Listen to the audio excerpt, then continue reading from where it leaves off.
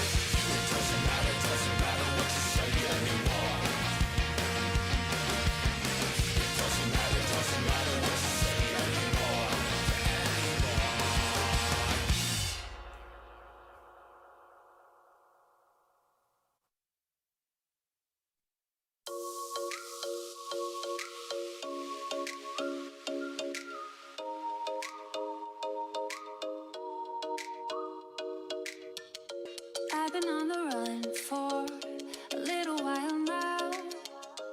I can catch my breath from chasing you. So tell me when you will know what it is you want, 'cause I don't wanna wait forever, no. Make up your mind, stop wasting my time. You know we only have one life, one life.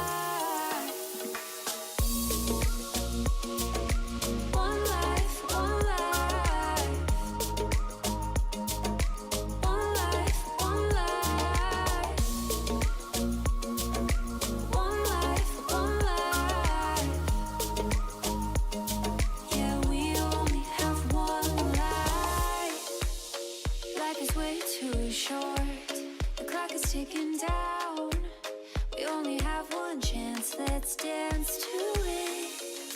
Won't you make up your mind, stop wasting my time. You know we only have one life, one life. One life, one life. One life, one life. One life, one life. Yeah, we only have one life.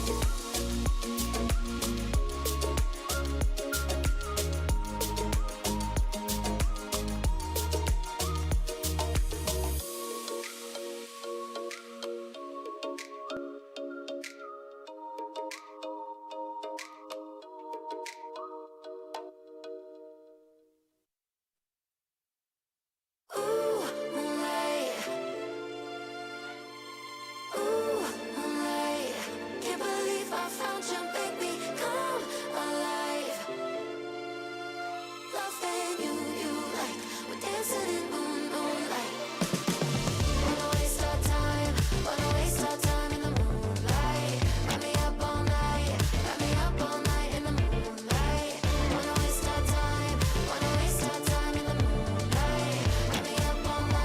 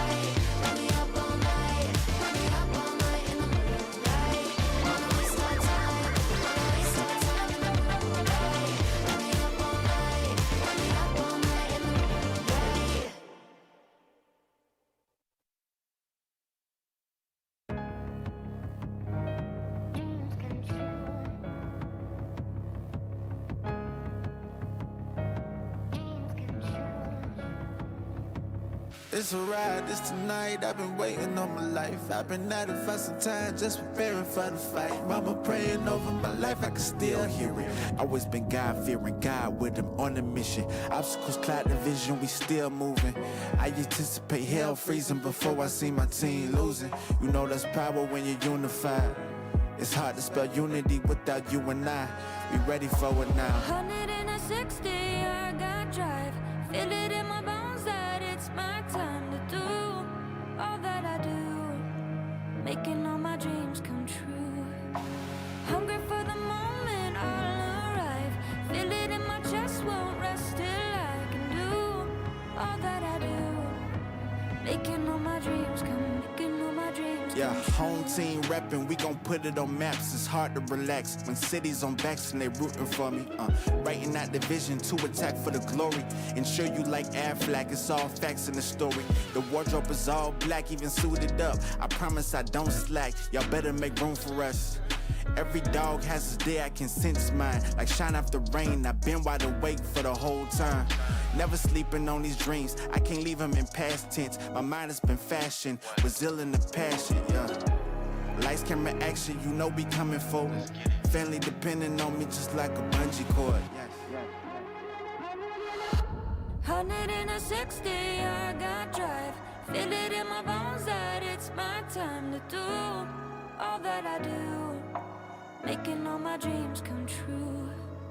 Hungry for the moment, I'll arrive. Feel it in my chest, won't rest till I can do all that I do, making all my dreams come, making all my dreams come true. I'm wide awake, no, I can go to sleep. I'm wide awake, no, I can go to sleep. No, I can go to sleep. No, I can go to sleep. No, I can go to sleep. No, I can go to sleep.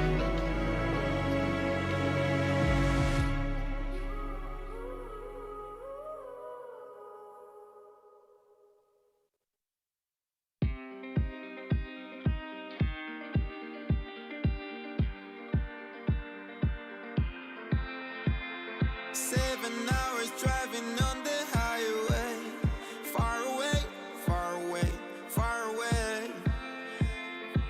Every moment I was spending on regrets was such a waste, such a waste, such a waste. Looking on the city lights, flashing bright in my eyes. Look up to the sky and I got this relief inside. Then there's no need to hide. I'm going all the way up, up. I'm going all the way up, up. I'm letting go in my heart, heart, of everything that holds me down, no, no. And it's feeling like I'm in the roof. I can feel the love, oh yeah, it's all around me.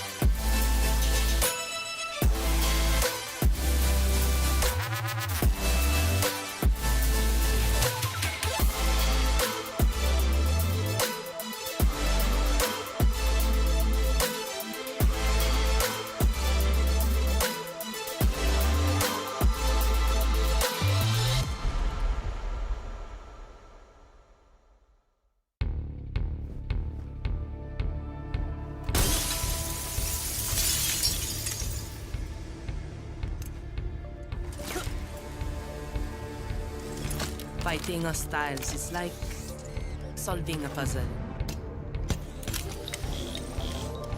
All the pieces are a total mess. Then you solve it as if you always knew the answer.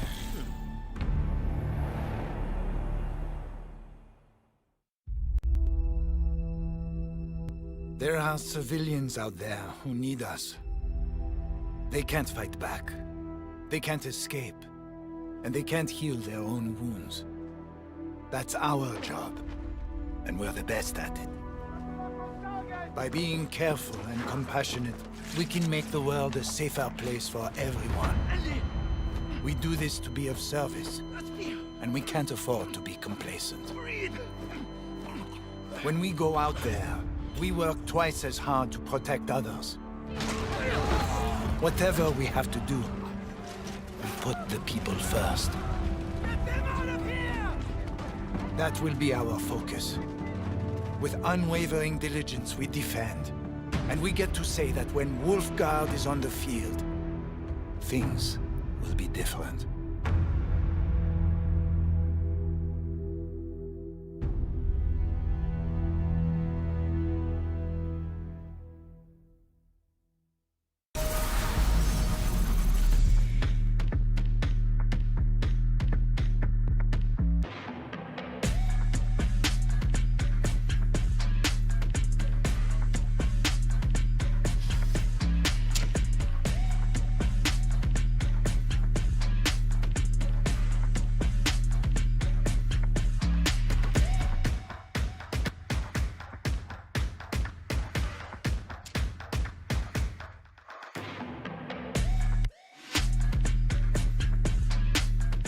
Wolfguard, come in. We located the architect. He's being held on the second floor. We need his schematics to find out how Nighthaven was involved in Yahata's death. Lying here. We're almost there. Sans knows how to hit hard. They barely left us any targets. Missing us already, boss. Don't worry, these militia aren't much of a threat. Understood. You know the parameters. Leon, remember to contact Clash on your way out. I know. Secure the VIP. Rendezvous with the rest of Wolfguard. Get home in time for dinner. Allez, bisous.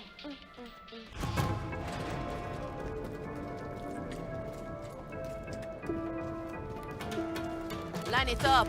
We have company.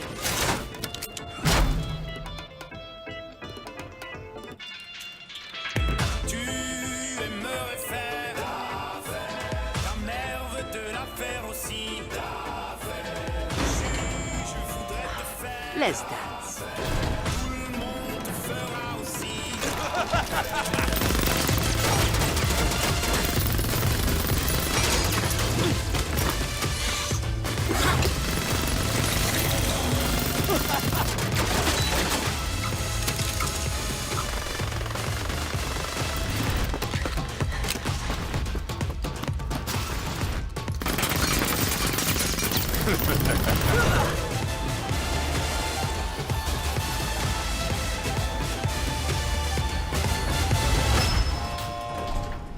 People really put too much faith in brute force. If there are no objections, we'll be taking our friend now.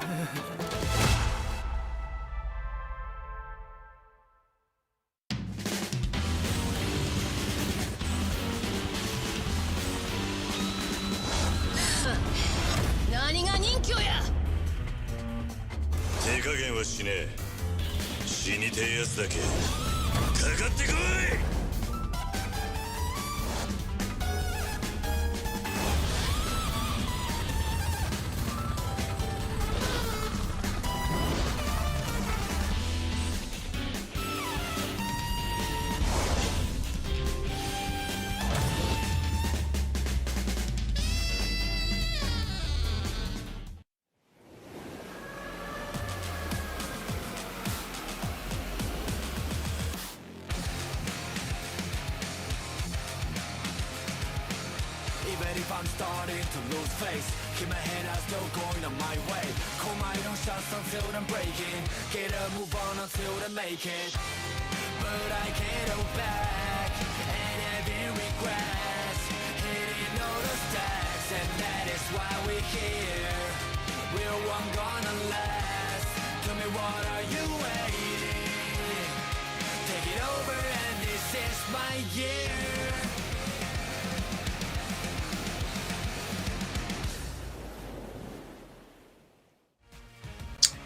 Ladies and gentlemen, welcome back to the Operation League Southeast Asia 2022 Summer Series. My name is Proto. Joining me tonight is none other than the man, the myth, the legend, Cthulhu. We are here for Playday number 2. Cthulhu, I think it's going to be another heater. Absolutely, yeah. Look, it is definitely bound to be a heater. Very much excited for the action that is coming up, given that day one has already provided with plentiful amount of content. And I mean, also a huge shout out to our wonderful sponsors at the Kingston Fury and the gaming brand supported by Kingston as well. So big shout out to them for their support.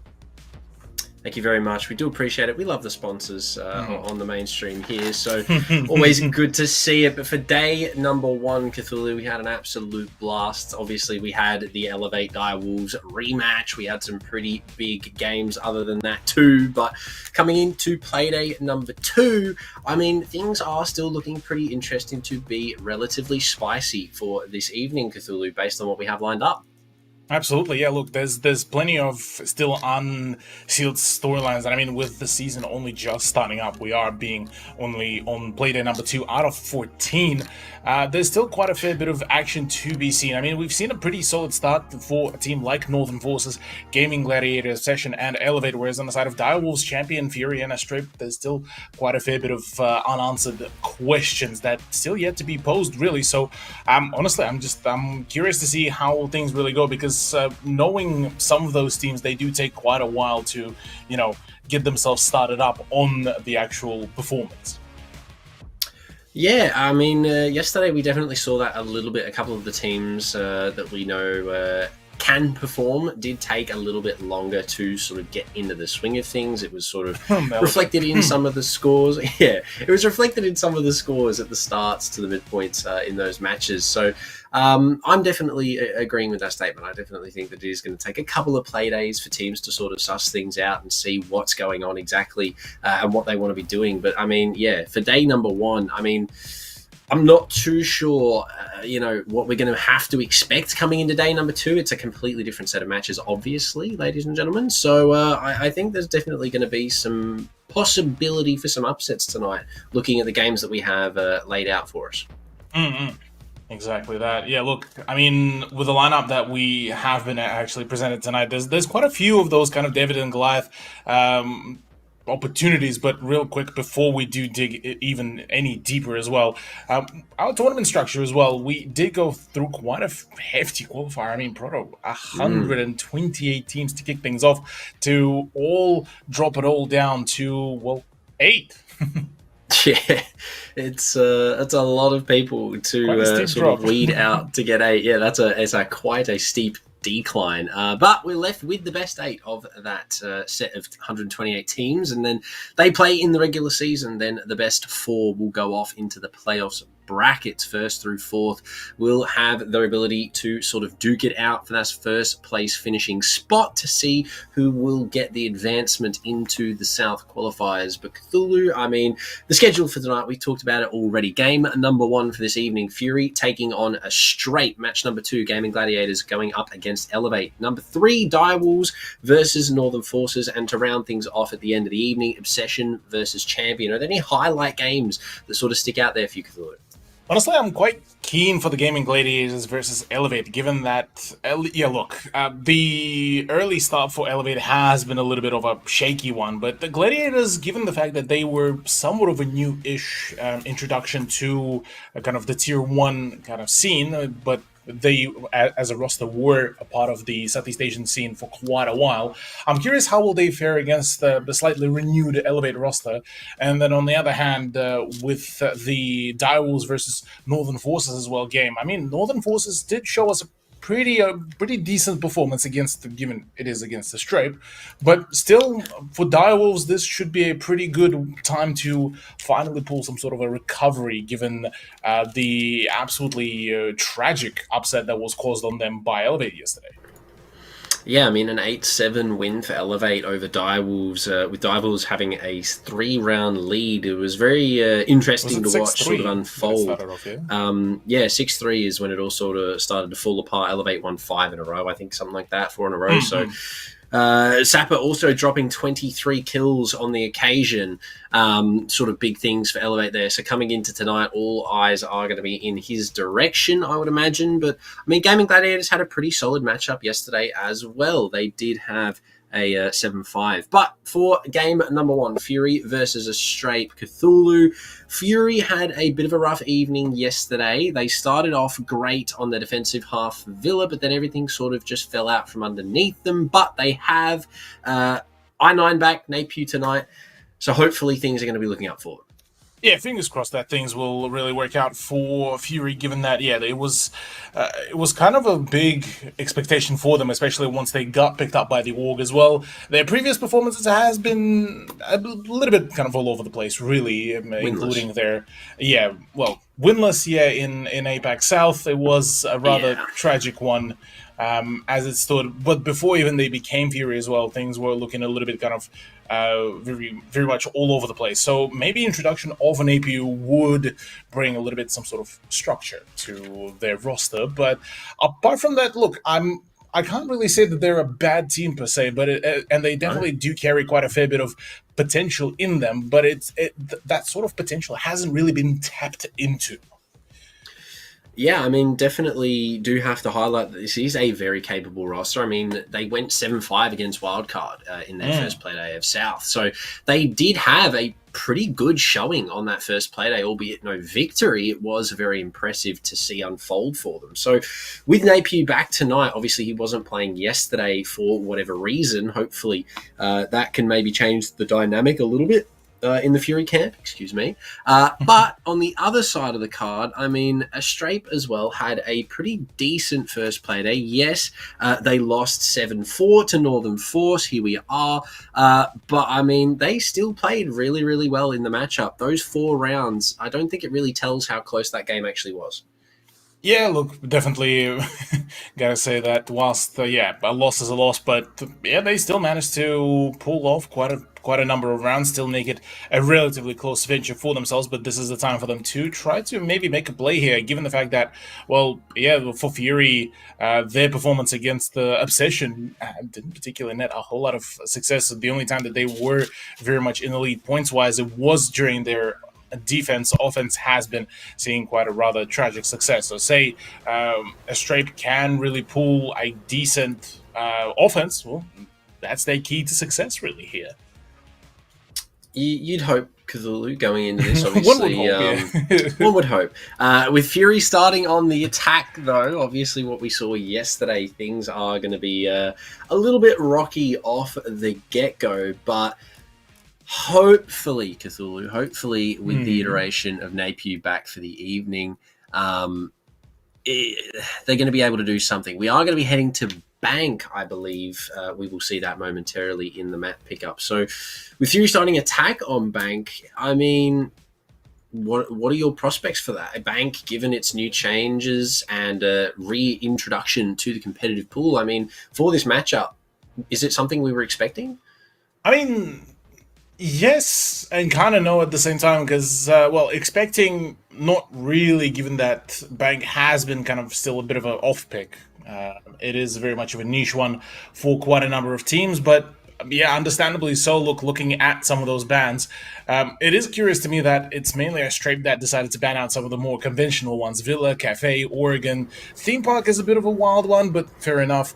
And then Clubhouse, Bordered, Chalet, and Skyscraper to be banned out by Fury. So Bank should be a relatively nice and kind of neutral ground to play, but I'd still probably favor the ball a little bit more in favor of Fury, just purely off the back of the fact that they have been kind of playing in that nationals / kind of tier 2, tier 1 competition for a brief moment longer.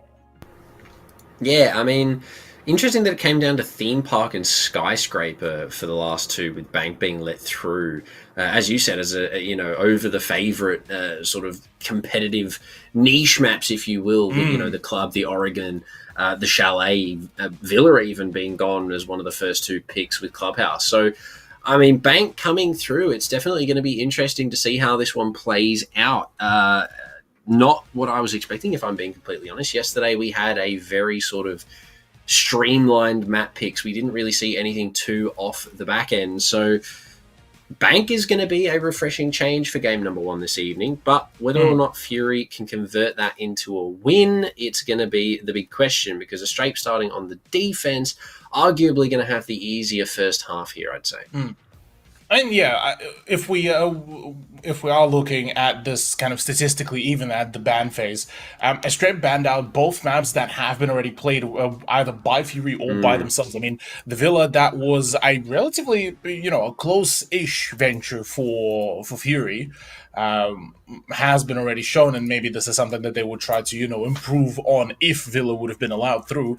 Cafe already being that it has been shown by a strip, they would really prefer to stay away from that fresh memory, really, plus an early VOD already to work around would give quite a fair bit of an advantage. So understandably so, those two maps have been gone away, and well, fair enough, we shall see Bank completely unravel. Now, looking at the predictions, quite so far, for the most of it, rather unanimous, minus the last one.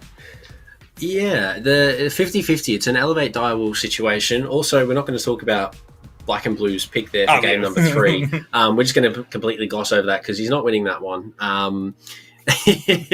Look, hey, it's a possibility. But, I mean, Panda pulled it off yesterday with the Obsession pick. So, let's be honest, it could happen. But, as you said, everything else unanimous for game 1 and 2. Game 3, very close. But, yeah, an elevate direwall's affair for game number 4. The caster's sort of torn up a little bit. Obsession had a pretty good first play day. They actually beat Fury 7-5 on Villa. And then Champion, unfortunately, did not get the win against Gaming Gladiators, but they had a very strong start on Oregon, actually going up 2-0 before Gaming Gladiators sort of switched back on and started dealing some damage. So, I mean, Champions and Obsession is probably going to be a highlight match for me, as well as the Elevate Gaming Gladiators game. But yeah, Obsession Champion is definitely going to be one to keep an eye out, I think, for. But the predictions sort of mirror that, I reckon. But don't forget as well, we are running the giveaways again this evening. Follow Rainbow Six SEA, the Twitch channel where we currently are. And make sure you drop the hashtag in chat, Fight for Glory and Cthulhu. I mean, it's going to be a glorious evening. Pun intended. Good one there, Proto. But yes, absolutely, it is panning out to be quite a glorious evening, and I'm genuinely quite keen because, yeah, look, Obsession has been a roster that I have been keeping an eye out for, because I mean, you look at it from even the the storyline standpoint, it's a team that has been a bit of a mashup of the two rosters. I mean, you look at the XQ confirmed roster, even the additions from even Elevate Academy. You even have, I believe, even from the Sharper esport as well. So there's quite a few very noteworthy names that are in this competition. So I'm actually quite keen to see how will they keep on performing. But on the side of our first matchup to kick things off, I'm actually quite keen, quite excited to see how will Astrape really perform here against Fury.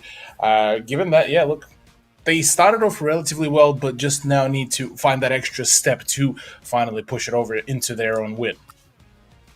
Yeah, if they can sort of hit the ground running here for game number 1, Bank is definitely going to be something that's a little bit of a curveball, I'd imagine, for Fury. I mean, yes, Astrape didn't win yesterday, and yes, Fury didn't win yesterday, but Bank is something that we have not seen played yet, and it is a map that, let's be honest, Fury are probably not the most comfortable on with their recent changes. They yesterday definitely looked like a more defense-sided team.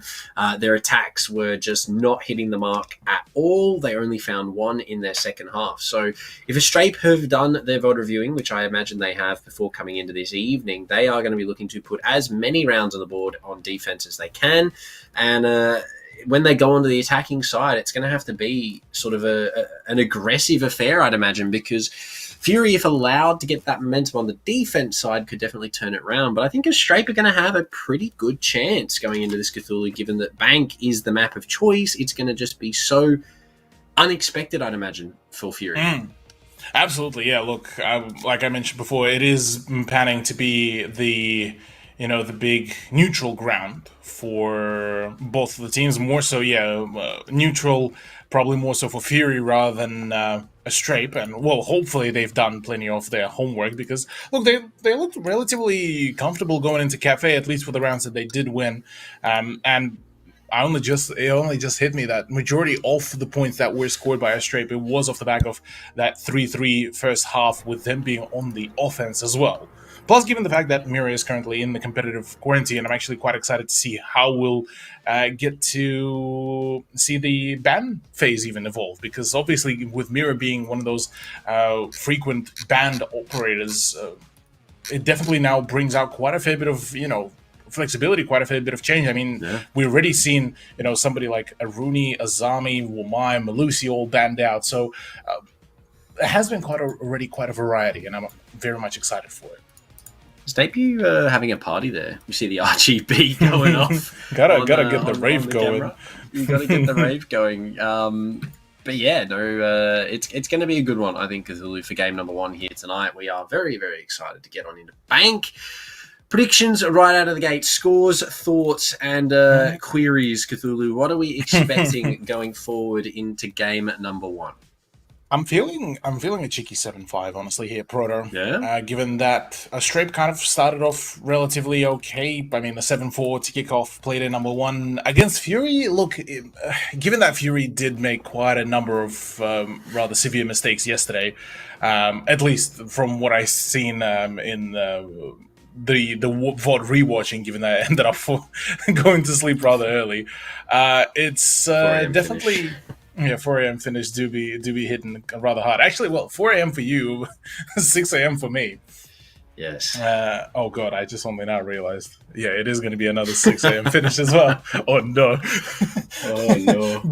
but yeah, hopefully by the time we switch back on over to the caster cams to wrap up the show, it wouldn't be just all sleeping at the desk.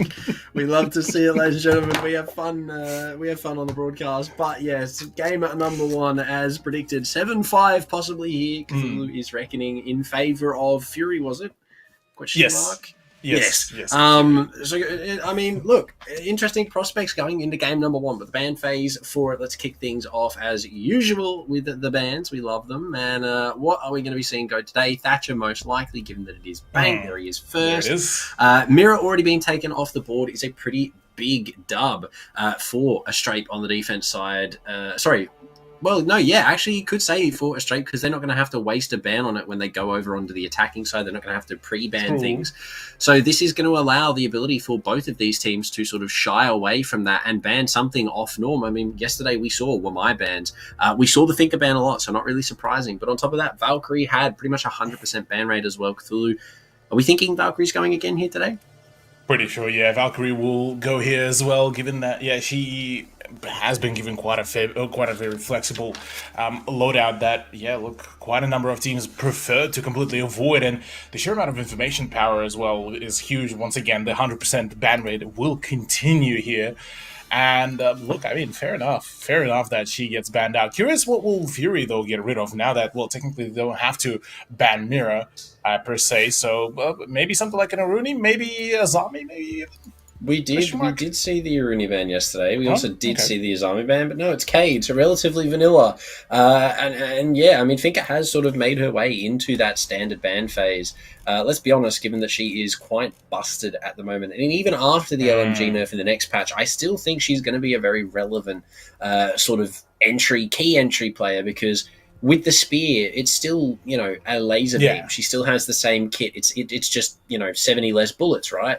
So Thinker isn't really going to see too much of a decline in play. So the ban is definitely justified for Fury there. Albeit a straight first round on defense. It's going to be straight down to the basement to Chanka and Mute. No smoke, though, on the defense side of things. An interesting choice. But, I mean, downstairs we've seen Smoke sort of fall off the wagon a little bit in terms of his pick rates, obviously favouring more of those roam characters. We see the Oryx paired with the Jaeger as well. So it's no real surprise that we see Ting sort of the pick here because his denial lasts for so much longer than Smoke. He can do all the same site setup and he brings the shield as well. And with the Bearing 9 in hand, 2 after the recent patch, why not? Correct. Yes. Yeah. Look, I was just about to highlight. Yeah, Chunka's kind of play here, basically kind of being used as a substitute to Smoke, and certainly quite excited to see how will that be able to be done. Because plus as well, I mean, with Chunka nets, you can really bounce them off, so you can basically do the same denial from the comfort of being behind cover and not really exposing your body at all. So yeah, there's a number of possibilities. I am curious though about this Oryx pick, because whilst yes, for roaming game it will be a phenomenal pick, but given that it is a bottom floor, majority of those hatches are going to be reinforced, so it will prompt to go for a bit more rudimentary roam here. So something like maybe even a vigil would have probably been a slightly better idea, but again, I suppose we'll have to wait and see, because Phenomenal is already taking quite some damage, it seems. Yeah, on top of that, Hajime is actually also deep inside of Garage right now. He's got his own drone there to sort of make the play off of his own information, which is going to make things very scary for a Strape if they aren't paying attention and watching out for this player. I mean, it's a character that we saw Hajime on yesterday playing the knock, so no real surprise he's jumping back on that role. It's kind of scary actually here for a Straight, because they don't actually seem to have any real knowledge that he's there, but it is going to be the opening pick going in favor of a Straight as Hayabushi finds the first one onto Dark. Interesting. Yeah, look, an interesting position that Hayabushi did find the frag from, but regardless of that, yeah, with Zoff out of the equation, this does make things a whole lot nicer for a Strafe to really pull the play, but with Young Alpha now being eliminated, another swing could be big. Hayabushi could still do a play, but the plant is actually already starting to go down. Like, Olis is already going in. This is all full send, actually. They still have a decent amount of control to take, but they don't really need it. Hijame will go down inside of Garage. It's now the post-plan Cthulhu. 30 seconds for defense to make a play here. Like Hollis to find a second. Phenomenal will go down. And very quickly, Bolivian and Hayabushi, the last two alive, make it just Bolivian now as I9 finds that frag upstairs. Make it all three. It's Nate Pugh to find those players on the middle floor. Close the round out for Fury. And maybe just kind of just looked at the Jaegers like, what is this man's doing?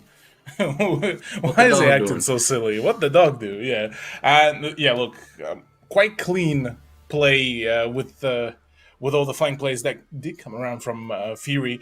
Hajime theoretically didn't really have to frag out a whole lot, or really didn't have to do much, as long as he shown his presence there, as long as he shown that, you can't really expand too much into the Garage, and it kept Strape very much locked into their positions. That's basically what was needed. A lot of ground, by the way, given away very quickly by the defense as well, so Fury taken quite a large chunk of ground very, very quickly before even the plan started. So good to see that at least Fury are playing for a good adaptation. But again, it's only the first round, so first round jitters could still be a bit of a talking point for us.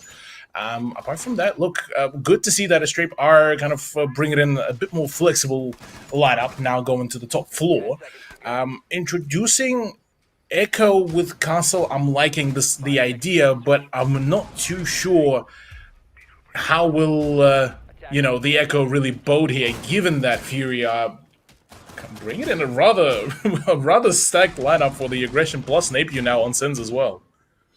Yeah, Sens is going to be an interesting pick here on this top floor. Obviously, no real idea where those walls are going to come into effect there for Napier, but I mean, look, if they've bought it, they definitely have a strategy. We've got 4 players stacked up on these north side windows here, Cthulhu, and I mean, that being a telling sign in itself, we could be on for a rush play, sort of throw the Sens wall into the site, block off all the rotations, and have, like Hollis, hold the flank possibly.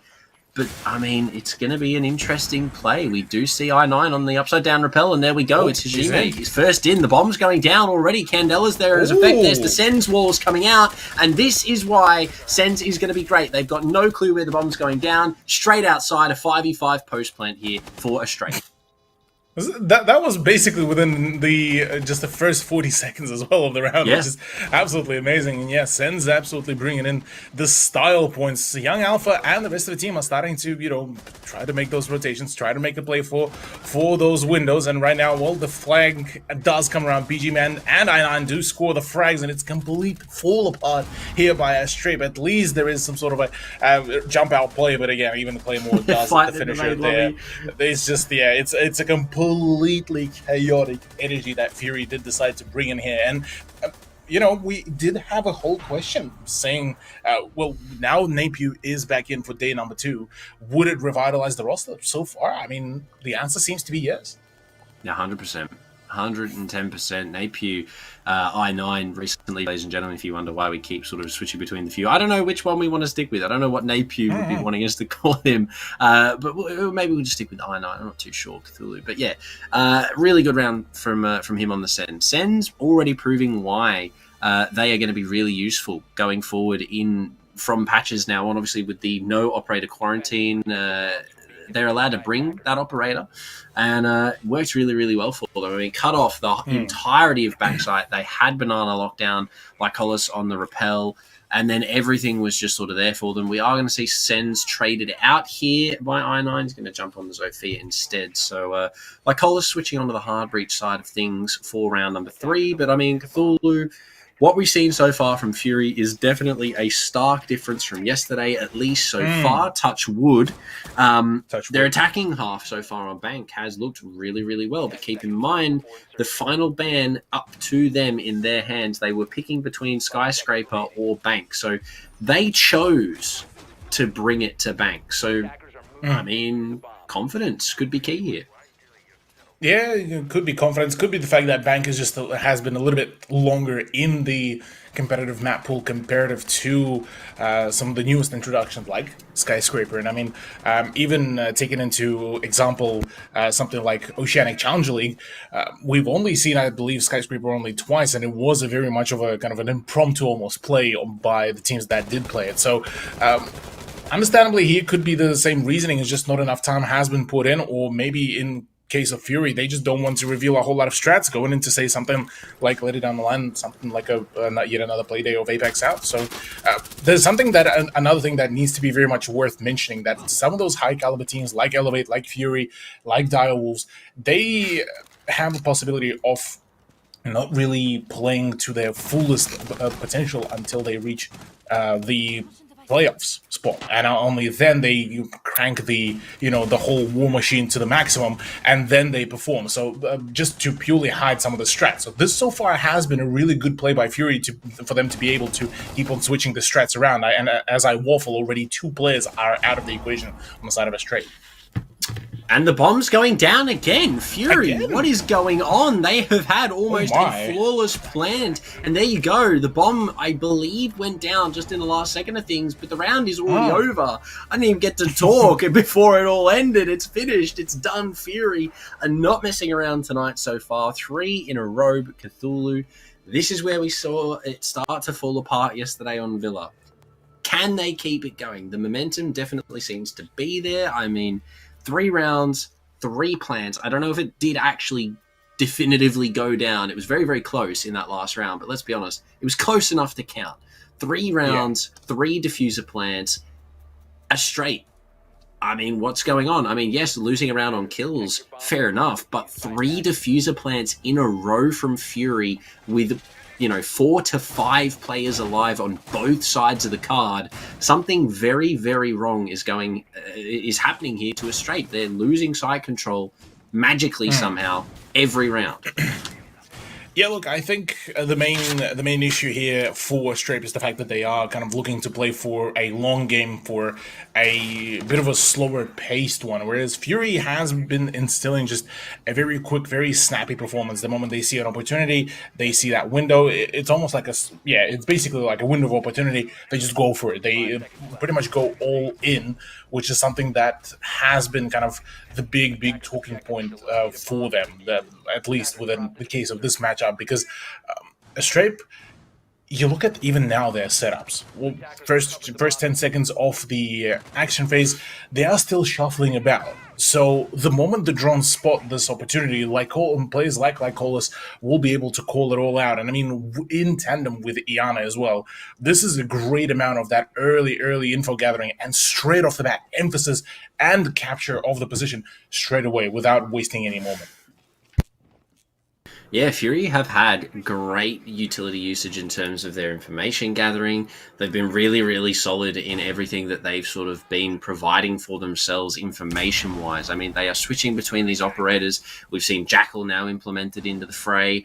We've got operators like Osa being bought by BG Man. So a good sort of amount of switching up here for Fury. And, keeping a strape on their toes, possibly a little bit Hajime with the suppressor on the PDW-50 is an interesting choice, but it is going to be a Bolivian here who I'd imagine will probably take the brute force of Fury. They have some great drones, but look at this from BG Man. We were just talking about it, Cthulhu. The information that Fury have in Playday number 2 right here is astronomical. The way that they're playing this is crazy, but it's going to be Bolivian swinging out, looking the wrong way. Flashbang activated, but the nade's there. Shield's being cleared. But the question is can they now find the kill?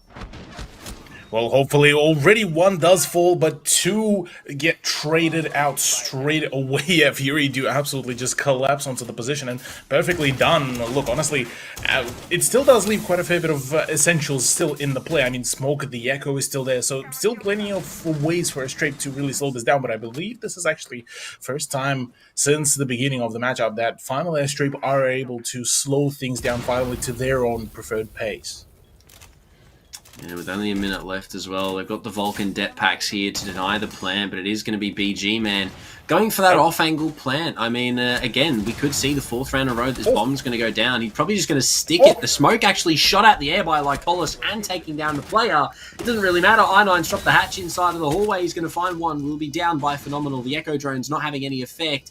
And very quickly, a 1 versus 3 here. It's going to be the team kill with the Goyo det pack. Fury, 4 plants, 4 rounds, and a Strape looking absolutely lost in the sauce right now. Yeah, that's probably the only way to really describe this. A 4-0 scoreline, definitely a stark difference comparative to what we've seen yesterday from Fury, where it was kind of a bit of a, not the unpreparedness, but it definitely was, they were definitely doubting their plays, they were doubting their pushes, and certainly it kind of ended up mirroring in the actual gameplay and in the actual matchup. So far, so good. Definitely the confidence is back into the swing of things. And I'm definitely would be quite curious to hear if that is kind of going to be the go from here on out, at least when they have the full core 5. But Australia now starting to get a little bit dire, because, I mean, 2 more rounds, the best case that you can get is a 4-2, and you are going into the open area, which does require quite a fair bit of ground control, including even upstairs. I mean, with the hatches placement being how crucial they are on some of the drop downs, it will be important to have control both over the ground floor and the top floor as well. Yeah, Fury have been doing really solid on these clears, and it's down to a lot of different things. I mean, the drone work has been impeccable from them so far. They have all the information in the world that they could require in terms of going for these executes, and they have been done to a T. Pretty much, well, they have been every single round. 4 rounds, 4 diffuser plants. Fury are looking dangerous tonight. I mean, look at how quickly they're able to get in downstairs to the bottom of server. Already coming up blue, Dark and Lycolis. 2 of these players from Fury just sending it up these stairs. They are going to have 1 player inside of Archives. It is going to be Hayabushi on the Jaeger, who is going to be there as a first point of contact. But Dark, I mean, they have the information. It doesn't necessarily transform into a kill, though, unfortunately, as the Eye is used to finish Dark off there. So a little bit of BM there from a Strape. But this is the first time we've seen them find the opener here, and Fury now on the back foot for the first time.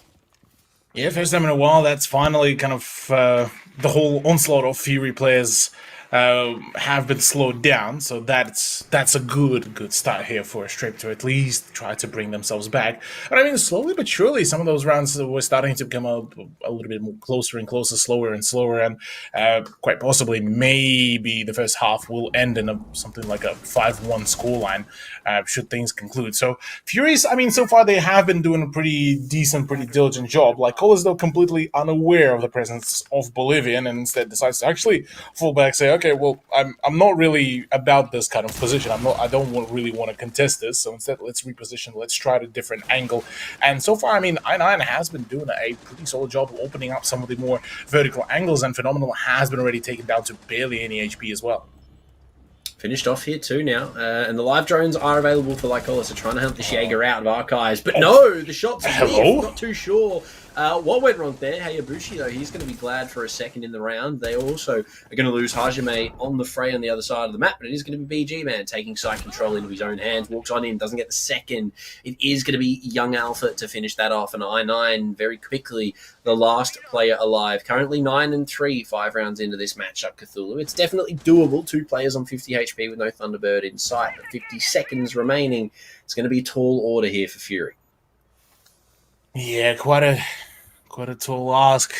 1v3. I mean, with the LMGE, this is probably one of those guns that you would want to have in play as much as possible. But yeah, against Bolivian in that kind of engagement, it would have been rather problematic. Finally, do a Strape get on the board with the points, so better late than never, I suppose, for them with the 4-1 scoreline. And even then, look, I reckon for Fury, they'll be happy with a 4-pointer on their attack, on Bank especially. We were talking about certain concerns going into this matchup, but it ended up all working out pretty well so far for them. And I mean, so far, I mean, we've seen a 6-3 scoreline get overturned into an overtime win, so I wouldn't put it past just the fact that Estrape could pull some sort of almost a magical kind of comeback.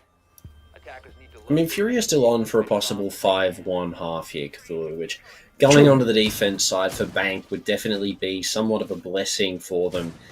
Given yesterday, given mentals, everything like that could be an affecting factor. Not saying that it is, obviously, professional teams, etc., it is all learning for them as opposed to a win and a loss. So, Fury, I mean, look, they are looking awesome today. Whether or not that is having I9 back in the core 5, obviously, yes. 9 kills to his name currently is definitely a stark talking point given his absence in the Playday number 1, but currently for Fury, he's doing absolute bits on the board in terms of the frags. So, well, even on top of that, he's been using his utility really well as well. I mean, we saw him on Sens using those walls to great avail, getting that bomb down. Even on Zofia, he's been having great rounds. So, Fury have really just sort of turned things around from what we saw yesterday and are currently in a really good position, arguably the driver's seat of this game so far. Absolutely, yeah. Look, well, Fury has been certainly flexing a really good lineup of very flexible set of operators. So, absolutely, I'm keen to see what will Fury be able to perform here, because I mean, this is kind of the site being more so considered to be quote-unquote the tertiary one, could provide quite a fair bit of opportunities, evidently as well. There's not a whole lot of presence up on the top floor either, so there's a few opportunities for Buck to absolutely frag out, and Hayabushi will have to hit some absolutely nasty shots. Young Alpha going for the swing against the F2 surely would have been big, and actually does win out that gunfight, completely doinks poor Napier in the dome piece, and well, back to the spectator screen the Twitch player will go. So, Fury, look, again, that early suffer of the frags lacking kind of really slowing them down rather substantially. Maybe that is kind of, the big solution formula for how to beat Fury. Just counter that initial aggression, and then kind of they just slow down themselves. Yeah, I mean, if you can sort of fight aggression with aggression, right? And it definitely seems to be the case. Young Alpha is actually going to escape from inside a main lobby there with his life. Like Colas, unfortunately, not able to spot that player out before the rotate comes out. Hayabushi as well will take some skeleton key chip damage, but nothing too severe at the moment. But so far, for Fury, they've lost a player in the fray early on. So Strape are looking good here to possibly make this the 4-2. Cthulhu so far, I mean, it's definitely been more of an interesting round. Absolutely. Bit of a odd one, really, given that up until round 5, Fury been looking very confident in that place. They knew exactly where to play, how to read in, and a Strape just being able to finally find those kind of their own momentum certainly does turn things around quite a lot, which now begs for a question: well, how will they perform on the attack, given that now the momentum is in their favor? Like Colas does manage to at least finally find the frag onto Young Alpha, but with the sheer amount of chip damage, I mean, you look at that: BG Man got tagged up, Dark got tagged up. Like Colas is the only one full HP, but he is standing by some of those like opened footholds as well, which could be rather problematic. But at least it's a 3v3 now, 3v2, so it's slowly but surely dwindling down into the favor of Fury, actually. Bomb going down. Pig will find one, but the bomb now stopped. It's like Hollis to find a second. He's covering player there to finish things off. BG Man for the final kill in that round. The bomb was also being planted there. So technically, I mean, we could say that they got it down 5 rounds, but no, not. 4 out of 6 is a great statistic, though, for Fury. Let's be honest. You put it up against the board. It's more plants than we saw in pretty much all the games yesterday put together. So Fury, really well done. The 5-1 half is there, and arguably off the back of a really rough start to that round, losing your top fragger right off the get-go to, let's be honest, a position that he probably shouldn't have died to. True. With Phenomenal on the Aruni being allowed to peek main desk like he was. Very interesting as to how he was getting away with that without being punished, but they made a reconciliation for that in the latter part of the round. So very well done by Fury. They go on their defensive side with a 5-1 half, 4 rounds in front. A Strape now need to play a whole lot of catch-up. Good idea as well that for Fury, the way how they've played their last round of the attack is after that sort of punishment that came out for them on round number 5, they even slowed down themselves. They kind of realized, okay, well, maybe we can't really get too cheeky about this kind of play, despite the scoreline and despite some of the early advantages. But kind of them starting to a little bit more acknowledge that a Strape could be a little bit of a dangerous one if you let them away with quite a number of shenanigans. They kind of adjusted their play rather cleanly, so definitely a good kind of replay and repositioning of their own selves. So far, so good. There is actually going to be also a call for the tactical calls later down the line, I believe. So I am curious to see how will Strape really be able to, adjust on the go. But Fury, I mean, do we feel like this lineup is enough? Because I mean, they so far seem to be covering all of the bases, don't they? Yeah, they have everything pretty much covered. They've got Denial definitely ticked off, Smoke, Tachanka, and 2 Nitros in tow. So Fury, I mean, look, if a Strape get this bomb down, hats off to them. They're going to need all the luck they can get with that much utility on the board. But Fury, I rate this lineup so far. They've got a pretty decent roam set up here, up inside of open area. And a Strape have definitely been taking their time in regards to getting to the position that they need to start opening that up. I mean, a minute has now surpassed, and we've only just sort of seen them make their way into the top floor. We do see Pig opening up that lone office wall, but is it too far, too late? Bolivian taking down Hayabushi as well. Buck being the one taken off the board. That is not a good kill to be trading out, especially to your teammates. At least Phenomenal is able to trade out, get rid of Hajime as well. So at least for a brief moment, the scoreline has been, evened out. But with Young Alpha now also eliminated, it's not particularly the kind of situation that you want to find yourself in. Now with still plenty of presence around, but at least some information going around, Jilg Peak does not really net a whole lot of success here for Phenomenal either. So this is looking rather dangerous here. Strape on the verge of giving a match point to Fury for basically almost free of charge, really, given that the initial frag was a bit of a team kill. Maybe it was a uniform issue, maybe. No, I think what happened was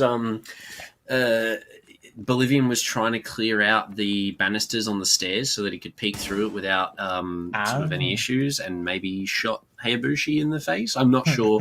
Obviously, we didn't get to see it. So it could be anything. It could definitely be uniforms. It could definitely be another issue, something like that, lagging possibly. I'm not sure. Maybe that's why the tactical pause was called. We don't know, Cthulhu. But at the end of the day, the team kill was there. A notable moment, unfortunately, for a Strape.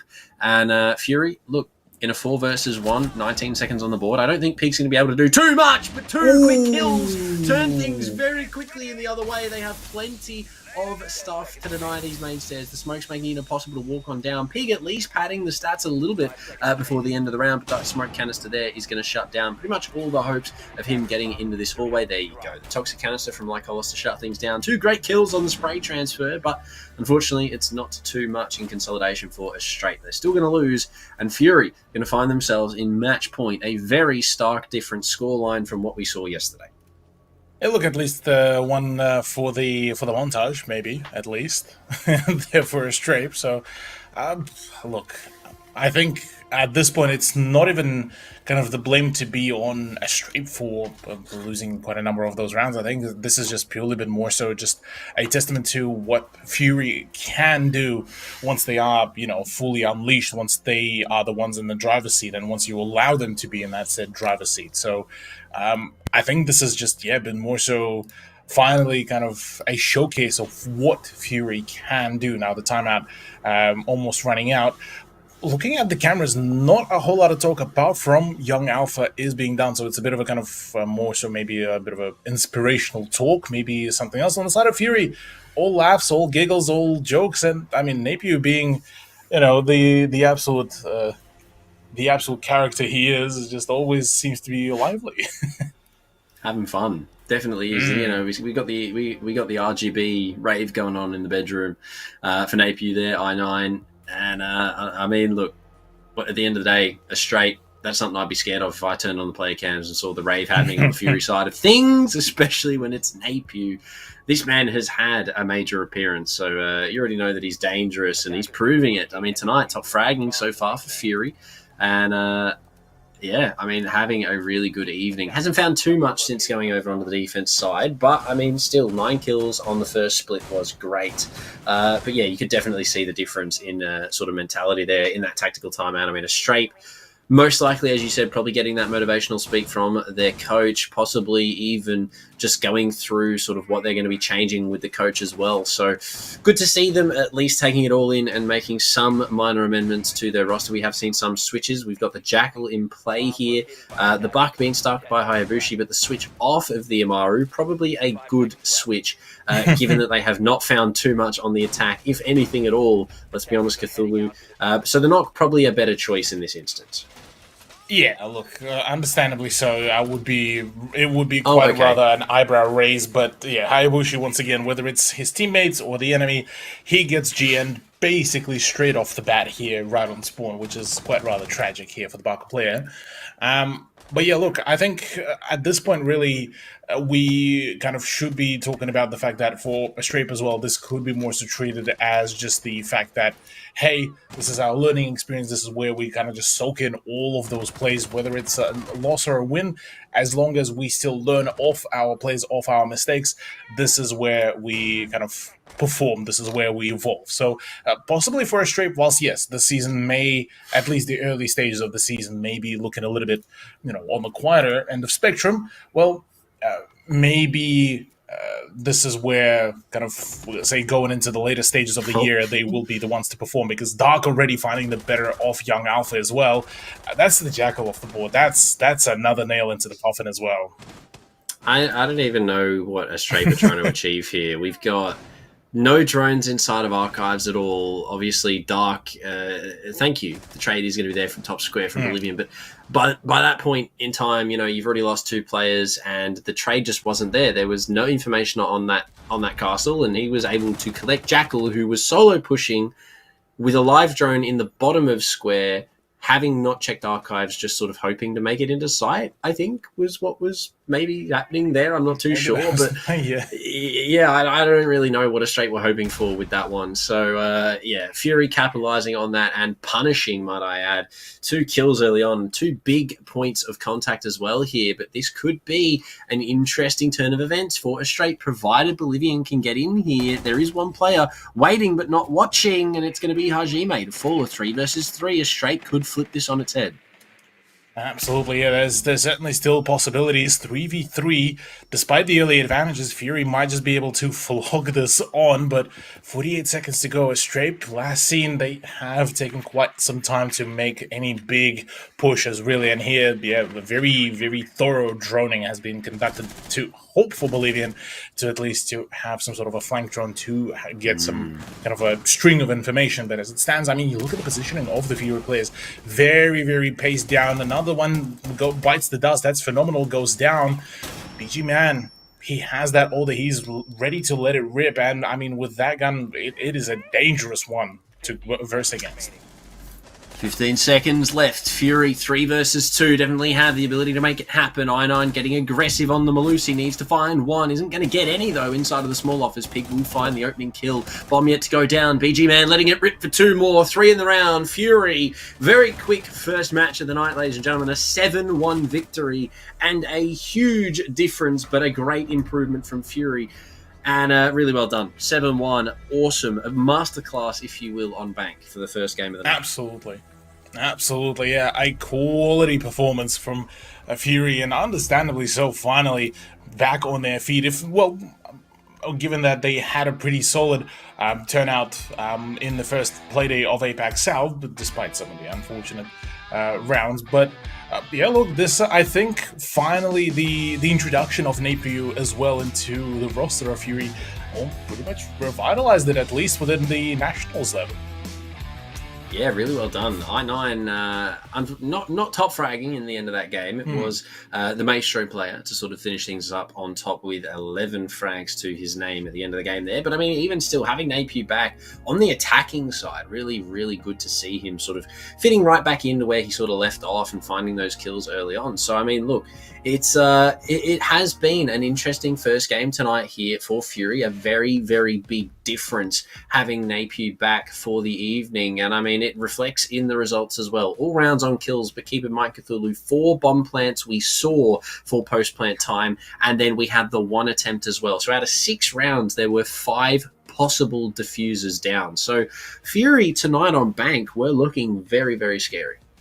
Oh yeah, absolutely. And that is something that will be quite a big indication for a number of teams as well, where maybe once they do get to go against Fury, maybe a Bank will be something that they will have to avoid. Bear in mind, though, a number of those rounds were off the back of very quick entries. And I mean, for me, it's still going to be a big highlight with round, I believe, number 3, where they introduced the sense, and within the first 40 seconds, Plant was down, and it was basically 0 information for a Strape to really play off on their defense, which was kind of a really great initial showcase of what happens when you bring in Sense in those kind of early stages of the season.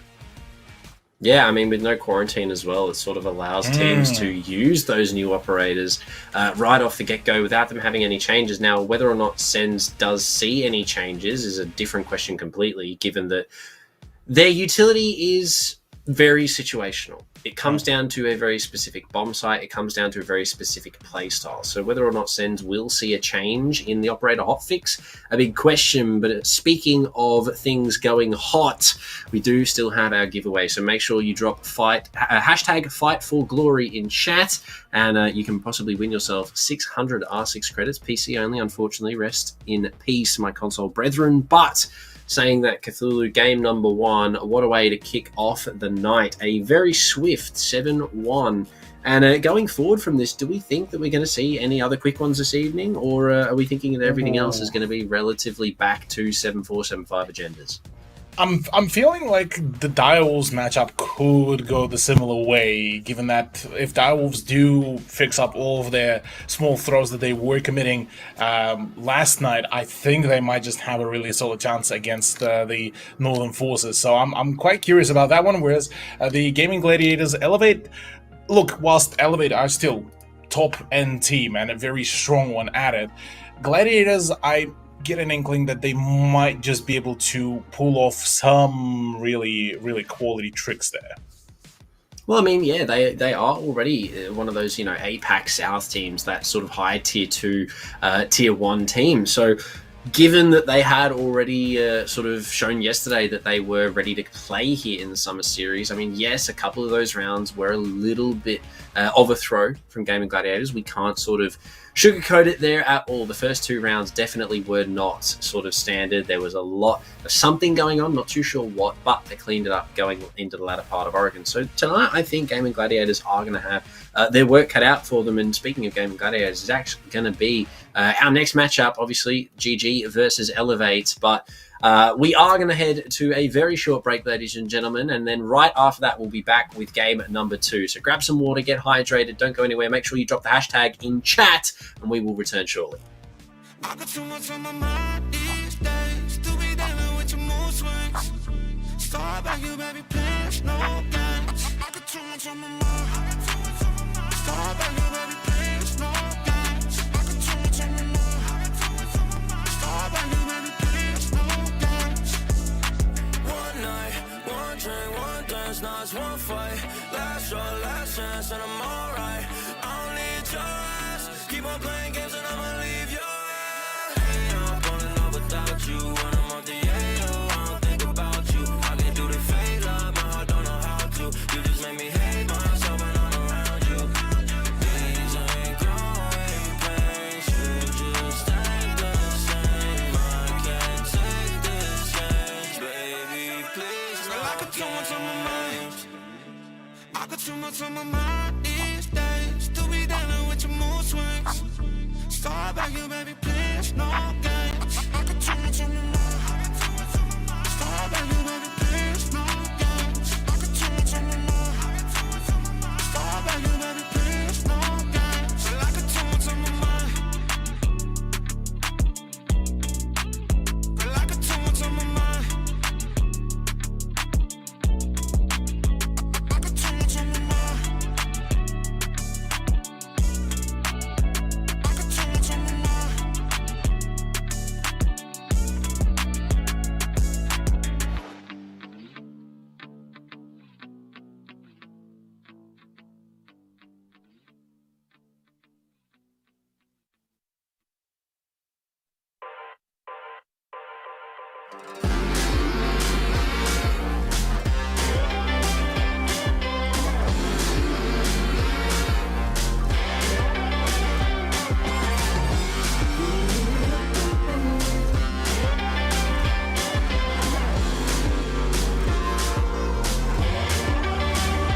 There you go again, looking so handsome.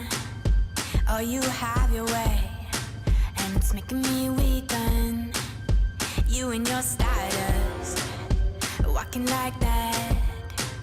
It's really getting too much, but I can't pull back. Though I try to resist, I can't fight this. And no one makes me feel like you do. And no one sets my body on fire. And no one gives me shivers like you. Oh, no one does it better. How I try to sleep, but you're deep in my mind. Got a hold of me. When I'm awake, I'm all blind. You and your magic, like infinite power. God knows I try to resist, but you're pulling me closer. Oh, I gotta stay away, but you won't let me. No one makes me feel like you do. And no one sets my body on fire. And no one gives me shivers like you. Oh, no one does it better.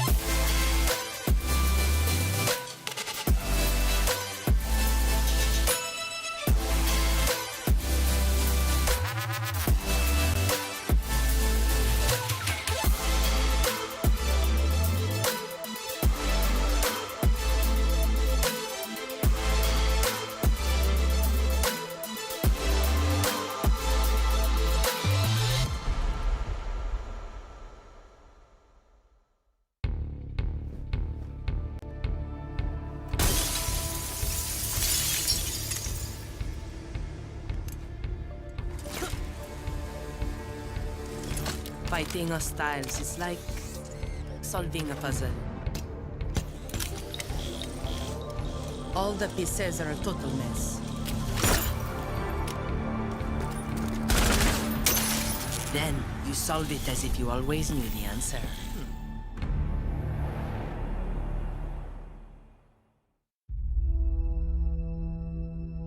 There are civilians out there who need us. They can't fight back. They can't escape. And they can't heal their own wounds. That's our job. And we're the best at it. By being careful and compassionate, we can make the world a safer place for everyone. We do this to be of service, and we can't afford to be complacent. When we go out there, we work twice as hard to protect others. Whatever we have to do, we put the people first. That will be our focus. With unwavering diligence, we defend. And we get to say that when Wolfguard is on the field, things will be different.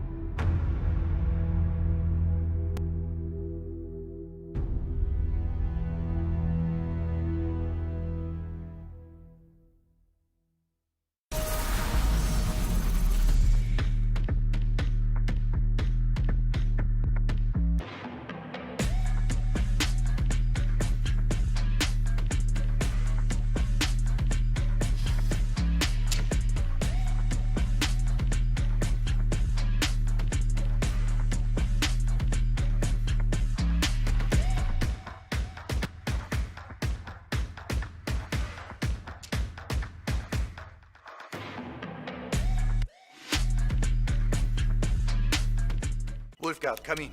We located the architect. He's being held on the second floor. We need his schematics to find out how Nighthaven was involved in Yahata's death. Line here. We're almost there. Sans knows how to hit hard. They barely left us any targets. Missing us already, boss. Don't worry, these militia aren't much of a threat. Understood. You know the parameters. Leon, remember to contact Clash on your way out. I know. Secure the VIP. Rendezvous with the rest of Wolfguard. Get home in time for dinner. Allez, bisous.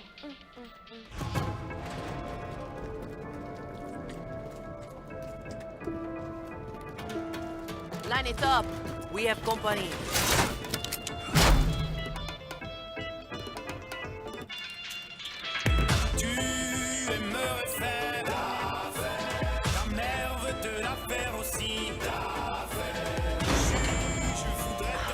Let's dance.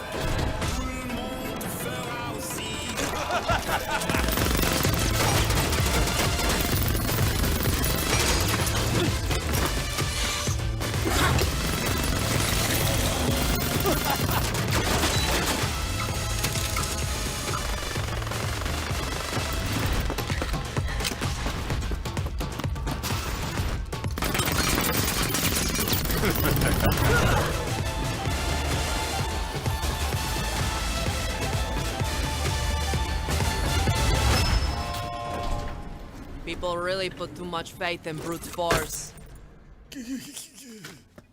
If there are no objections, we'll be taking our friend now.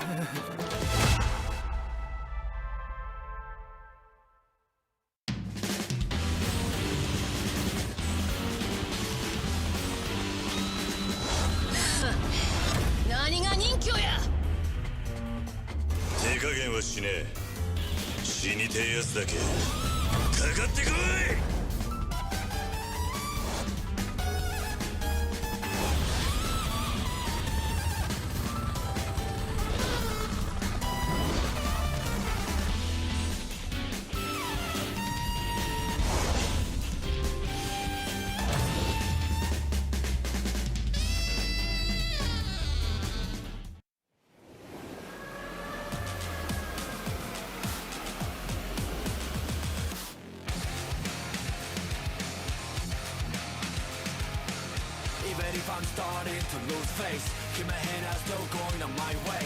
Call my own shots until I'm breaking. Get a move on until I make it. But I can't go back, and having regrets, hitting all the stacks. and that is why we're here. We're one gonna last. Tell me, what are you waiting? Take it over, and this is my year.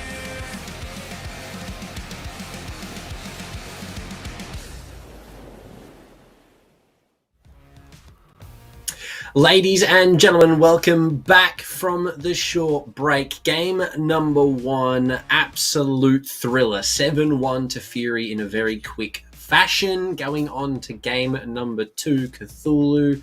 I mean, it is shaping up to be probably one of the bigger ones for the evening. Elevate going up against Gaming Gladiators. What are we thinking for this matchup, Cthulhu?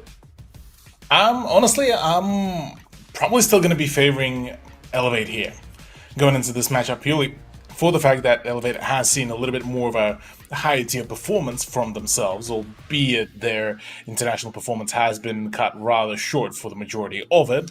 But going against Gaming Gladiators, I think this is more so going to be kind of quote-unquote the fresh blood versus the kind of the grizzled veterans of the APAC South scene, really.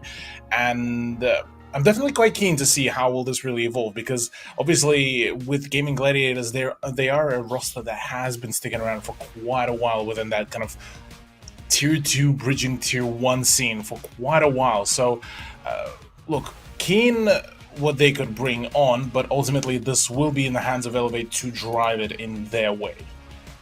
Yeah, Elevate are definitely, I'd imagine, going to be in the driving seat for this one. It's going to be interesting to see how everything pans out for them in the matchup. Obviously, they had a pretty monumentous game yesterday, a 6-3 comeback to an 8-7 victory over Dire Wolves. That was probably the most anticipated matchup for the evening, and then to walk away with the dub, obviously they were going to be pretty happy with how that panned out towards the end of the evening. But in saying that, Cthulhu, they're coming into tonight off the back of a victory. They didn't find it in APAC South, which is arguably where they wanted to find the victory, but they still found it here, a victory nonetheless. Can they sort of keep this streak going on for a double taker? I'd imagine most likely so. I mean, the win was there for them yesterday, but I definitely think that Gaming Gladiators are probably going to pose to be a little bit more of a threat than we possibly expect going into this. Well, yes and no, because given the fact that I think for Elevate, I mean, realistically, looking at the lineups, the biggest kind of the biggest 2 teams that would be a threat to Elevate are, well, Direwolves and arguably you could call Fury, maybe. Now that kind of all the rosters have swapped around and everything, Elevate already managed to beat one of their big contenders within this league. Now going against Gaming Gladiators, who arguably could be on the same line as Fury, this is it's a good time here for Elevate. They're getting all of their harder games out of the way very quickly, which means that later down the line they can chill, they can hide majority of their strats if they do intend to do so, that is.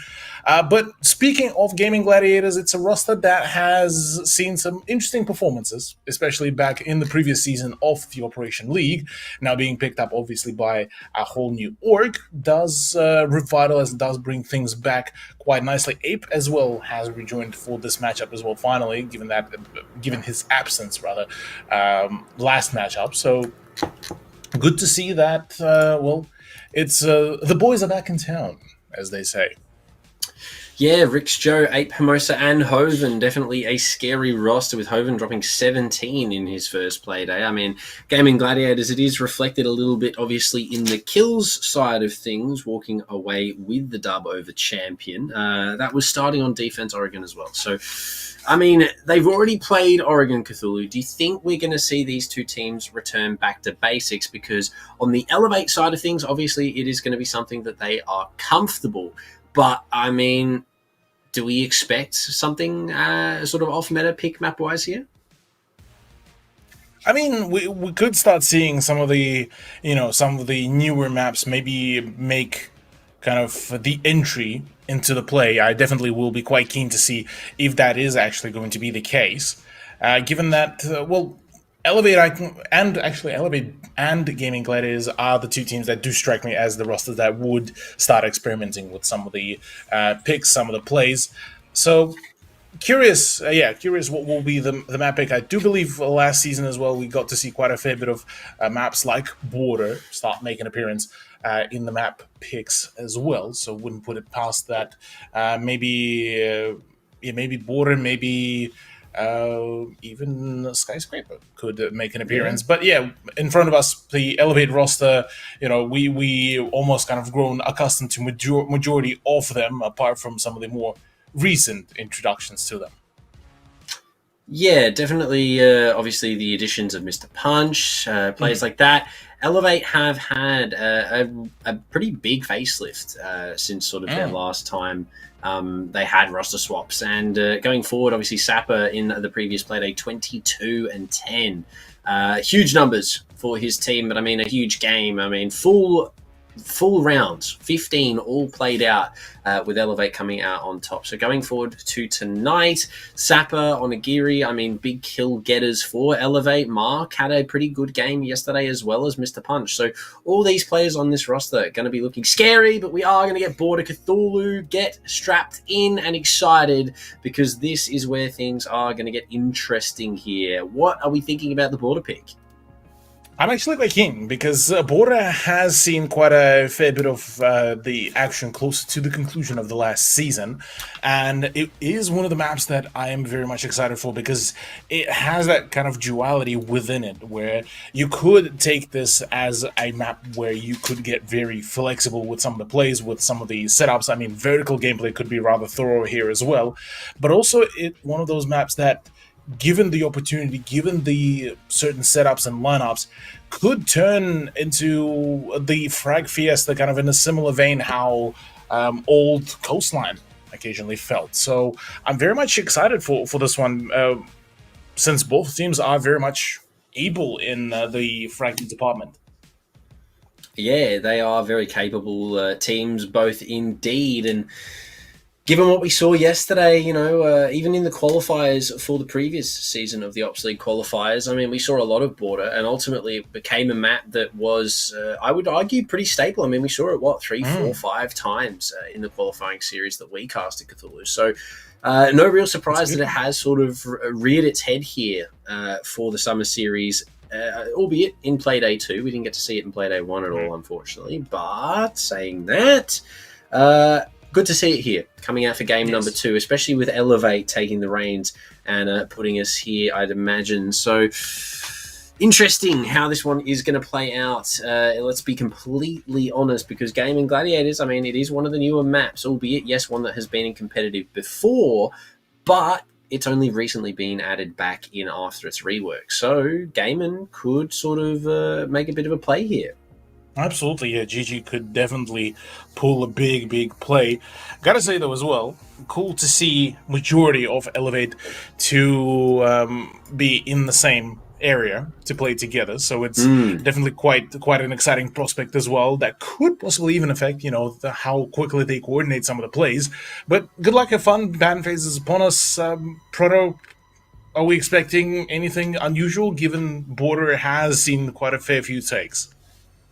I'll be honest, I think we're just going to see the Finker Thatcher like we've been seeing just different a order. Lot. Yeah, just a different order. I'd imagine Thatcher to go. I mean, Thatcher doesn't even really need to be banned on Border. There are only sort of 2 walls that require opening, let's be completely honest, Cthulhu, and they can be sort of achieved with a skeleton key or a well-placed frag grenade. So we could possibly see Thatcher left up here over sort of the premise of something else, but no, GG is going to take the safe bet and ban Thatcher out early on here. Mira obviously already been taken off the board, probably going to see the Valkyrie to go, but as the final ban, I mean, what are we expecting? Well, Mai could be a great pick here. Valkyrie, obviously, but I mean, what else could we see go? I could be keen for a bit of a cheeky Rooney ban as well, given how impactful she can be. Instead, it's actually going to be Azami, one of the recent, or rather more so recent additions. She just recently been let out of the quarantine as well. So getting her out of the equation is actually rather big because Azami does pose quite a fair bit of flexibility, and the ability to patch up some of the holes is definitely great. I mean, we saw her, I will say, prowess, I guess, yesterday in Playdate #1. She had some absolutely amazing moments in the hands of some very capable players like Colas, etc., etc. So, no surprise that she's been banned out. She's obviously already shown that she is very, very good in the correct hands when used in a strategy sort of situation. She obviously has a great kit, the 9x19, 2 impacts, obviously the kunais. And being a 2-speed gets around pretty quickly. So, I mean, yeah, as Army, no real surprise that she's gone Valkyrie as well. So, yeah, pretty standard ban phase, I would argue, Cthulhu here for Border going forward into round number 1. Elevate starting on the defense side. So, we're going to put some early rounds on the board here. Absolutely, quite keen to see how will Elevate be able to, what kind of plays will they be able to bring out on the defense. Given that Border, well, I'm almost tempted to say that it leans slightly into the defense, but seeing as how in a variety of different tiers of play within APAC, just in general, how much of a kind of a back and forth swing it was, I wouldn't be surprised that GG might even be able to gain themselves a nice little, good momentum rolling into all of this. Yeah, I mean, with defense being sort of the preferred side for most teams, it's no real surprise that when they're given the pick, Elevate are going to choose to go to the defense. But GG, a very solid attacking lineup. 8 bringing out the Ash, which is an operator we haven't seen too much of since her nerfs recently. But it is going to be a very quick entry into the building. We do have Hoven downstairs in the first sort of 40 seconds, 20 seconds even rather. And just holding on to positions here. Verticality and nades bring into the big question now. But early picks could definitely go in favour of GG if they play their utility right. Absolutely, yeah. Look, there's plenty of opportunities for that. And certainly quite curious how will Mark be able to really utilize the ACS-12 as well, the weapon that has been making quite a few appearances actually already tonight. So excited for some of the prospects, but Elevate so far holding a rather mobile set of positions, really ready to play for the crossfires. And I mean, that opening actually on the wall to look from the east stairs almost into the break room is actually a huge angle to play around. Yeah, it's not really giving too much here for GG. Hoven obviously does have that as control, but with mute jammers and supporting utility at the top of East, it does allow Sapper to play in that position for an extended period of time before being forced off by the information from Gaiman. And, well, he's already fallen back to 90 to play that shield. And it is just going to be a matter of shoot the drone and disappear type beat here for Elevate. But half the round already spent. GG haven't really achieved too much in the fragging department, but let's be honest, no real control here for them either, other than top East. Absolutely, yeah. Already quite a fair few tussles back and forth, but no actual fragging advantage has been reached as Sapper is looking to try to make a play. Joe with the frag grenades coming in, but it is going to be the Mozzie to hope to hold on the fort, and the first frag, first blood does go into the hands of Sapper as a phenomenal opener onto Ape is great, but so far back and forth, no, the whole GG lineup has fallen apart. Mark with 2, Sapper for his second as well. Very quickly, Rix finds himself in a 1 versus 4, has managed to make it into officers without being detected by Sapper here, but with through the wall, we do see Sapper sort of looking in his general direction, but it doesn't matter. The crossfires from Elevate, impeccable, and DCH on the vault up is there to watch for the cross and will keep his teammate well covered in the corner of officers. Elevate, round number 1, a bit of a masterclass for the top 4 defense, we could argue. Cthulhu, a 4-player advantage at the end of the round, only losing 1 in the fray. I mean, what a way to start Border off. Absolutely, yeah. Look, a very clinical performance there, I have to say, from Elevate. A really solid start, which does pose a bit of a question as to, well, how will the rest of the matchup will really fare here, given that Elevate did kind of finally hit their stride close to the conclusion of their matchup against Direwolves, and certainly seemed to be finally in full swing. And that has been kind of a bit of a debate, going with around APAC just period, with when we do see those new rosters get announced, initially we jump onto the big hype trains and everything, but without really fully acknowledging that, hey, it can sometimes be quite a while until all the players within the new reform teams do come to the full terms together. So maybe with given the first play day, given all the circumstances, given that the season is just restarting as well, for Elevate, look, maybe certain mistakes that were happening in play day one would have more so just been kind of getting back into kind of the swing of things, getting back into the tempo. So who knows? Maybe this matchup is where Elevate do make a statement. And I mean, with GG out of the equation, the only team that they will have to really worry about is the Fury, but that will bear a more sort of kind of fun storyline, given that Napier will get to play against his old team. Yeah, Napier for Fury versus Elevate is going to be a great matchup. But back to the one at hand, GG Cthulhu, the team we're currently expecting taking on Elevate here for Border. I mean, so far has not been too fruitful for them in the opening parts of this game. But in saying that, Border obviously Onigiri through the wall, very close to finding a headshot there, I believe, on Dehoven, but unfortunately not quite connecting there. But some good control GG this time as opposed to the previous round. They already have CC under their control and starting to make their way towards the main breach. They want to get this opened up as quick as they can. Buck starting to make short work of some destructible floors elsewhere as well. So some good ground here for GG, but Elevate still have some really good power positions as well. Yet to see a frag, as I say, Hoven finding Onigiri. Yeah, good opener with Hoven kind of kicking off his run here is definitely going to be good. Already he's shown that he was able to sneak in through a couple of really good positions close to the end of the round number one, but already a good response by DCH. Hoven out of the equation does mean that that's a set of frag grenades plus a solid soft breacher now completely gone and out. So now it's all down to Ape and the rest of the team to really go in for the play. Pre-fire does not really work out, especially against AK-12. Unfortunate, but Apes just walked on in upstairs, taking down that player inside of small office. Mr. Punch, unfortunately, not quite hearing that one, but he's going to be down for Mark. So that's going to be something in consolidation here at least. Elevate have the chance to put themselves back in the driver's seat. They need to find one more upstairs, though. Mark's going to have to do some work here on the Bandit with Ape taking down Sapper. Things for Mark just got infinitely harder, a 1 versus 3. We saw Elevate do it a couple times yesterday. The question is, can Mark do it now? Gets Diffuser down, but Ape is there in the doorway as well, waiting, and Elevate very quickly. Going to lose that round, and Gaiman, they're going to equalize.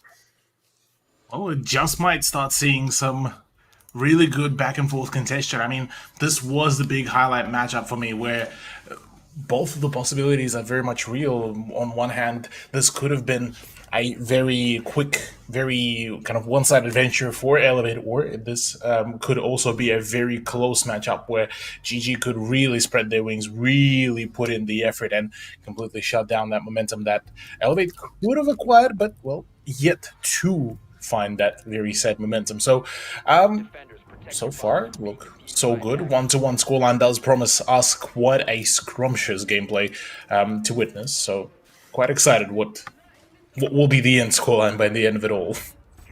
Yeah, Gaiman, I mean, picked things up there. It was pretty close, let's be honest. I mean, only really one pick being sort of the decider there had Sapper been allowed to survive.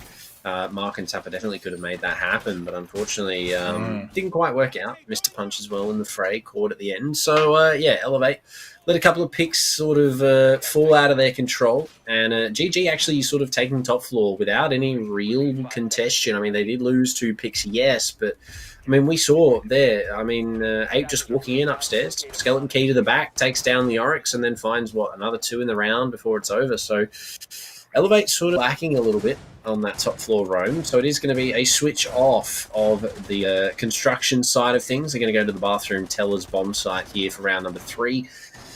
No real changes, though, in terms of what they bring. Yeah, this so far relatively all a stable pick on both ends, minus the fact that Joe, I believe, has brought over the Zofia. So far, yeah, look, it's definitely bound to be a slightly less of an exciting venture compared to what Fury been doing, especially in the first rounds. I say that, though, Onigiri absolutely dumps this poor Hoven, who decides to try to go for a very momentum-based kind of swing and holds onto his position pretty well, despite the fact that, generally speaking, the eastern stairs usually get overflown very quickly.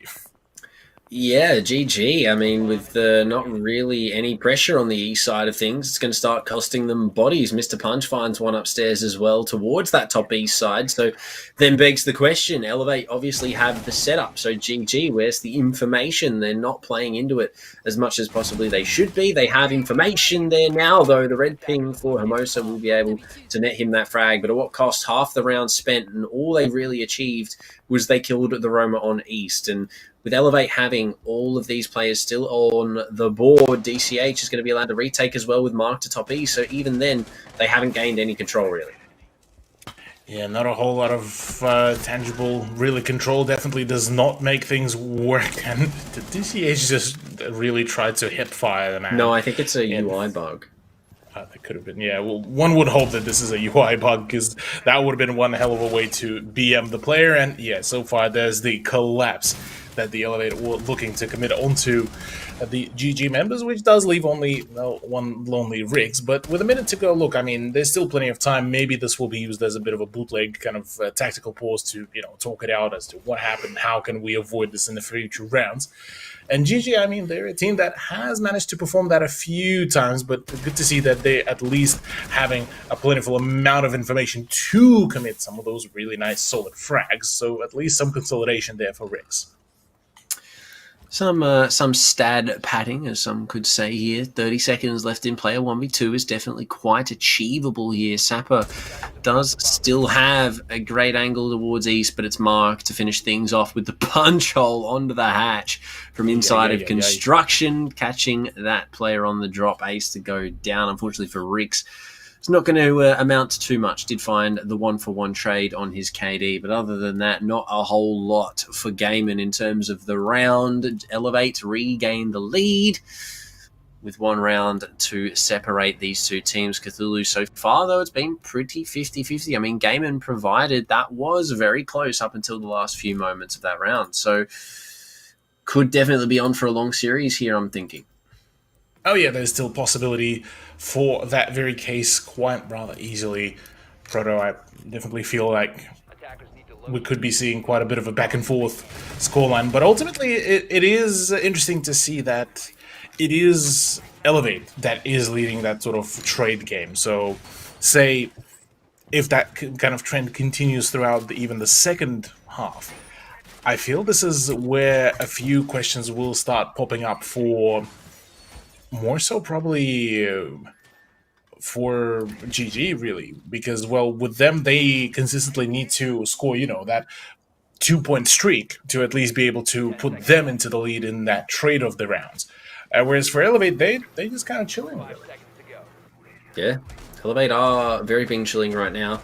On the defense side, it's a little bit more aggressive here for Onigiri to get that drone outside. I thought he might have been going for a spawn peek towards east or something, but then I realized, no, he would have had to run a pretty considerable amount to get over towards there. So, no, not going to be what's the case here for Elevate, but again, very similar setup to what we saw in the last round. Top east control here for the Roamers for Elevate, and we saw how that sort of went down for GG in the previous round, so hopefully the lessons have been learned, and they're going to sort of attempt to do something about this, because they're not going to do too much with Tapper being as sharp as he is. Takes down Hermosa, and the refrag just not there for GG. Close, but Joe just missing the mark. Rather unfortunate there, really, with the way how things turned out, but at the very least, Onigiri just gets shut down as the man decides to get a little bit more aggressive towards certain openings, and, well, that opens up a nice window of opportunity to extend further into the building for Gaming Gladiators. So this is a good start, albeit, yes, losing out Hermosa in the early stages is not particularly the great kind of result, but as long as it's a trade, that's all that matters. Now, for Elevate, they still have plentiful amount of utility. I mean, 2 more C4s in play and still quite a fair bit of ground to really play around. Sapper, though, might just end up being trapped here behind one of those tables, and it could mean that quite a lot of problems. I say that, though, well, the only problem that is going to be at the moment is Hoven, really, with his 2 frag grenades. Yeah, it's going to turn up to be a little shaky, I think, here for Elevate in this sort of end round. I mean, half the round is still available for GG to do pretty much whatever they want on the top floor. And in saying that, they are starting to do just that, with the verticality now being employed by the Sledge and the Butt going to town above this bomb site here. Elevate are really going to have to start worrying about things opening up above them. The Nitro isn't going to connect. However, Mr. Punch is ape to go down. One of your soft breaches now forfeit. And with only a minute left, GG find themselves in the man disadvantage. Joe takes some more damage at the bottom of East as well. Because there's only 50 seconds left in play. Some Z-pings are available for GG here, but not a whole lot. Elevate still hold positional advantage. Absolutely, yeah. Elevate keeping their ground all stable and all in their control. The only thing that GG has been receiving is just the sheer flow of just L's. Brilliant Sapper hands in yet another one to Joe. Rix falls through as well. It is all now looking very, very dire. Yeah, Hoven goes down as well. This is all but Elevate's ground, and well, they extend the lead after an initial kind of a tussle, you could say, scoreline-wise. Elevate are now out in the lead, and with a 1-3 scoreline, one would beg to ask a question. Well, was this kind of an expected result that GG were expecting, especially being on the attack? I mean, yeah. Could definitely be down to the whole defensive first thing for Elevate. But in saying that, GG, they did have that one really good round, so I don't think we can chalk up too much just yet, Cthulhu, until we see a GG defense. Obviously, Elevate have done really well so far at the moment on their side of things, and provided that will probably be continued for the rest of the match until they do go over on that second half. So put the rounds on the board now while they can is the goal, I'd imagine, for Elevate at the moment. But Sapper, yeah, 2 great kills in that previous round for him. Through the door and then the pixel shot as well. I mean, there's a reason this man drops 22 on game day, and he's definitely looking to start dropping some big numbers tonight. Absolutely. There's plethora of opportunities here for the taking, and I'm very much excited to see how those opportunities will be taken. I mean, you look at the scorelines even and at the stats. Mark on a whopping 8-1 currently, on an absolute ripper of a performance, and basically, given that it was him basically dying, it was the only reasoning why Elevate lost basically there. Well, at least from statistical point of view, let's just call it that.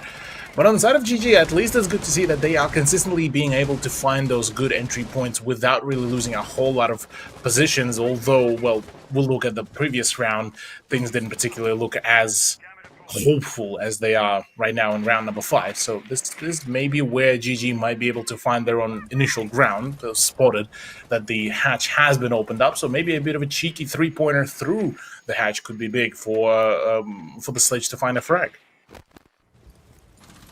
Provided, obviously, that Elevate want to give that frag, they're obviously now aware that this top east sort of area is a point of direct contention from Elevate. They have had players there majority of rounds. However, this is not going to be one of them. As we can see with the observer view through the walls, there is no Elevate player close by. However, GG do not know this for certain.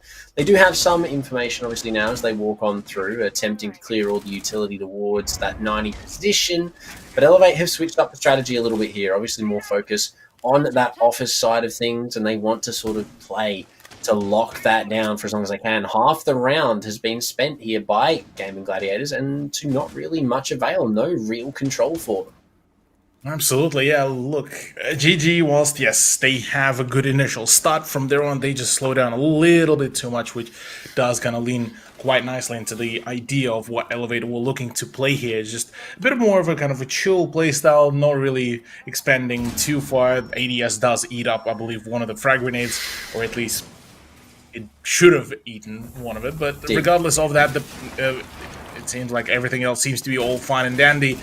C4 out, but to no connection. Really, Sapper gets to really play a rather chill game here still. The fact that he's still alive is going to make things very hard here for Gaiman. Obviously, okay, well, he was alive. He isn't anymore, unfortunately. And Elevate, they're going to lose that office control to some degree. They do still have DCH close by to attempt to do some damage, but Mark, on the other side of things, is still alive inside of the office. Make it 1 for him. Hoven a fall. It will be 8 to find 1, but shot through the wall at 90 there. It's going to be taken down to not too much HP. They know one player is on metal as well. Only 30 seconds to play with Sledge walking on up. Will be spotted out. The trades are there at least on Agiri to make things even. A 3 versus 2. Again, very doable, especially with DCH finding one. Diffuser still in control of GG, though. They don't have Fountain. They're going to go for the office take, opening up the wall here. DCH now exposed. 13 seconds left in play. Onigiri takes a lot of damage, but it's going to be DCH in Fountain to let the ball drop. Onigiri will find that player. 7 seconds left. Is he going to go for the bomb plan or the push? But as he stands up, it's going to be Rix with a headshot through the wall to take down the last remaining Elevate player. GG. In a very clutch 1v1, they had to make it happen.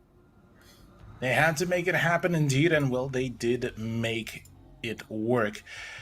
I mean, one hell of a way to do it, given how initially it looked a little bit dicey on how the whole general plan was starting to, compose itself. So good to see that a sort of a return to form has been committed here by GG. So as it stands, there's still an opportunity for a 3-3 scoreline, which will be ideal here for Gaming Gladiators, given that Elevator has managed to acquire quite a solid momentum boost ahead of them. So with a point still being the differential between the two rosters, I get a feeling that we could see things get even spicier now with the introduction of the FBI duo, being the Castle and the Pulse, and the way how Elevate are approaching this expansion. I'm liking this play because an extra ground to be gained just by the bottom of the east stairs could actually provide with a lot of crossfire positions. Crossfires are going to be huge here for Elevate, provided that you don't lose one of your players early on.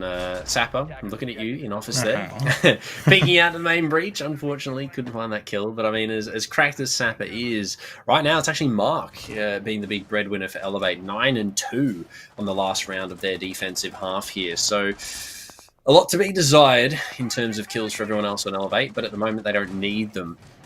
And so far, they've had a pretty solid defensive half. 4-2 is on the cards for them here, provided they don't make any mistakes. But GG have definitely fired up a little bit in the last couple of rounds. Oh, yeah.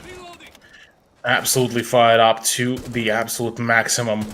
And I mean, for very valid reasons as well. I mean, few of the positions have been given away rather quickly. So the moment GG kind of read into some of those positions, they were able to make a really good call. Now, they are fully aware about the presence of that very Aruni, and Onigiri, very much known to be quite a cheeky, quite an aggressive player, definitely does get punished on that reswing. So far so good. The read continues to actually work out quite well into the side of GG, but quite a hefty, drain off the utility. It does force Onigiri to fall back, but from that very same position that he opened up, Joe frags him out, which is rather tragic. Yeah, unfortunate start for both teams, losing Onigiri. He's been going down early in a lot of these rounds, so for Elevate that's going to be hurting, but DCH is going to sort of stop that bleeding with 2 big kills of his own, missed a punch for 1 as well, and again, Rix finding himself in that 1v4, very similar to what happened in the first round for Elevate, and he's just going to sort of take his time outside. There's still 1 minute and 20 seconds left in play, but Cthulhu, I'd imagine, probably just going to see this used as a bit of a bootleg tack time out here for GG going into defense. They might sort of discuss what they want to do, but no, Rix is actually just going to send it on in here to the top of East and maybe go for some frags, just sort of play his own game. Obviously, the clutch is always possible, but Elevate have 4 very capable gunners still on the board. So Cthulhu going forward into this, he will find 1, but will he find any more? I doubt that he will be able to find... he might be able to find 1 more, but I think by then Elevator would already drain all of his other possibilities for the fragging fight. So I think, this is probably the best kind of time for GG to really start maybe talking it out a little bit, figuring out what needs to be done. Now with them going on to the defense, and very quick swing does kind of halt all of this talk, but regardless of that, it's still there. And look, Elevate concluding the first half in a 4-2 manner definitely does already put quite a fair bit of a statement, albeit quick check into the yesterday's performance, and it quickly unravels the Rather fascinating scoreline that, well, whilst yes, 4-2 was the scoreline before, Attack, back on Villa that is, so 2 different maps as well, Attack has been a little bit of a wonky one. Not the greatest of sides for Elevate, unfortunately. But keep in mind that was against the Dire Wolves Cthulhu, so take that as you will, ladies and gentlemen, chat. But, I mean, yeah, Gaming are definitely no team to be sort of disregarded in any means. So Elevate are going to have to be sharp on their toes here if they want to walk away with this one in a quick manner. But GG so far have had a pretty solid attacking half. Yes, they aren't in terms of a round score, obviously being 2 down on the split, but now they get to do the defense side. Elevate now are going to be technically on the back foot of things, albeit with the lead in their hand. So they have a couple of rounds to make some mistakes and learn from them, especially sort of weeding out what's going on, where the positions are being held, where the players are, and sort of starting to build the mental image for their attacks here, or they're just going to come out the gate swinging and completely clean things up without any real issues, which also wouldn't be surprising given that it is Elevate. So, continuing forward, Cthulhu, top floor for GG, their first offensive round, Elevate. Nothing really interesting to note other than Flores is going to be seeing his first round of play tonight. True, yes. Flores has kind of taken a bit of a step back in the general kind of swing of things, given some of the more recent introductions to the game and some of the changes that did kind of hold the pick rate of the Argentinian operator for a little bit, but thankfully he's back into the swing of things. The utility of the set operator, though, is a very flexible one. The only thing that does hold it is the Mozzie piss drones and the mute jammers, so definitely still has plenty of a place to be. So very curious how will Elevate be able to circumvent quite a fair few of the human positions that the GG have managed to pose and try to clear out some of the positions. GG have some really good sort of verticality implemented into this hold, and while Elevate aren't necessarily pushing into it, they are going to start to. Hermosa is going to find one through the floor there. He has been called out to some degree, not watching, and it's going to be a freebie for Mr. Punch. So 8 to go down, and a good sort of trade there a little bit, but Elevate, the damage has been dealt. You lose on a Geary. That is a lot of your information providing operator. Utility taken away. DCH to find an 8 on the Hermosa as well. So consolidation's not completely lost here for Elevate. Oh, no, not at all. Yeah, there's still plenty of possibilities, and given that it's only one person traded out for 2 rather big, impactful players as well, this is a great trade. But Joe might just be able to throw a bit of a spanner in the works, and absolutely, most definitely he will. DCH out of the equation, but very quickly traded out. Once again, Mr. Punch kind of coming in big. Road Tiro. Stuck on the windowsill. We'll be able to get in nonetheless. Door stuck! But we'll get it in, and it will be sort of going off here, I believe, opening up the 90 wall, possibly for Elevate. 45 seconds left for the execute. Some good quick peeks there from Rix, unfortunately not netting in too much in terms of damage or kills, but for GG, it's going to have to be a pretty big play here because Mark, Mr. Punch, and Sapper all still stand. That air jab also will catch Hoven on a rotate there. Some good damage dealt through the wall here by Rix. Not too much, though. So Mark will still be standing relatively strong. They might go for the rotate. Hoven will find one. Zapper to fall. 20 seconds left. Diffuser yet to be planted. And no real sight presence for Elevate. It's going to come down to this. The peak on round. Rix will find one. Mark looking the wrong way. It's all up to Mr. Punch. Already 2 for him in the round with 15 seconds. The Z pings are there as well. Walking into metal. It's going to get caught by Hoven. And Game and Gladiators' first round of defense looking very sharp. Very nicely done. Yeah, look, a little bit of a fall apart there by Elevate, I gotta say, given that they had pretty much all of their alive operators pretty much ready to rumble, but it seemed like they could not really crack the code of what was needed to be done. But for GG, look, once again, they are within 1 point away from being able to draw out the scoreline, even out the playing field, and then potentially start pushing their own agenda, which could be a rather big advantage, especially against a team of high caliber that is Elevate. Whereas on the side of Elevate, it's a little bit of a kind of a return back to the yesterday's storyline as to, well, they've managed to acquire that initial momentum. That's all cool. That's all great. They started off with a 4-2. Question of consistency, though. That's where I think it is going to be for me here, because whilst I mentioned that early stages of the season itself just starting up, could bring out quite a few rusty plays, but I mean, how long until we kind of get to say, well, no more do we get to actually give those kind of discounts to the teams? Yeah, 100%. It's look, Elevate, they had a great defense, but that first round, they just sort of let the bag sort of roll there. 2v4, couldn't make it happen. And GG, great clutch. You do have to give it to them. Very well done by Hoven there and Rix. Rix with 8 of his own so far in this matchup. So definitely putting the work in for his team right now. And given that it is a downstairs sort of defense for GG, Elevate are going to switch things up a little bit. Not a great deal of focus towards this main double door to start off with, but they do sort of have drones in the site, and they can sort of dedicate that it is relatively clear. I mean, the vertical only now just starting to go in. Onigiri has definitely spotted this and could go to make a play off of it, but I mean, GG, if they're not careful, Elevate could flood the site here. We'll talk about that, but you look at the positions of Elevate players, very spread out across the whole map. So there is also an opportunity for GG to just pick them apart one by one. And this is very much of a danger, because Elevate did fall into this kind of an unfortunate circumstance a few times before. So this could be a bit of a question mark. But again, yes, you are very much correct that if GG won't be too careful, they could get collapsed on just like that. But a good set of trades do come around, and I say that still favoring Elevate. This is a great play so far from them.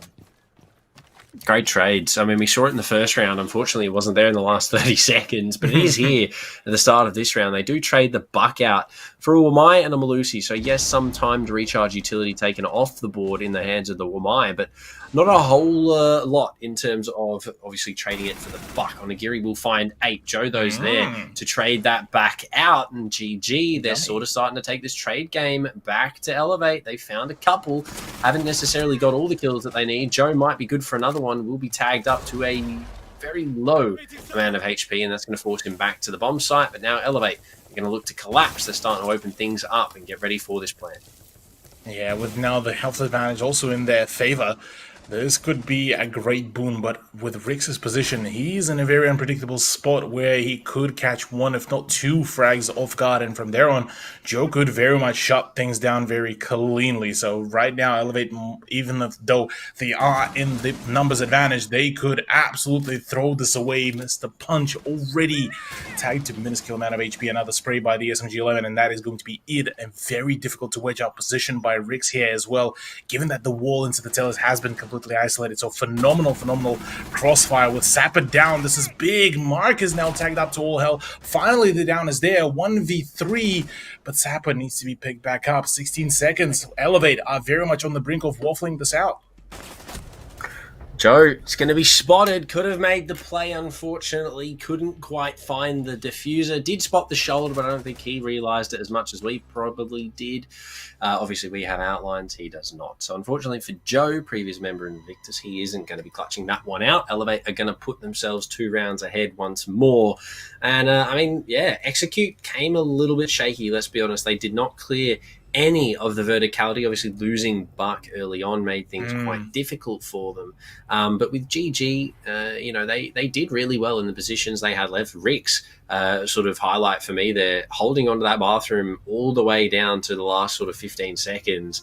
Really big things for Gaming Gladiators. Elevate almost fumbling the bag off the back of his sort of, I want to say, consistency in holding his position. He is a difficult player to push off so far. Elevate have been struggling to clear these spots out. So really well done by Gaiman so far, specifically Rix in his spots. But yeah, I mean, overall, Elevate have been doing pretty good so far.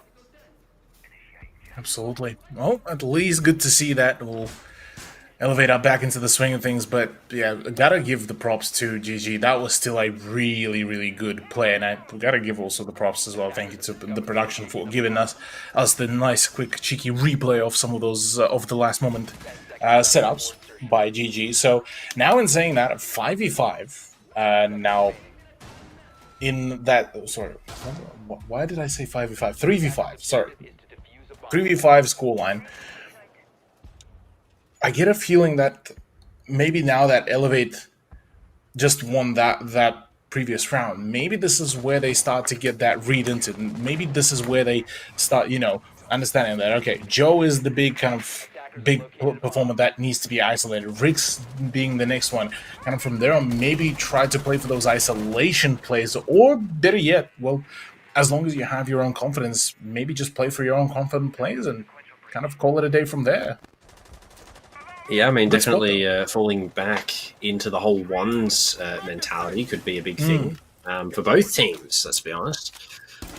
But in the time being, they're going to rely on what they are good at. Now, Hermosa has been doing great clearing out these drones here and sort of forcing a lot more utility usage from Elevate in terms of information gathering, flashbangs, etc., etc.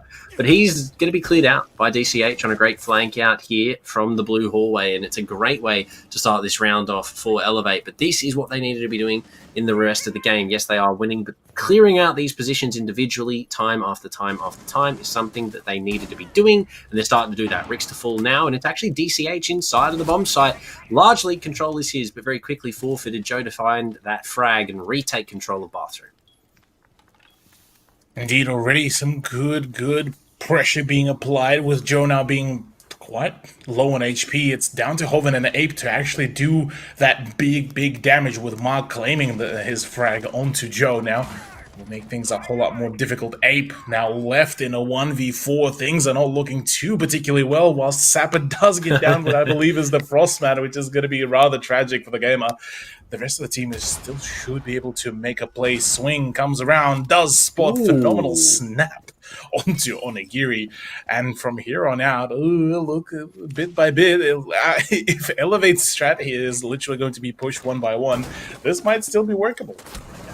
I mean, look. No. The SMG is going to town. One player on the hatch. He's going to be able to get back into the bathroom. Will spot their head, but no, it's not quite there with the shot. Elevate are going to find themselves on match point. A phenomenal effort there. A pixel taken off by the Nomad. Unfortunate there for Ape. But in saying that, ladies and gentlemen, I mean, really good attempt. A phenomenal attempt, I think, is the word you use, Cthulhu. 2 big frags for him there in that round. Could have been on for more had that shot connected. That definitely would have been doable. We are going to have some technical issues, so please bear with us, ladies and gentlemen. We'll be back into things as soon as we can be. But yeah, 6 rounds on the board for Elevate, netting themselves match point. 3 ahead. Do we see the Direwolves curse? Are they going to lose every single round up until the end, Cthulhu, or do you think they close it out here? Look, I think for Elevate, they already committed quite a fair few of those kind of match point chokes previously in some of the other seasons. So I wouldn't put it past that at this point. It's a bit of a PTSD kicking in, saying, "Okay, boys, we gotta lock this down. This is not this is not the match where we fumble the bag."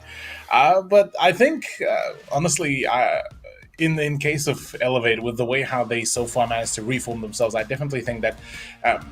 They might, throw a couple rounds here and there, but I doubt that they will completely fumble the bag here. So ultimately, I think they would be able to still close it all out in regular rounds. Whether it is going to be kind of on a basis of a 7-3 or something like a 7-5, that's a whole different question. But I suppose the next round will provide once we do get back into the swing of things. Once, Clean Feed will stop doing the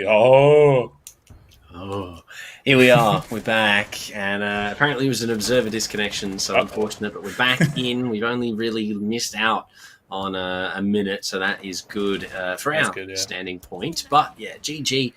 3 rounds to separate them from OT. We saw Elevate do it yesterday. Why could GG not do it in reverse here? I mean, no real reason why they shouldn't be allowed. But yeah, I mean, they obviously have a couple of rounds that they can have in terms of a buffering sort of period here. Elevate can lose a couple in sort of the fray of it. So GG do still have a very good ability, I think, to clutch this out. But Elevate are definitely going to be setting themselves up for securing the victory in as little positional time as I'd imagine, especially with doing that. Ooh. That was almost huge for Hoven on the jump out, but unfortunately he's not going to be able to confirm that frag on the mark. And, well, that Claymore's going to go down. But let's be honest, probably a little bit, better late than never. Indeed, yeah, better late than never. And Joe is already keen and prepared to, well, welcome the attacking party once again. So this is actually what Hoban has done is actually quite big, with DCH now going down as well. GG might just be able to claim their 4th round right here, right now, with the fact that, well, Mark is now 20 HP. Onigiri and Sapa are the only ones to try to make a play, and with DCH and Mr. Punch being the 2 big playmakers are gone. Not particularly the kind of position that you want to find yourself as an Elevate player, but with a minute remaining, there's still plenty of opportunities to be found and to be taken, so wouldn't discount them just yet. Yeah, Elevate still have pretty good positions. They don't have too much in terms of control, so this is going to make things difficult here. They do still have the player close on the right side of the breach, who's actually going to walk on out, maybe into the offices. The smoke of Rix will find one. So it's going to make things that a little bit harder here for Elevate. But I mean, we said that it might happen, Cthulhu. It's definitely something that could be the issue. They're going to start sort of letting a couple of these rounds slip. Maybe the LMG going to work. We'll find one, Sap and take down 8. But a 2 versus 3 is going to be difficult. Homosa will be taken down in the moment. We are getting possibly another disconnect here. So what is currently going on in the last 15 seconds, I'm not too sure. It might be a full rehost. It doesn't look like Observer this time. It looks like the whole lobby has started to hit the... and there we go. Connection failure gone. We are going to be back over to the cast of cameras, ladies and gentlemen. I don't know what happened. It might be a replay of the round, Cthulhu, which would be really bad for GG, given that they were looking really good going into the end of that. If it is a round replay, which I'd imagine it will be on the rehost, depending on who disconnected. If it's us that disconnected, the round might be over. Elevate may have won. We don't know. But GG, if it was a whole lobby that sort of crashed there, it will be the round replay. And I'd imagine GG and GG fans will be pretty upset about that, given that they looked like they were in the driving seat for the end of that round. Yeah, definitely quite curious to see what is the kind of the end result of our unfortunate tech difficulty, but it does kind of pose us with a rather interesting, storyline, because if Elevate do end up somehow magically bringing it back, and say if it was just the Observer disconnect and the lobby continues to, play on, if Elevate pulled us back, look, yeah, that's it, 7 points acquired and the bag procured, all good, all done and dusted, basically. But whereas for GG, they are able to fight back, and I mean their defense game has been a bit more convincing than their attack game. So certainly quite curious what would have been kind of the end result of it all. We're still waiting for the confirmation on all of that and whether we will be seeing kind of a return to play. Observer disconnected. Actually, in comes the information. Observer has disconnected, but the game's still going. Round 10, GG has won, so it will be back to a 4-6 now scoreline. So great to see that GG do end up still floating around and being able to keep up the pressure, which now, I mean, dials it back up to a 2-point differential. But I mean, that has been kind of the whole storyline throughout the whole border, Proto. The moment they start catching up, the moment they get to that 1-point differential, that's it. Elevate, pull it back. Yeah, we see 2 rounds traded either way, maybe 1 round here or there, and then Elevate sort of regain that lead. No real surprises if that's what the case is here. We see this closed out, but again, I mean, looking at the Direwolves matchup, Cthulhu, it was only 3 rounds. We say that.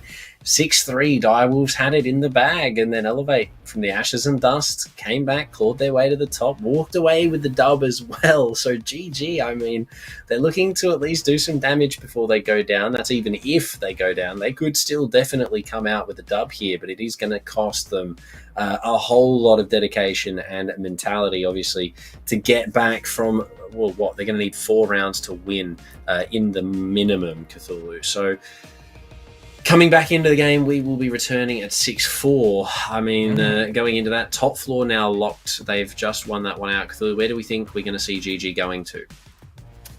Oh, look, I think it's back to the downstairs hold, I reckon, to come around, and well, indeed it will be, but it's, yeah, the vents and the server will be the setup for the GG's defense, which nearly worked out. I mean, they managed to nearly bring it back. It was off the back of, I believe, Rix and Joe nearly being able to clutch it up, though this time no alibi, instead it's a Mozzie. So a little bit more of a, well, bit of a variety in the loadout, now introducing the C4 as well to play from down below. So GG, given the right coordination, I think they might put a bit of a spanner in the works here. Yeah, so far from what we can gather, looking at the overview, Elevate have had a pretty decent opening round. Cthulhu, I mean, we yet to see any kills. Do you think this is going to be a big issue going forward into this? As I say that, Joe, though, finding the first on the DCH. Make it a second, taking down Mr. Punch as well. Okay, well, that was quick. That was quick. Elevate. Oh, Elevate flopping very quickly and very hard right now. At least Mark is able to hit his shot, so slowly but surely dwindling down the numbers. 3 versus 2 is much more doable than a 4 versus 2, but still plenty of opportunities, or just being able to walk past. That is a great opportunity here. Now basically on site. Now, as long as he gets coverage on that drop down from the hatch, this is where the play could happen on Nagiri, watching the site, or rather watching the hatch, and perfect play. There's the shutdown, there's the play. Oh no, the vertical, the head glitch position is there as well. Joe could very much shut this down. Mark, you have to just hold your position the moment the swing comes around. This will be rather deadly. 30 seconds left. It's going to have to be a play, Ape. It's going to make things easier here, but a lovely shot. 2 kills for the Jaeger straight outside. Joe on the defuse. GG. Elevate need to start becoming a little bit more scared because, ladies and gentlemen, Gaming Gladiators are not going just yet. We did miss the end of that last round, but that round, I mean, Cthulhu, Elevate are starting to do a die wolves here, and I'm not liking where this is going. Oh. My goodness, that was a disgusting play as well. But yeah, look, interestingly enough, that we do get a timeout on the side of GG rather than Elevate, given that Elevate were the ones that, you know, got to the match point and then started bleeding out, which is it's a rather upsetting turnout here for what was the kind of the favorites going into the matchup. But good to see that on the side of GG, it's kind of back into the swing of things. Now it's the hardest hurdle of them all. You know, you back into that 1 round differential. Do you make the play to push this into OT, or do we just wrap it all up right here, right now at 7-5? I think that's an Elevate question, really, as opposed to GG. I mean, Elevate, they're locked in. We didn't see too much conversation from them during that timeout. Obviously, it is not their own, so they can't really opt to use it as a talking point specifically, but they do have the chance to sort of have a think for themselves and dedicate what they want to do. Obviously, attack has not been something that's worked out for them so far here on Border. And in saying that, Cthulhu, they've made a couple of changes. We do see the Lion being implemented here from Elevate, and that may be because they're struggling to clear this roam out efficiently. I mean, we've seen them sort of fall to those roaming players on multiple occasions, and it does sort of start to reflect now in the scores. I mean, that round there, 2 players left on the top floor. While, yeah, they may have had side control, let's be honest, they didn't really have the ability to hold on to it because they didn't know where those roamers were coming from. It was really difficult for Elevate to hold that post-plant position, given that Mark was stuck in the corner. You know, it just sort of all fell apart at the end. So GG is really well read into. You know, you keep playing that roam, you keep being that aggressive, and Elevate just cannot seem to deal with it. I mean, Sapper tonight, yes, dropped 22 yesterday, but is not having the greatest of evenings, let's be honest, but it doesn't really matter. Everyone else in Elevate has picked things up. Mark with 13, Mr. Punch on 9, DCH as well. So everyone's doing their bits for Elevate right now, but they're letting too many rounds go. Cthulhu, if they let this one go as well, we could definitely see GG come back out of nowhere and win this one. Oh yeah, absolutely. There's all the possibilities for them to absolutely just shut things down very quickly and, well, very promptly push the favor their way. And I wouldn't be surprised if that is actually going to be kind of one of the end results. So certainly quite a number of possibilities, of opportunities, but are they going to be emphasized on? That's a whole different can of worms that we've still yet to find the answer on. Finally, though, at least good to see that on the side of Elevate, no early losses, and Mr. Punch will get to at least start trying to open up some of the avenues for the push to happen. Now, with Lion and Play, like you alluded to before, Proto, definitely I could be keen. I could be keen to see it being played in tandem with the info gathering utility of, say, somebody like Iana, but nothing too serious just yet, and already a minute has elapsed.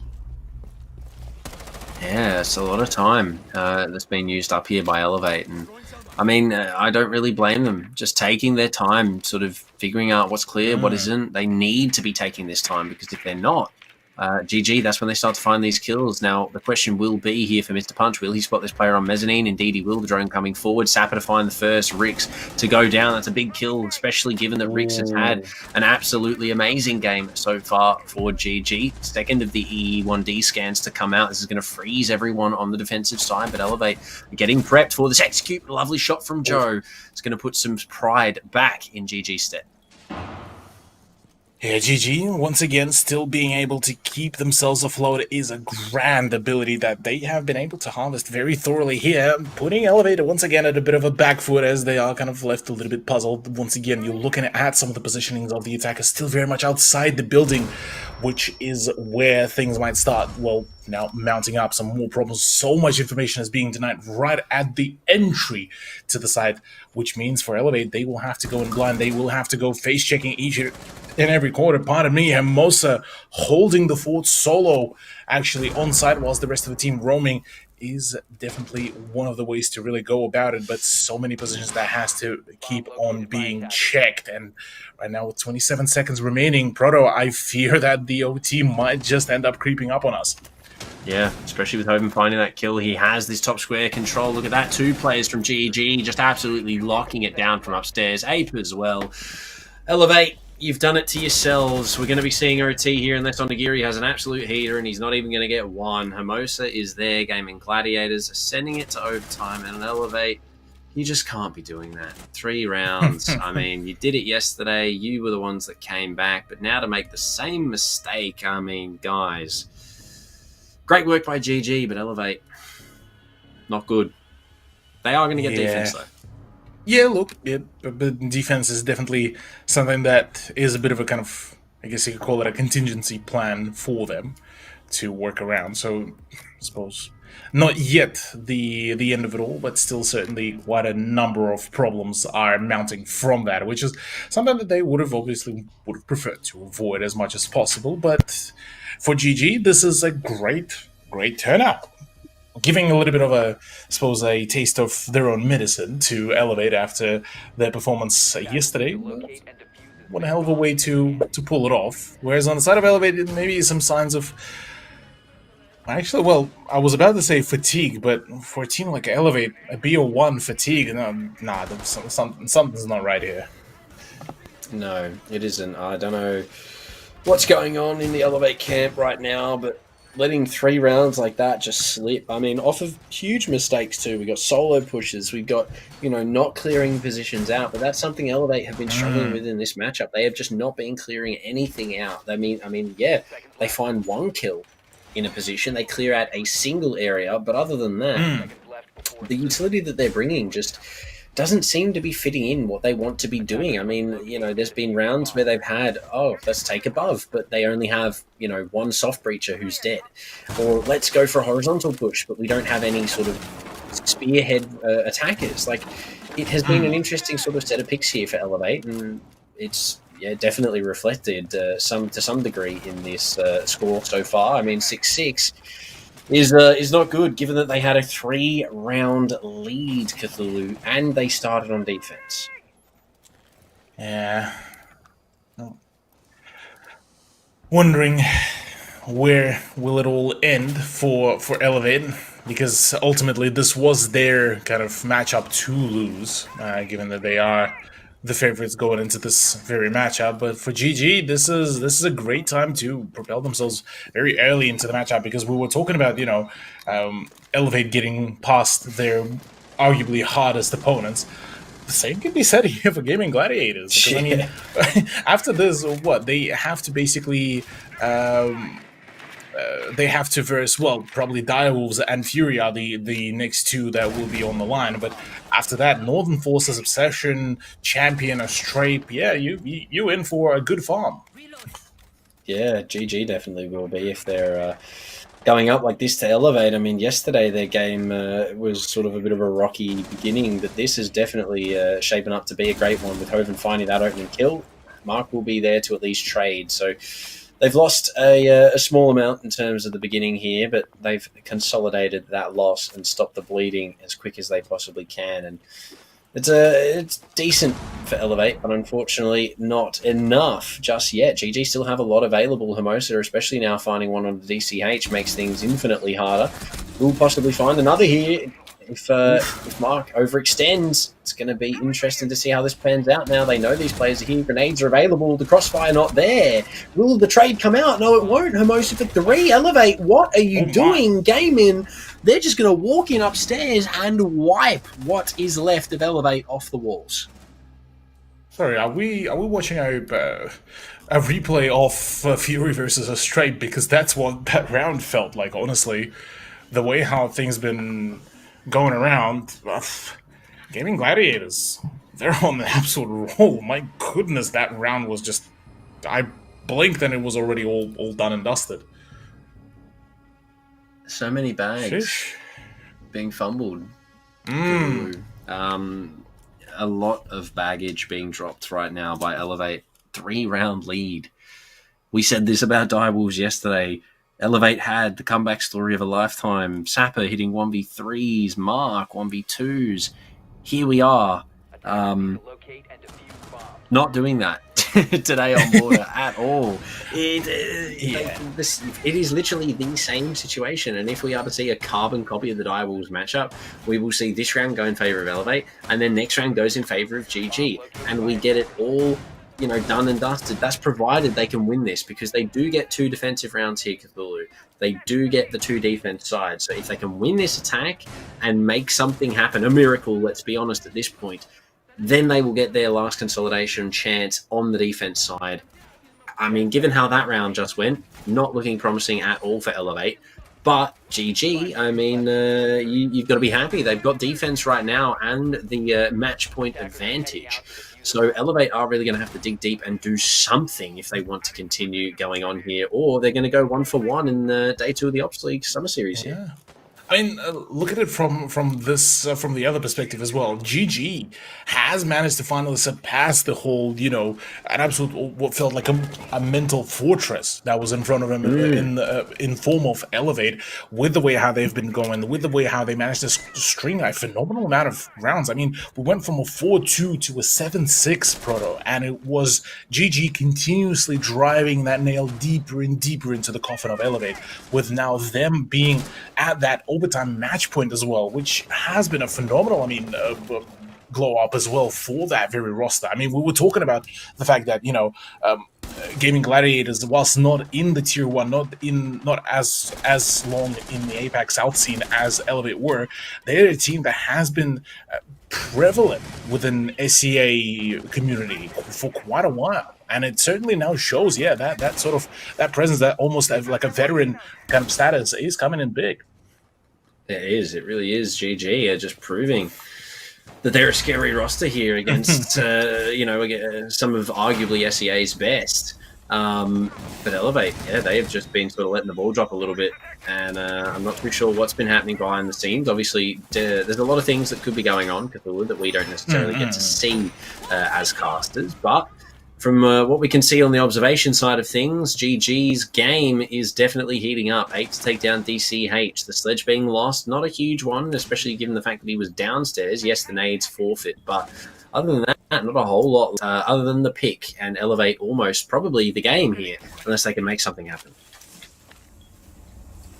Oh man, yeah, look, this is looking a little bit dire for Elevate, and something that they would prefer to avoid it, if not most definitely. Well, again, we are at the same position where GG really want to find Elevate, really, at less than a minute remaining, and with Elevate kind of struggling for time, struggling for air even, to a certain point, with Hermosa, though, taking quite a fair bit of damage. This does open up a little bit of an opportunity. Sapper just crouch walking in. The LMG is too powerful, but it leaves so little HP on the board for the Zephyr player, which means that with 30 seconds remaining, Elevate will have to pull an all-or-nothing collapse. A lot to be desired. Mark also now on a singular HP. Hoven will collect on Nagiri for 1 for the trade. Refuses to be retrieved, but the player inside of Break could be the undoing. Indeed, it will. 8 to find the headshot there for the main breach. Hermosa will spot the player on the right side. Not going to connect for the kill just yet. Sapper is going to try and do something here on the Zofia. He needs to walk on in. Mr. Punch to find 1, but very quickly, Cthulhu 6 seconds left. Diffuser only just now being retrieved. It's the walk in. Hermosa for 1. Mr. Punch to fall. It's not even going to be the second kill. They don't need it. Yes, it will, in fact. Sorry, Hermosa is there to find the final and elevate. They go down on playday number 2. Gaming Gladiators undefeated. Man, well, that's one hell of a statement here, really, for Gaming Gladiators, but my goodness, what a way to close it all off. From what felt like, well, basically, yeah, that's a GG kind of scoreline where Elevate were able to secure themselves the match point. From there on out, nothing else was gamed, and, well, GG. That's their game. Wow, Elevate, what went wrong there? I mean, 8-6, you lose that, and you have the 6-3 advantage, Cthulhu, coming into that at sort of ending there. What went wrong? I mean, a 6-3 lead on border, you're looking super hot. 4-2 on the half, you come in, bang, 2 more rounds on the board, you only concede 1. No, I guess not. Like, GG just sort of dug in and got the job done. Like, let's be completely honest. We did miss a couple of those rounds there due to the observer disconnects, which was unfortunate, but I don't think we really missed too much, if I'm being completely honest. I think a lot of what we would have seen would have just been Elevate fumbling the bag. Yeah, look, I mean, it kind of so far continues the storyline that we kind of also ever so slightly touched up on from playday number 1, where with Villa, it was kind of a similar turnout. They started off on the attack, which basically only netted them just a whopping 2-pointer against Direwolves.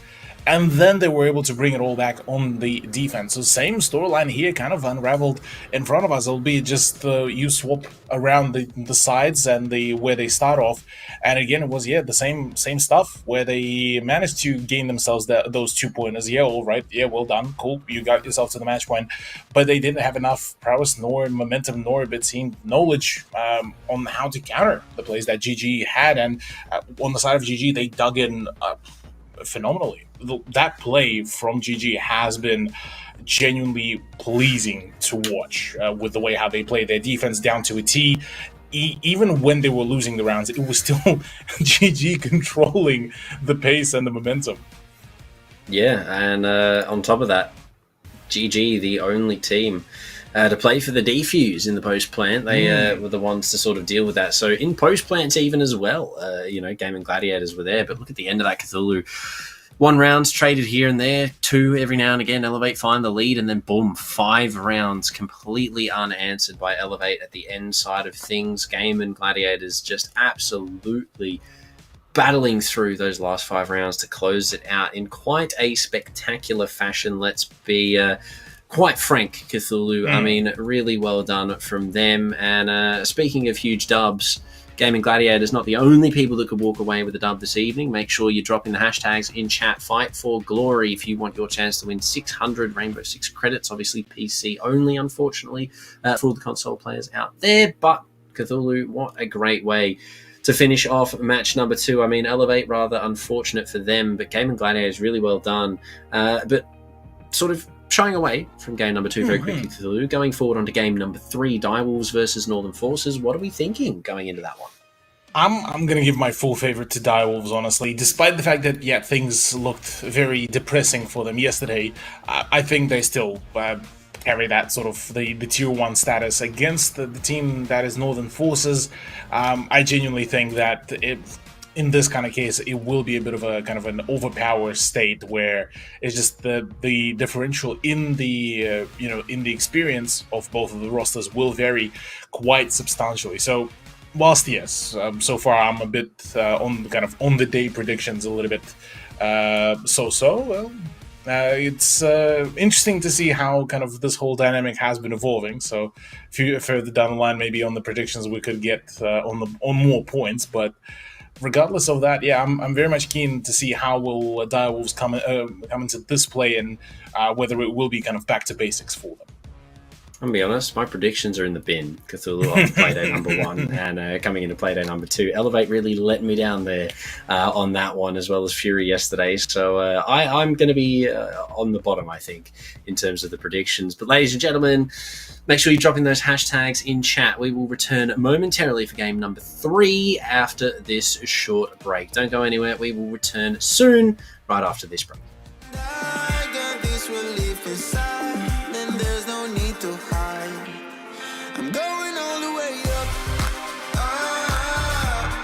I'm going all the way up. I'm letting go in my heart of everything that holds me down. No, no. And it's feeling like I've been enough. I can feel the love. Oh yeah, it's all around me. Oh, I need to know how I can let go. Not afraid to fall and perish it behind me. Feeling like a stranger on a foreign land. Far away, far away, far away. I could get along, could be a different man.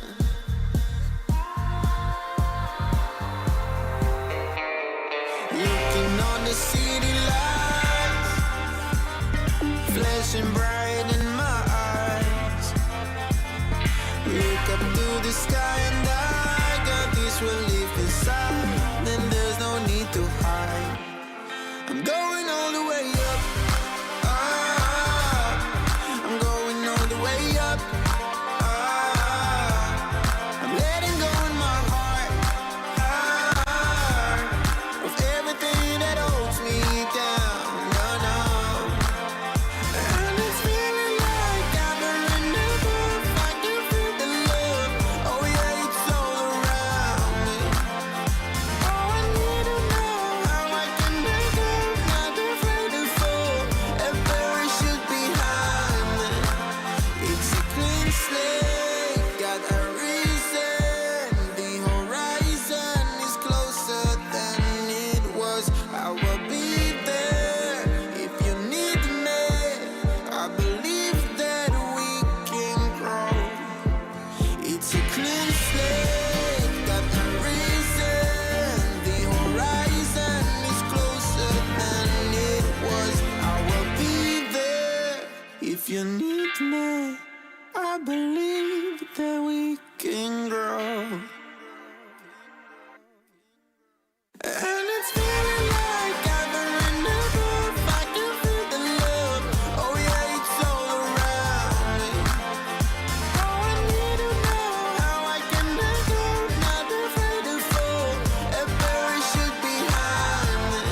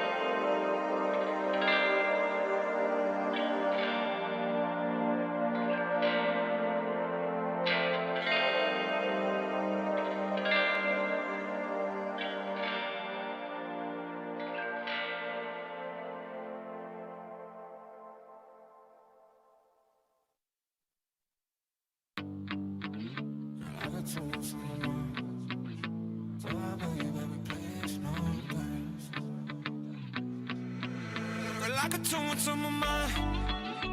I got too much on my mind these days. To be dealing with your mood swings. Start back, you baby, please, no games. I got too much on my mind. I got too much on my plate. You just wanna know a child. I just need some time and space. I just need another day. Need to find another way. Girl, I used to play some sports, but I'm sick of all the guys. Now I don't care about your plans. Girl, I'm sorry, I just can't. I'm just doing what I can.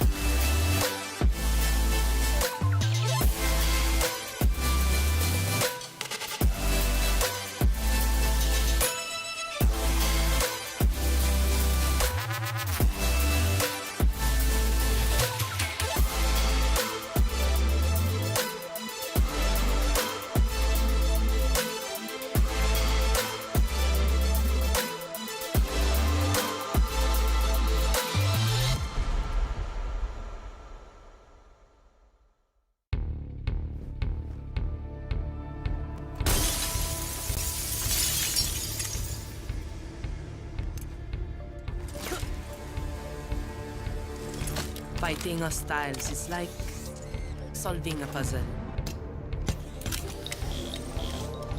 All the pieces are a total mess. Then you solve it as if you always knew the answer.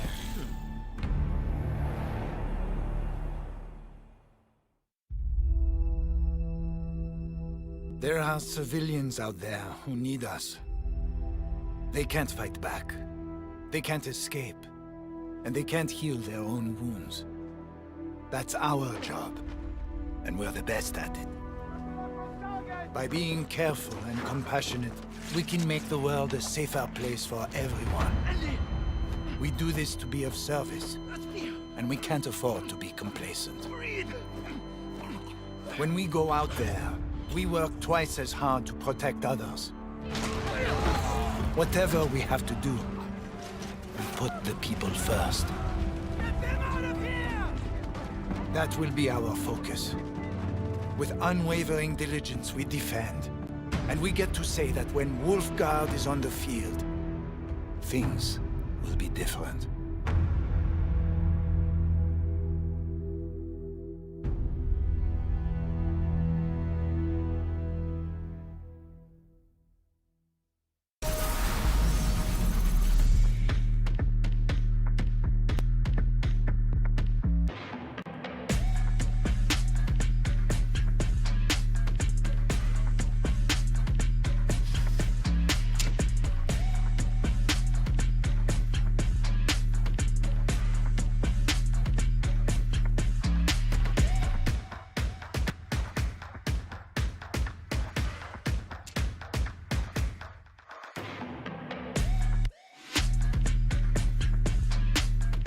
Wolfguard, come in.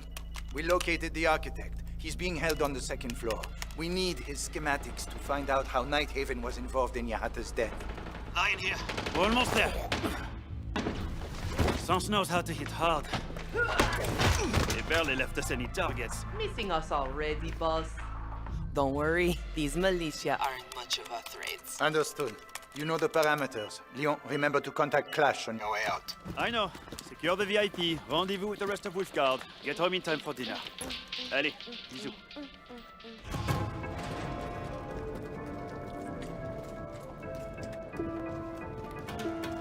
Line it up. We have company.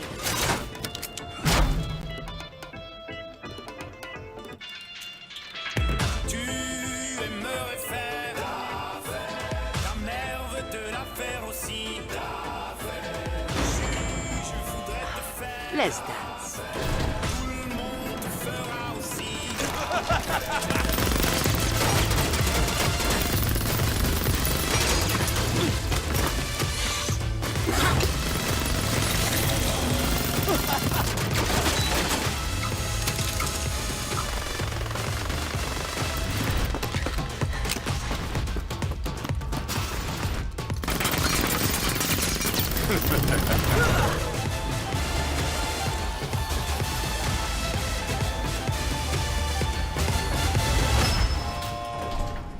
People really put too much faith in brute force.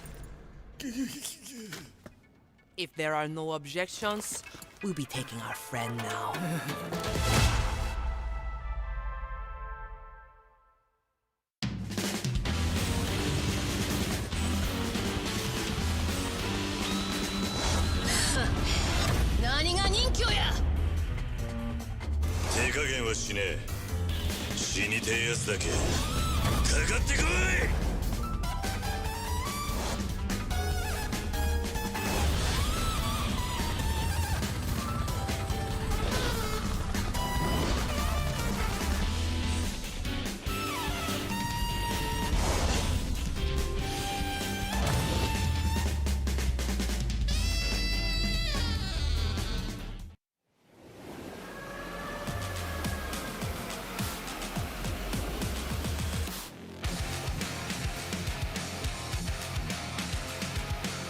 Even if I'm starting to lose face, keep my head out, still going on my way.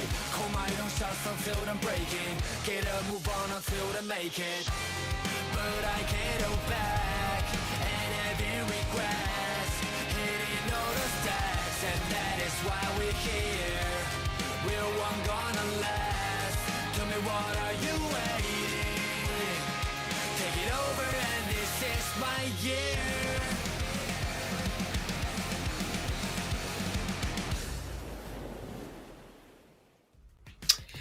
Ladies and gentlemen, welcome back from our second advertisement break. We're here, Cthulhu number 2, map number 2. That is Elevate going down to Gaming Gladiators 8-6. I don't know what's gone wrong. I really don't in the second matchup, but going on to the third, let's shy away from that one very quickly. Dire Wolves are taking on Northern Forces.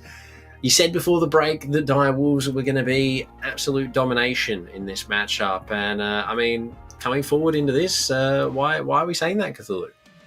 Look, honestly, I mean, Dire Wolves being the roster, the absolute dominating roster they are, look, I mean, the biggest accolade for them is the fact that they were the ones that have, I believe, went absolutely lossless in the previous season of the APAC South. 7-0. Whopping 7-0, yeah, a huge, accolade for them to really achieve, and it's one of those kind of situations where this will definitely stick around for a while. And whilst we talk about Dire Wolves being the giants, but the saying, the bigger they are, the harder they fall. And so this one, whilst yes, this is a matchup of David and Goliath, where Dire Wolves pose as that said kind of Goliath. If Northern Forces do pull out a few cheeky plays in the same way how just GG did, Dire Wolves will definitely feel that one. Yeah, Elevate definitely falling pretty hard in that last matchup. So if Dire Wolves follow it up with a loss of their own, then two of our biggest SEA teams, unfortunately, not having the best second of play days, but we can't say that just yet. Cthulhu Dire Wolves obviously still have a good chance to prove themselves. Let's be completely straight with it. They do have a pretty stacked roster coming into this as well. So, I mean, Northern Forces is going to have their work cut out for them. They did find the quickest victory yesterday in Playdate number 1 with a 7-4 victory. But Cthulhu, I mean, Bin Bin as well, dropping 18 in the fray against a Strape. So they do have some very big hitting players on their roster, and no real surprises that they took that victory. So in that fashion, Dire Wolves coming off the back of a loss, but Northern coming off the back of a dub. Do you think that their mental may even be a big play in a part of what goes on tonight? Because given that Elevate took the dub yesterday, they still sort of struggle with it. So maybe it's a point of contention here for this team. Yeah, look, there is a possibility. There is certainly a possibility that certain upsets could happen. But yeah, Northern Forces, I nearly said Northern Esports, versus Dire Wolves. Look, I mean, we have to touch up a little bit on the Northern Forces, given that it is a lineup that initially doesn't look as intimidating as it is, but then you look at the history for some of those players. Juan, the player who used to play for Velocity 9 and then became the head coach as well for them for a brief moment, up until, somewhat recently. Higa, who was part of Velocity 9 as well. And then you have the only one, Ray, who has been part of quite a number of different rosters, ranging from, again, the same Velocity 9 to 7th Heaven to Electrify, back to 7th Heaven, then even Dire Wolves for a brief moment. Yeah. And then back to Velocity 9 and now part of Northern Forces. So the man has seen it all and has seen quite a fair few plays. So, but look, I mean, given that he was part of the roster that did take the second place consistently as part of Operation League for Taiwan for season 6 and 7, as part of Dire Wolves, the memory will be quite fresh here for the representatives of Northern Forces. Yeah, there we go as well. Northern Forces, Juan, Ray, Yi, Bin Bin, Song D. Obviously, Bin Bin, 18 and 7 in the first play day, as already highlighted in the previous talk. So big numbers here for Northern Forces moving forward into game number 3. Obviously, a lot to prove going up against Dire Wolves. Obviously, Ray, a little bit of a grudge match for him, possibly, given that he used to be a part of the DW roster. But I mean, Cthulhu, this, I think, if it's anything telling, like the rest of our games tonight, is going to be a pretty interesting one with possibility for upset here, especially given that the map we're heading to, ladies and gentlemen, Oregon, nonetheless, back to basics for this matchup. Absolutely, yeah. Look, I'm actually quite keen for this one because I mean, across multiple titles, I mean, even when it was me and Blue Panda casting as well, it was kind of like a big talking point that after some of the maps that you try to go a little bit attempt to pull some big brain plays like Villa, that funnily enough has been actually banned out by Northern Forces rather than Direwolves. They would prefer to go back to basics. Oregon being kind of the staple map for the whole of the APAC region, understandably so, will be played here, and both teams should be feeling themselves quite comfortable in this sort of setup, in this position. So, yeah, on the side of DW, they should be back onto what basically feels like home ground, whereas for Northern Forces, same could be said, where they already know how it all plays out, and evidently for already 3 out of the 5 players of Northern Forces, it's a known entity of the map. So I get a feeling we should get a pretty nice and even ground, but for Direwolves, obviously, they will want to pull a return to form, especially given the circumstances of last playday. Yeah, given that they lost to Elevate, they're going to be looking to secure their first dub for the summer series. But on the side of Northern Forces, obviously they're going to be looking to continue their winning streak. Cthulhu, Playday number 1 was very fruitful for them, 7-4 on Cafe against a Strape. So coming into this, obviously on top in terms of score, which is quite telling, obviously, for them. They are a very solid roster. They have what it takes. They enjoy gaming as much as me and you do, Cthulhu. But nonetheless, we are going to jump right on into things, starting off, as always, with the bands. Finca Thatcher. Valkyrie, I'd imagine, will be what we see, but Oregon does hold some interesting possibilities of interesting bands. Cthulhu, we could see the Aruni, we could see the Wamai, actually, would probably be a great one, but no, it's actually going to be Flores to go first. So Finca might make it through here, depending on what Direwolves want to get rid of. Yeah, look, Finca could certainly make it through and would make for quite a dynamic change-up in the fragging department, now adding up yet another very able LMG user to the fray. Or maybe she will be banned out here still and will allow Thatcher in, but actually neither of those. Jackal is actually going to be banned out. DW fully acknowledge how painful Jackal can get here on this very map. So with him out of the equation, it's back to just fragging and droning as much as you can, albeit plenty of utility for that very case. On the side of defense, maybe Valkyrie. Cade is upon us. Well, Cade is there. Usually it's Cade Mira or or Mira Valkyrie, or Mira Cade, but with Mira currently being on global kind of quarantine, this does open us with the possibility of the said Valkyrie and Cade, which, by the way, has been a relatively repeating kind of ban. But neither of those predictions will be right, actually, for me, Proto. I think we both kind of just fumbled the bag there. Not only in our cast of predictions, but the bands now as well. Yeah. So SEA really just sticking it to us right now. Thanks, guys. It's greatly appreciated. But nonetheless, hey, jokes aside, it's all jokes at the end of the day. It's all good. Glaz, it's all good. Just from Pecan. I'm sorry, Glaz? Question mark? What's going on here? Direwolves, interesting pick. He has just had a buff, 3 speed with the bearing. And scary, still has the frag grenades, I believe. Yeah, and does still have access to the frag grenades. But let's be honest, you got a thermal scope. Why would you not be bringing smokes? Cool, come on, avid Glaz enjoyer here. But look, hey, I'm looking at this, at the setup, at the fact of Ed just teased us with a sense pick. You bring out the sense. Who needs the smoke grenades where Pecan could literally watch through those sense walls and then still be able to frag out? But again, that doesn't obviously come around since Ed will stick the Nook pick. But it would have been a cool opportunity. And the glass is gone. Okay, my day has been ruined. I'll see you later. Yeah, have a good one, fellow Russian, on the way out. I'm a hit the road. But no, North, solid lineup. Obviously, bottom floor, the first one for them here. Double shield set up with the Jaeger Wamai. It's very similar to what we saw yesterday on Oregon. I believe our third matchup of the evening was on Oregon. Indeed, it was. Gaming Gladiators versus Champion. That was a 7-5 to GG. So we have seen Oregon in the summer series so far. So probably not going to be anything really surprising if we're going to be completely honest with ourselves here, Cthulhu. But Direwolves, they're bringing the Thinker straight off the bat. First time she hasn't been banned tonight. And other than that, not a whole lot, actually, in terms of the Heart Breach, other than the Habana. That is really it. No secondary Heart Breach and no Maverick, but instead 6 sets of frag grenades here for Direwolves. Oh yeah, Direwolves are bringing in the pain, really. And I mean, understandably so. We've seen quite a fair few Nook picks as well throughout quite a fair bit of time. So it's a good time to really get to see this operator to be flexed to the maximum, given the fact that North actually has gone for a full-on hunker-down setup. All 5 players hanging around close by to the side.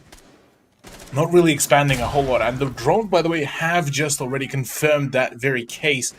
With the hatches starting to get popped, already seeing some bit of a shuffling around. North now starting to think, oh, maybe we shouldn't have really given away this much ground, because once the heat starts coming in, there's not a whole lot of ways to fall back. Not at all. They're also playing a bit of an interesting freezer here, opting to have that left wall opened up, and now as Songdi loses his shield with one of those 6 frag grenades, things get slightly more difficult. Shadow now as well to take one onto Zhuan. Yi almost going down as well in the frame. Cthulhu, 1 minute and 20 seconds left. Direwolves have done really well so far.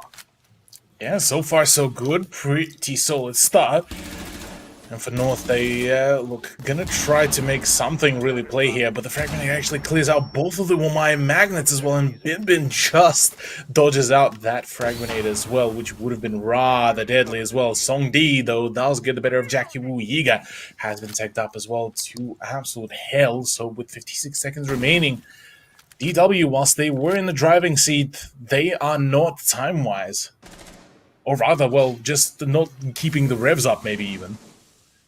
Yeah, North, I'm surprised we haven't seen too much aggression from them here, given that they do have the ability to make that aggressive style of play. ED is going to take some of the damage running on through the Toxic Canister here, not going to spot the player in small box, but the swing is not there. With only 30 seconds left, Songdi to find a second. Putting on that small box now, Songdi for another, Songdi for 4, can he find 5? Pecan, the only player left, he's hunting for the frag in 20 seconds. He has the ability to find all of the Direwolves players in round number 1 here. Will his teammates be as so kind as to give him the ace? He's not looking the right way, obviously.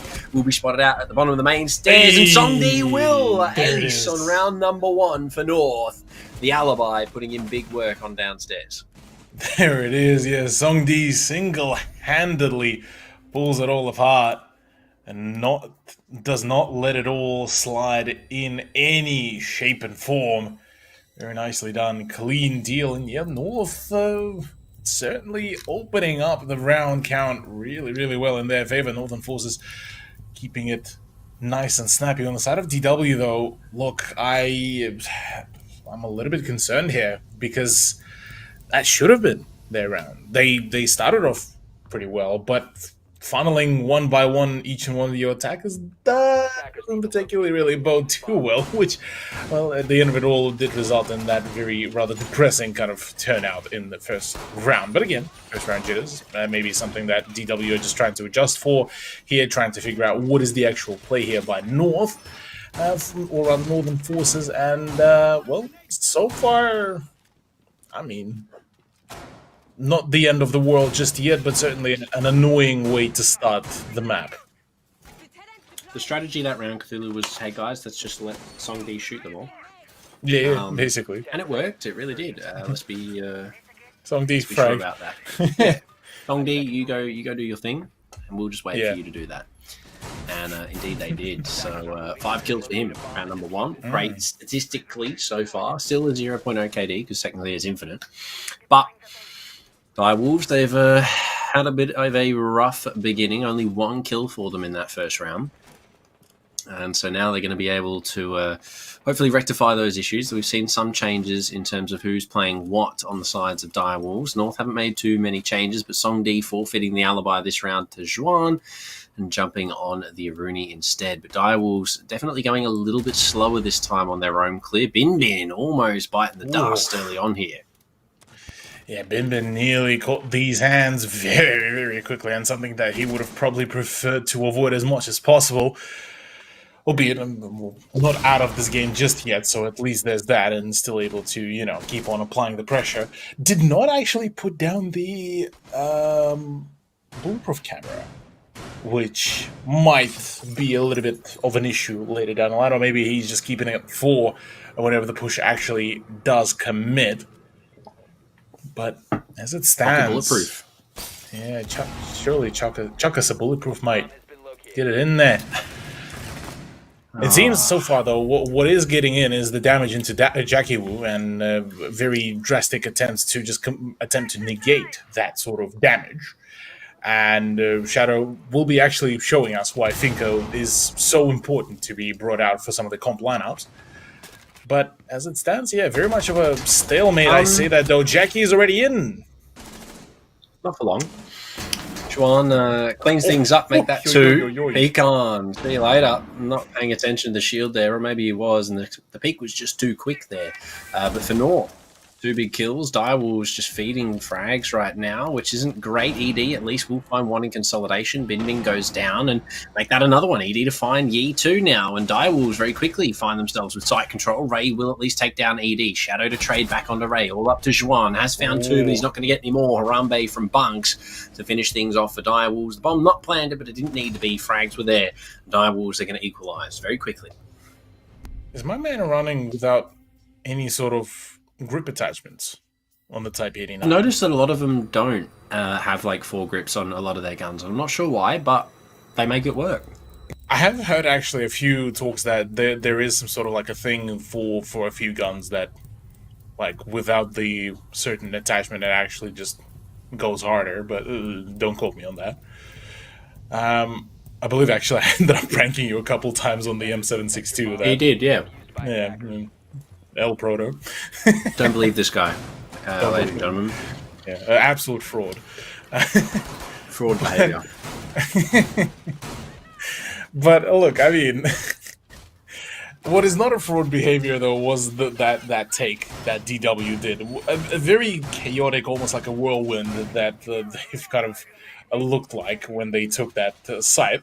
On the side of Northern Forces, though, they've acknowledged that, look, maybe things could have been a little bit cleaner, and maybe we could have performed a little bit nicer on our setup. So an attempt to retry very same setup will play a bit of a dual-edged kind of sword here, I feel, Proto, given that on the side of DW they will basically know, okay, well, they're literally going for the same setups, basically just even try to maybe pre-nade certain positions. On the side of North, though, they might use this as a lure.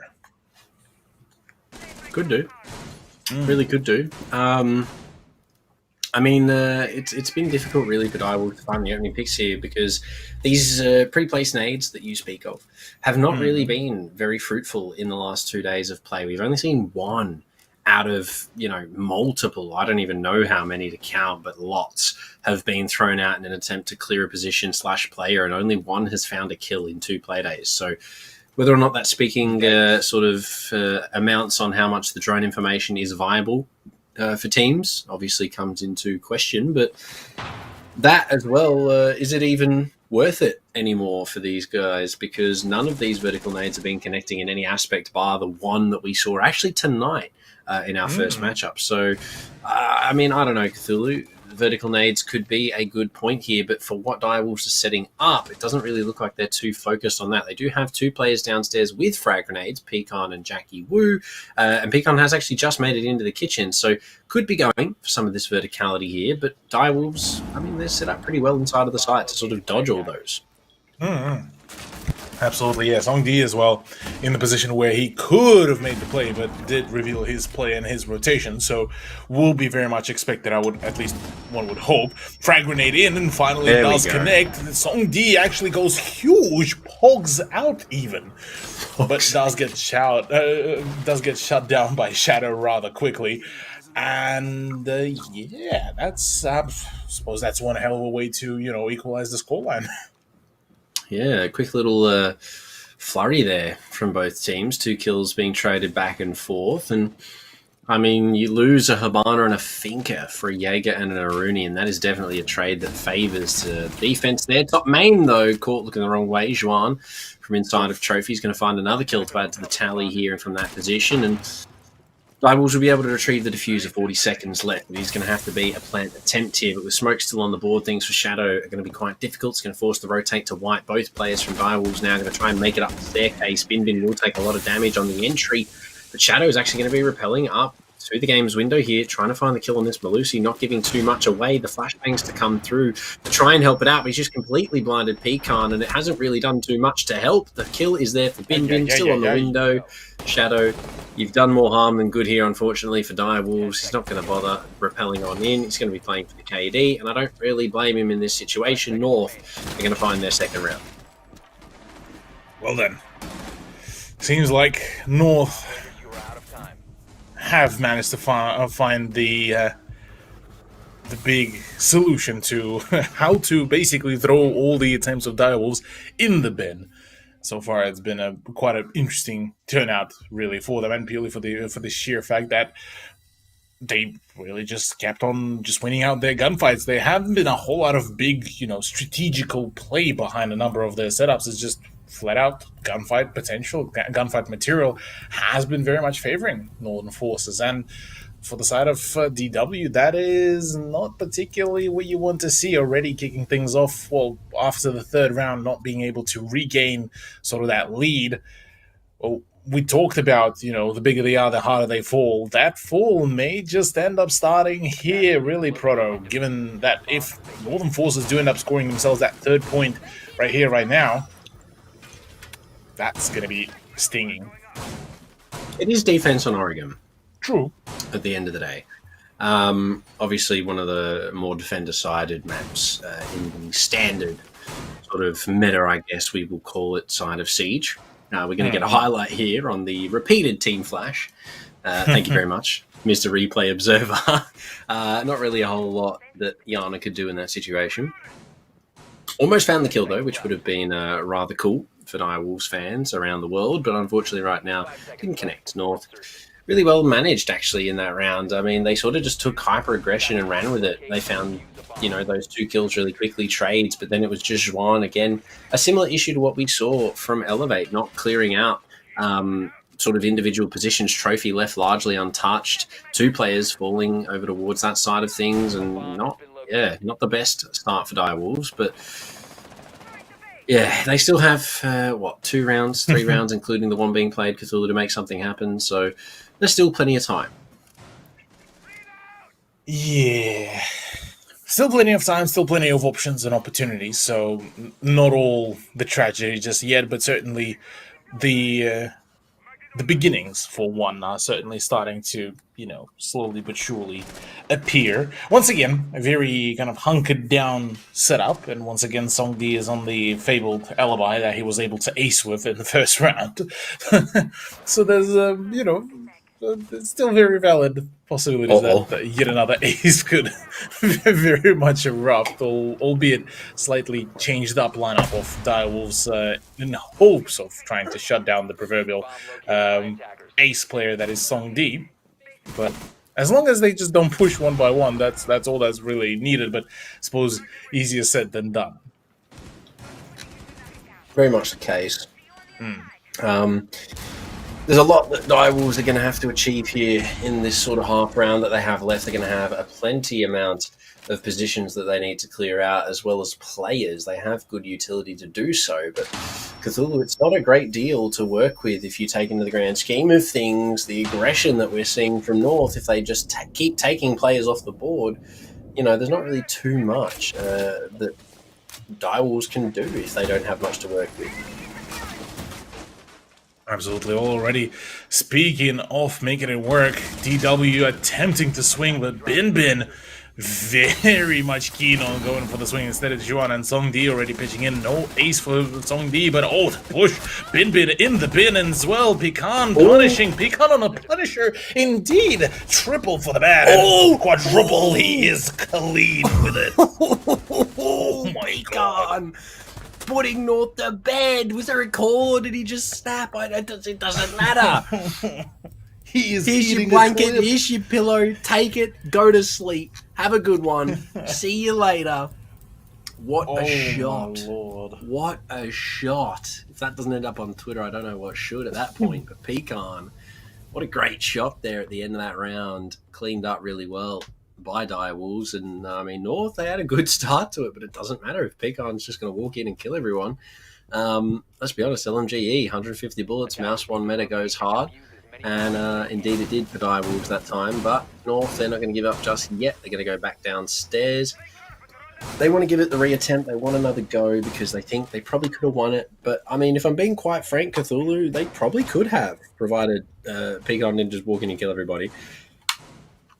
Yeah, look, I mean, if Pecan just gets unleashed like this on a consistent basis, I mean, sign me up for more of that sort of source, because that is primetime gaming here from from a Direwolves player. But I mean, also, look, Pecan kind of being a bit of a bodyguard there, because saving the embarrassment of Ed being being bailiffed to death from behind by Song Di, that's a pretty heroic deed. Pasta smokes as well. Oh yes, pasta smokes. Which almost went very wrong. I don't know how ED didn't hear that. Player running around right behind him type thing, but in the fray of the moment, Siege Audio Engine is a magical place. It's a great thing. It's its own kind of deity at this point. It either gives you the dub or it takes away that said dub from you. Siege Audio will giveth and taketh. Indeed. In that time, it gaveth to Pecan 4 kills. Bin Bin will be spotted out. Whether or not he's going to get a kill here is a big question. No, he won't. He's going to be able to fall back into the depths of Freezer without being picked off here by any of the Direwolves members. The information was there. Obviously, this is going to force the redrone now, which is going to be time, which is going to be effort. Direwolves expending utility, all manner of things to try and find out where Bin Bin has disappeared to, if you will, where he has been.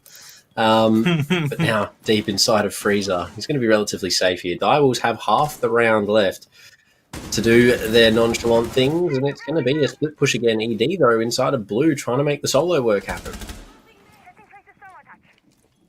Against his ex-teammate, that is Ray. Understandably, the man would want to back up. Ray has been hitting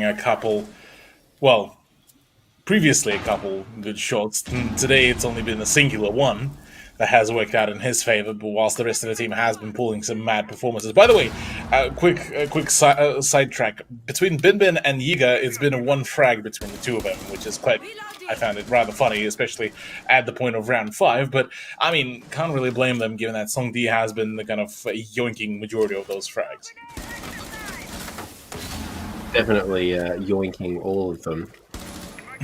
Smokes to come out here for Direwolves. They want to look for the execute in the final 50.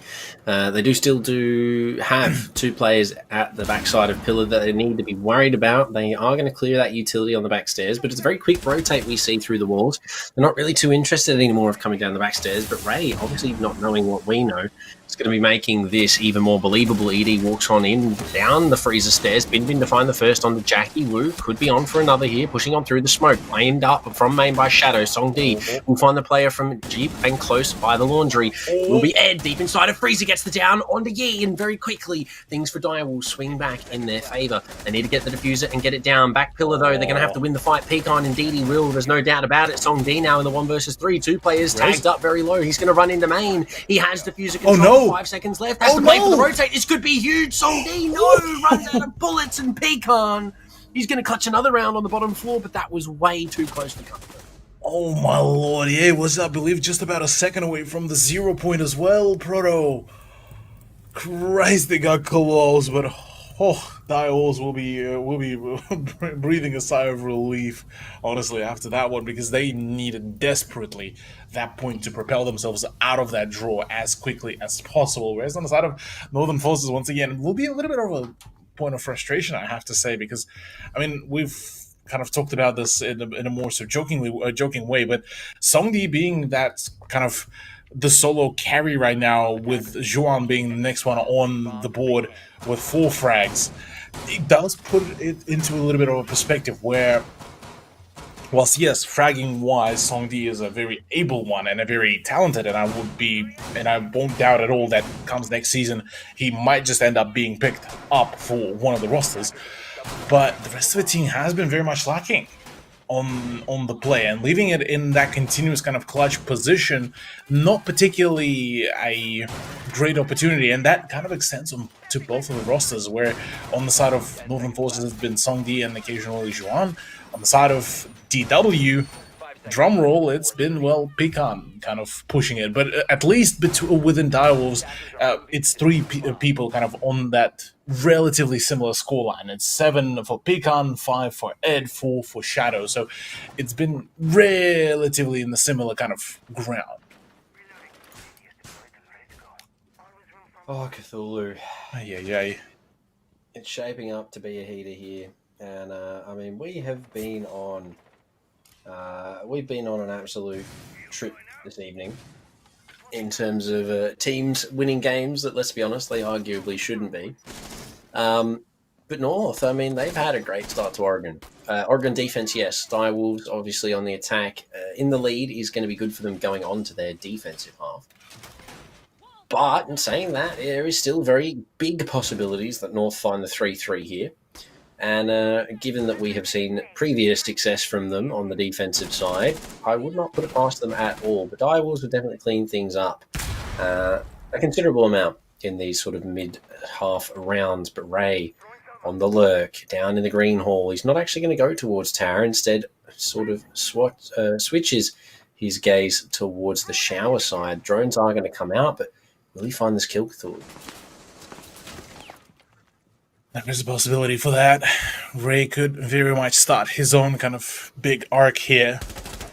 If he's able to keep up, thinks that he had some play happening around the kitchen hallway, very much paranoid about it, but Bush is already starting to come around. Oh, about to get Pinsent, does come around and come out with a dub in the gunfight against Pecan. That is a big LMGE carry now, completely out of the equation, albeit already quite a fair bit of time has been drained as well. Proto, this is looking like we possibly could be seeing a 3-3 envelop and rather unravel in front of us, given that Songdi just got the better of it as well. Shadow falls as well. It's all down to Jackie and Harambe to do it, and as it stands, this is a very unfortunate, very dire situation here for DW. For Direwolves. Pun intended. I see what you did there. Yeah. Nice little segue, Cthulhu, but what's left of Harambe is going to be attempting to do something. It will be Jackie Wu to find 1 frag, and, well, it might be a singular kill. It's not going to be too much in terms of what's going on. No, the ADS is both there. Jackie Wu could have just shot both of those, but unfortunately will not opt to go for that. This shield isn't being manned, actually, currently, but it doesn't matter. Song D. A lovely headshot and Bin to finish things off. North will find the 3-3 half Cthulhu in quite surprising fashion. Direwolves, unfortunately, not able to find a great lead there, but going on to the defense side, things are looking up. Yeah, look,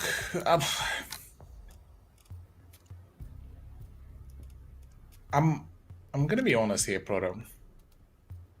We were clowning on, Black and Blue, saying Northern Forces will be the ones. I don't want to talk about it yet, Cthulhu. Yeah. I'm dreading it. My picks after that, if it comes to fruition, will be in the bin. Black and Blue may have pulled the Blue Panda, and I feel like if we talk too much about his picks, we may get twit-longered. I mean, look, at this point, I'm glad that I'm being proven wrong. At least I'm glad that it's happening in the early stages of the season. So Yes. there's that. We'll get all our horrible predictions out of the way in the early stages of the week. But yeah, look, I gotta say, I'm genuinely impressed already by what Northern Forces have been bringing out, and I, looking back, look, maybe their dub over Strape wasn't just a fluke, and it wasn't just them farming a Strape, who are unfortunately currently down bad, horrendous in the 8th place. Yeah, we're gonna get a more in-depth look, obviously, at the scoreboard at the end of play this evening. But given at the end of play day one, Northern Forces, we're actually sitting in first place quite happily, with Direwolves in 5th. So, I mean, if we want to talk about that specifically, North, in terms of the leaderboard, are definitely the favourites given placement at the moment. But obviously, we know Direwolves, we know Northern Forces, so knowing what we know, Direwolves are going to be the favourite regardless. But North Forces are currently showing why you always have to be expecting. I mean, Blue Panda was saying yesterday that dark horse sort of team or run for a said team. And Northern Forces, I mean, very similarly to what we saw in our previous matchup, Cthulhu GG. Obviously not that dark horse, but definitely proving us wrong. Absolutely. Oh, man. Proto, not gonna lie, I'm starting to sweat a little bit there. Dreading the talks about, about those predictions. Like, yeah, let's not. Let's not talk about the predictions, really. But, look, I mean, going into the defense, I reckon for DW, this is still all good. As long as it's an even Steven kind of ground here for them. On the defense, it should be relatively workable for them, given that I'm sure that Devils are very much trained in the art of the defense, more so than the offense. So, I mean, all the tools in their hands. Already a minute remaining, and Northern Forces haven't really made a whole lot of advancements, which does pose a bit of a question of how much of a bloodbath that is going to be once the actual push commences, or whether it will be just more so kind of a push on one after another. Not long left, Cthulhu. Okay. But Harambe, a lovely headshot to find on the Song D. The Lions silenced the Raw no longer. Shadow is going to be there for the cover of his teammate Bin Bin to fall. Shadow with the cross. Great plays so far from Direwolves in the latter parts of this round. Flashbangs being dumped onto Jackie Wu. Ray will find one. Harambe to go down. So some form of a trade here for North. But at this point, is it too late? 3 players make it 2. Shadow for another. Yi goes down inside a freezer. Diffuser now dropped as well. Swinging around from the launcher machine, he will find, or at least look to find, the head of Zhuan, but he will not be fruitful. Ray goes down as well. 3 players left for Direwolves. North only 1 on the board. Jackie Wu to confirm. Will spot the one. Swinging on round. Could have made it 1v1, but Ed to shut things down with the shotgun. Direwolves on defense, not letting it slip just yet. Quick cheeky peekaboo there, and yeah, Direwolves do manage to propel themselves once again up 1 point ahead. So far, so good.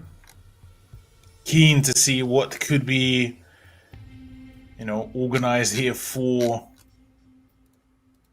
themselves, given that was a clean defense, and that was a good read by Direwolves in the way how they've held their sight and didn't really need to, per se, expand any further on the map, which is a good showcase that, they can play that kind of a base game of siege defense and still will be able to come out victorious. Now, going into the top floor site, once again, I'm feeling it is either going to be a mirror kind of setup from Direwolves comparative to what Northern Forces have brought out, or otherwise it is looking to be a little bit of slight change here and there, with more so just the ability to have a little bit more of a fluent kind of ability to rotate around the site and the map. And certainly it does pose to be that sort of case, but I suppose we'll have to wait and see.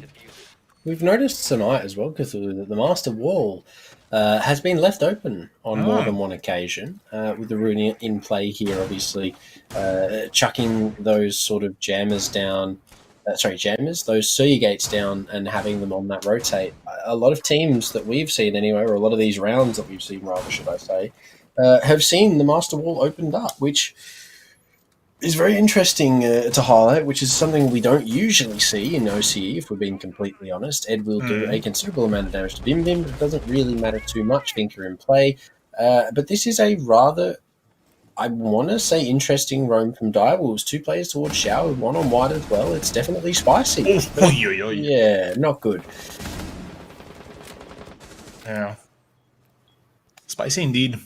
Wasn't too was maybe a little bit too spicy for Pecan, given that he just copped a very much of a free range L on that swing. But for Direwolves, I mean, they still have 4 players remaining, 1 more on the roam. The rest are starting to default back to the side, minus Shadow as well. So 2 players on site, 2 players off site. And the last moment reinforcements are starting to happen, so that sort of flexibility being taken away, they wanting to ensure that there's as many hurdles as there can be for the attackers of Northern Forces to kind of try to surpass. There is still one sort of big linchpin here for Direwolves on the bottom floor, and that is, well, let's make it 2. Shadow and ED, obviously being 1 in Greenhall and 1 inside of the classroom here, just holding for these sort of flanks and late plays. Direwolves still have a really good sort of backup plan, provided that North don't start checking these positions, but Bin, this is going to be big. No, again, this is what we've been seeing from these nades. They haven't been connecting, but the hipfire headshot will. Harambe, unfortunately, is going to be holding that one for the time being. Jackie at the top of white, though, is going to find one. And now the call has been relayed. ED knows that there are players from North at the bottom of these stairs. He's going to walk on round. With another banging shot onto ED, walking up white. Yi will find one. Shadow will get one. A triple for him. He needs the quad. Yi. It's all that stands between him and a win. He doesn't.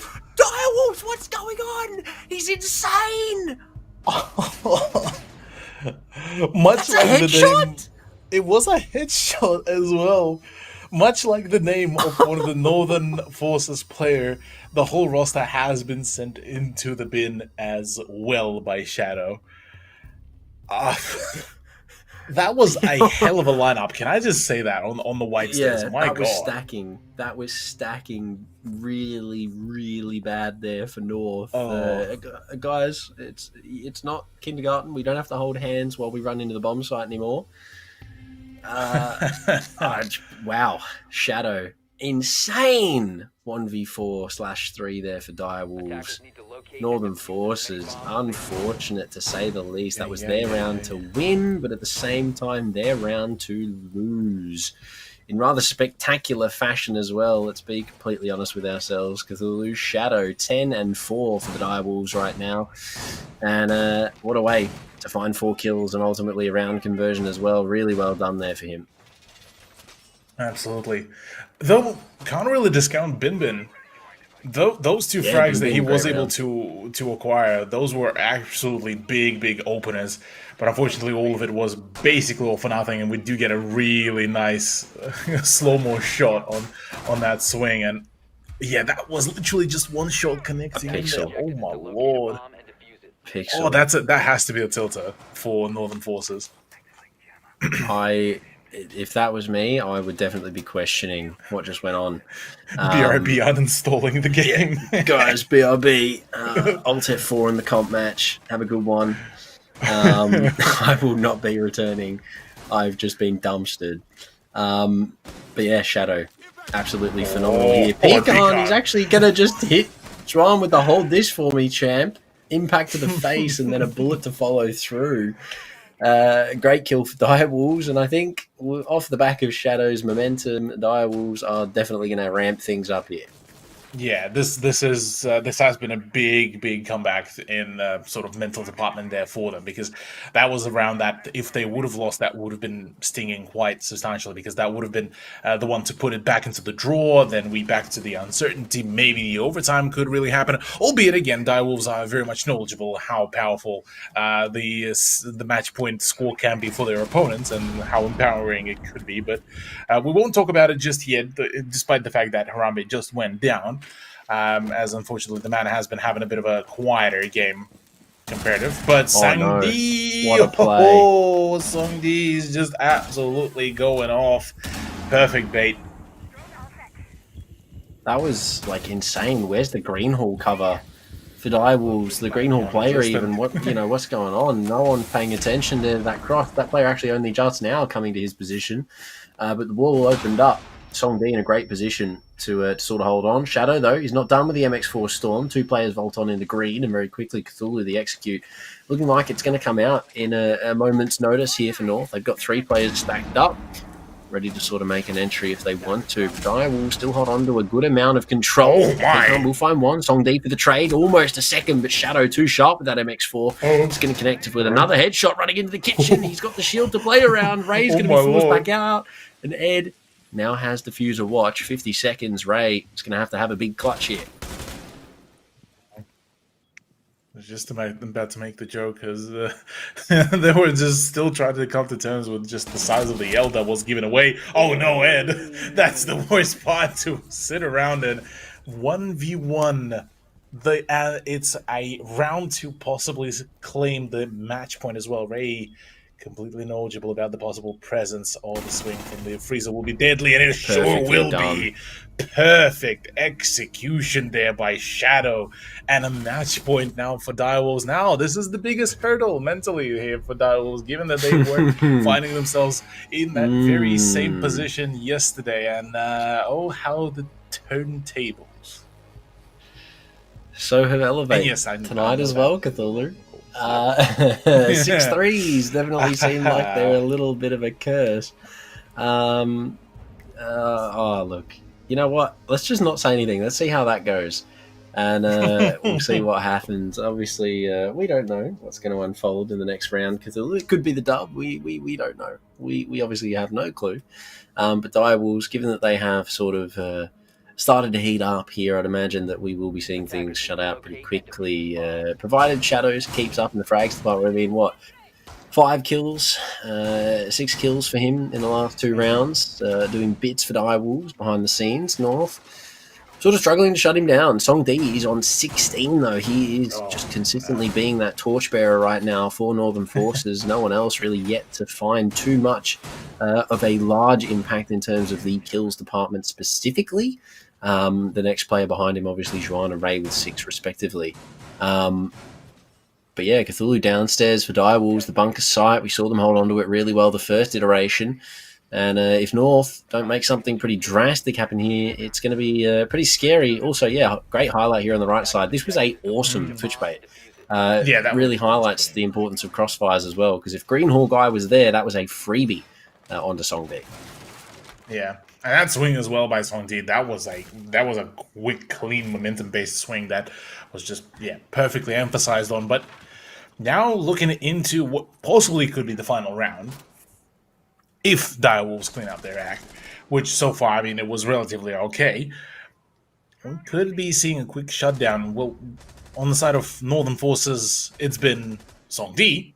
On the side of DW, it's been Pican and Shadow, but, well, Pican is no more after deciding to swing into Songdi's DMR, who has been actually on quite a fair bit of a ripper. So now the rest of the team will have to be very cautious, very careful on their play, namely Jackie, who wouldn't want to lose a whole lot of position. Ed, wow, just dumpsters Eager, just like that. One tap, trade down, whatever you want to call it, Ed, on a heat-up with that SMG, and Jackie now finds himself in a bit of a position. Walls opening up around him and everyone collapsing to where his roundabouts are. He's going to have to make a big play here. Maybe a teammate to support from Whiteside would be a big thing for him, but no one is close by just yet. Obviously, one is coming up. We do see Harambe there to play for the cross. It's going to be the double swing. The shotgun good for 1. It's good for 2. He's not going to get to confirm either. Ray will actually get down, but Songdi able to come up and collect both of his teammates. Unfortunately for Direwolves, 2 frags there, yet to be confirmed, but what a great play. Good damage dealt. Good damage, good stall as well. And whilst the Finker boost will be the one to pick everyone back up, but it's still quite a substantial damage loss there, really, for Northern Forces. Now, with a minute remaining, Shadow, Ed, and Harambe to try to make a play. Shadow gets absolutely trashed there by Songdi, which does leave us with the quite a minuscule amount of possibilities here for DW to hold on to this side, which is not the kind of setup that they would have hoped for, but look, that's the one that they ended up getting. A retrieval of the diffuser at the far ends of the map. Oh boy, yeah, once again, the remnants of just that absolutely disgusting tap. And yeah, look, now it's all down to the DMR and the SMG-11 to try to make a play here. It's all Freezer side with one on main. 4 players obviously allows for a pretty big split here from North.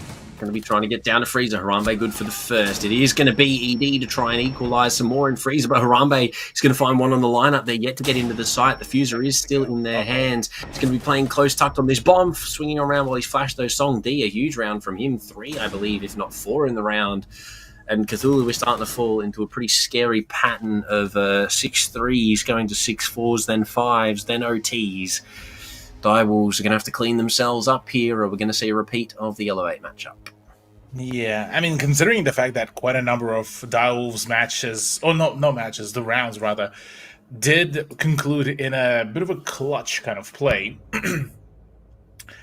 Not the ideal situation that the Direwolves org and the team would love to find themselves in, but quite a drastic change of the lineup, introducing now the Warden, introducing the Thunderbird. So the attempt to play for longevity here for each one of the players. So assuming as well that they will also bring out, you know, the healing and a bit more of a kind of a hunker down, turtle down position, could be the idea, albeit knowing Direwolves, they would still want to play for a bit more of a kind of a roam play. And yeah, the replay shows that phenomenal kind of switch around, but unfortunately there was the third person that the poor mute player just couldn't really find, or rather, yeah, it was mute, pardon me. So yeah, it's a stand 6-4 Proto. I'm starting to get a little bit spooked here, not gonna lie. I'm praying. I am praying. To anyone that can we get hear a me, prage in please, chat? can we get a prage, please? I mean, it has been. You know what we could drop in chat for the glory, maybe a little bit of credit action going on. Yes, sir. But yeah, it's I'm Cthulhu. A team so far in the summer series would not dare win a 6-3 lead. So far, no one has been able to close anything out, and it's getting to me. It is. It's late. it's closing in on 1:30 here in Australia, and I'm sure that it's getting quite late on your end of the island as well. So yeah, Direwolves guys, we want to break the 6-3 curse, or is it something that's going to continue? It's not good. Look, there is certainly a possibility for that. There's certainly a possibility for this to happen, and wouldn't put it past that. Northern forces could really bring this all the way, but I mean, so far, very, very kind of close to hot. No more roams compared to what we've seen just before. North will be given a very substantial ground for the rotations, as shout out to the wonderful observer bug that makes Johan look like he's just phasing through like Agent Smith through walls. ED though, the first to fall. Guys, Ray, big kill for North, especially to kick things off. Direwolves on the downstairs again, trying to make this happen. Jackie Wu, though, the next player in the point of Ray's crosshair, and Direwolves just cannot seem to make this happen. They do have the Thunderbird there for the heals, though, so at least there's that. But Cthulhu, Japan gets a pistol kill on the peak. What's going on, Direwolves? What's happening? Yeah, I'm not too sure either what is actually happening here. Oh, another swing, very courageous one from Song D. He knows this is his stomping around here. Harambe borderline shaking in his boots right now. Frag grenade in, Harambe down, all down to Shadow and Jackie, and all of a sudden we back into the swing of things. That's a 1v5. This is about to be a flawless round here, Proto, and it is not looking good. Jackie Wu at least making it in the non-flawless round, but taking a lot of damage. Flashbang in, Retina's gone, so is life. Has Song D hit 20 yet? I think he has. He's about to, Surely, yeah. right? If not I yet. think he's on like 19 or 20 kills. He's really close. Oh, are we gonna see OT? It's always the one caster that picks the other team to win, and then they do it, and then it's like, okay, cool. So thank you, Black and Blue.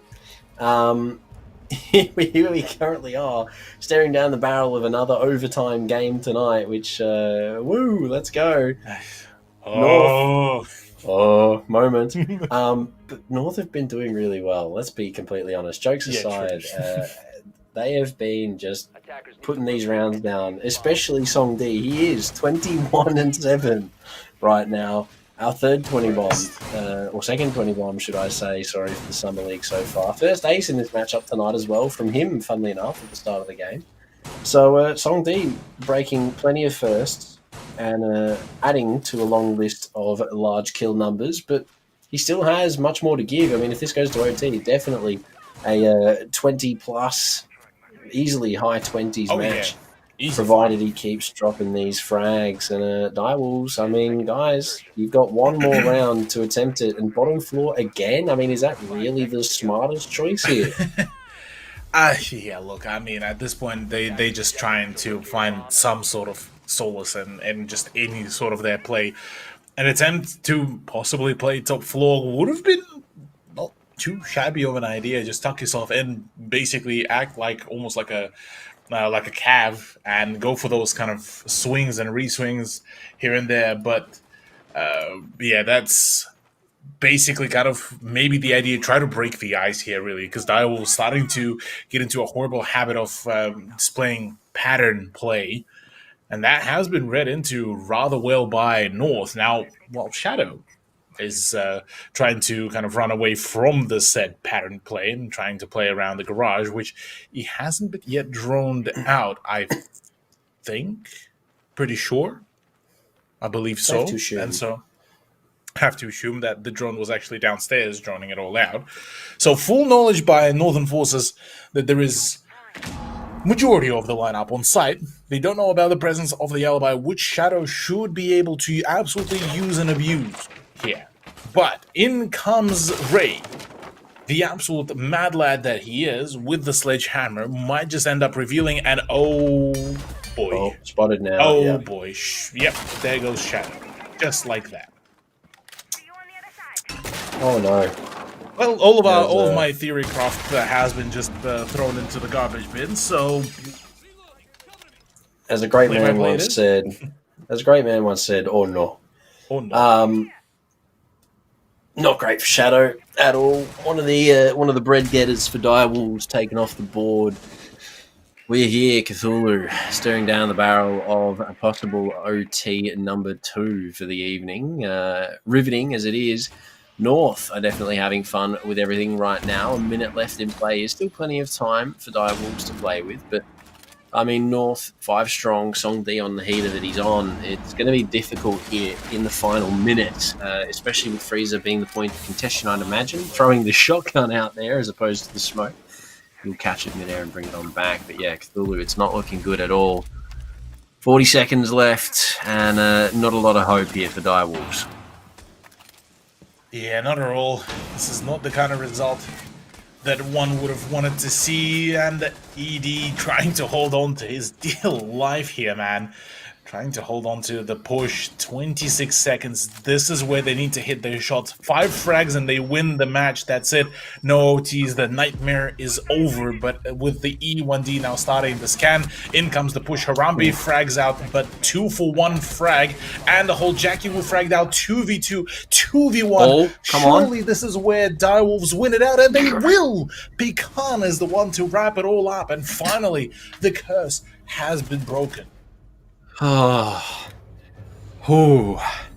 Sigh of relief, Cthulhu. Direwolves fans, I'm sure, will be sharing that one with us right now. A very, very rocky mid-game there from Direwolves, but they broke the pattern and finally managed to make something happen. A victory for the Direwolves here as opposed to what they got yesterday. Unfortunately, they lost to Elevate. They've rectified that, Cthulhu, with a 7-5 here tonight against Northern Forces. Very well done on Oregon. And look, could have been another OT game. Northern Forces are proving, Cthulhu, I think, more and more by each night, that they are definitely a team that we should be looking a little bit more respectively at. I mean, their first game against the third place qualifying team, okay, it was a straight, but coming into tonight against the Direwolves, I mean, that was almost another OT game. And Northern Forces there actually looked really scary. Song D, 20 plus frags for his team. I mean, if he can keep that up, he may also find himself picked up by a new roster for next split. But at the moment, Direwolves hold strong. 7-5 victory. Yes, absolutely.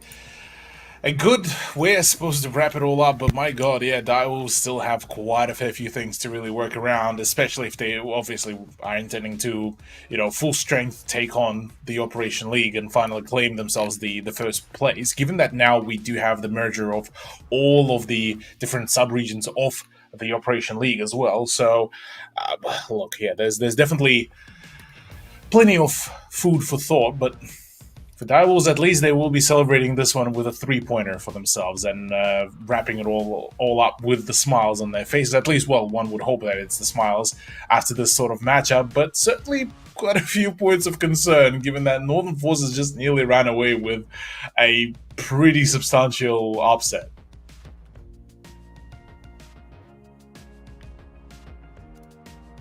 Ooh. I think you hit the mic mute there. My bad. I just realised that. Must have bumped it. Speaking of bumped it though, we're going to bump this one up. Fight for Glory, Rainbow Six. Make sure you drop the hashtags in the chat for your chance to win some credits. But yeah, Cthulhu. Speaking of mic muted, the only thing that is also not going to be happening tonight, other than me talking, is Black and Blue. Unfortunately, Northern Forces did come out, mate. We do apologise. Little bit of banter here. Respect given, very close. You were very close. Didn't pull off the blue panda though. I don't think anyone else is going to do it. I don't think anyone else will pull off the 5-1 odds, the odd verse against. But it could yet happen. Could yet happen. But yes, other than that, I mean, a great third match for this weekend so far, Cthulhu, and we will be on to number 4, but momentarily, ladies and gentlemen, we'll be heading to another short break. So don't go anywhere. We'll be back for the final match of the evening, Obsession versus Champions. Don't go anywhere. We'll be back shortly.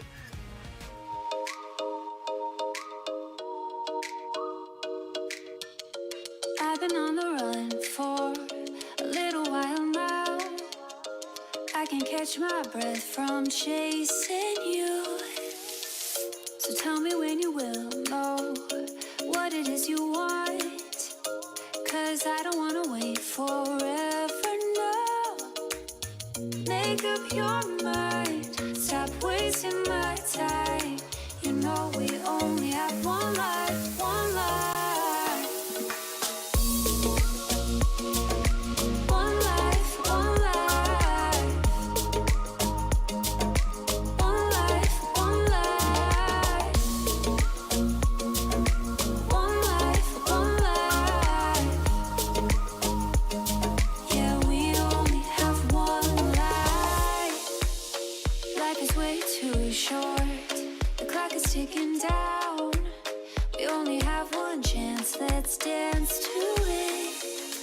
Won't you make up your mind? Stop wasting my time. You know we only have one life, one life. One life, one life. One life, one life. One life, one life. Yeah, we only have one life.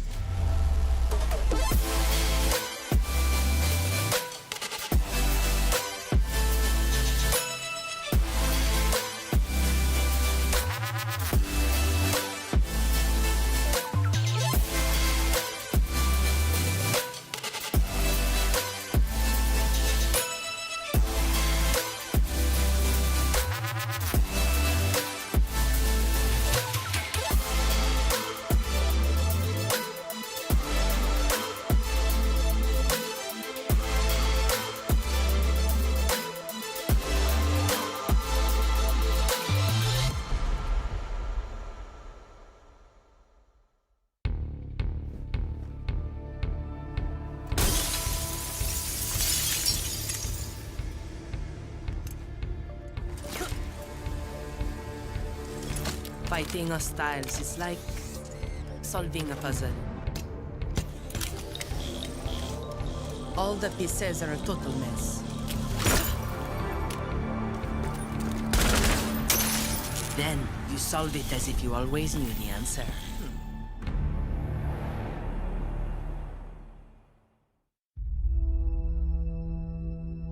There are civilians out there who need us. They can't fight back. They can't escape. And they can't heal their own wounds. That's our job. And we're the best at it. By being careful and compassionate, we can make the world a safer place for everyone. We do this to be of service. And we can't afford to be complacent. When we go out there, we work twice as hard to protect others. Whatever we have to do, we put the people first. That will be our focus. With unwavering diligence, we defend. And we get to say that when Wolfguard is on the field, things will be different.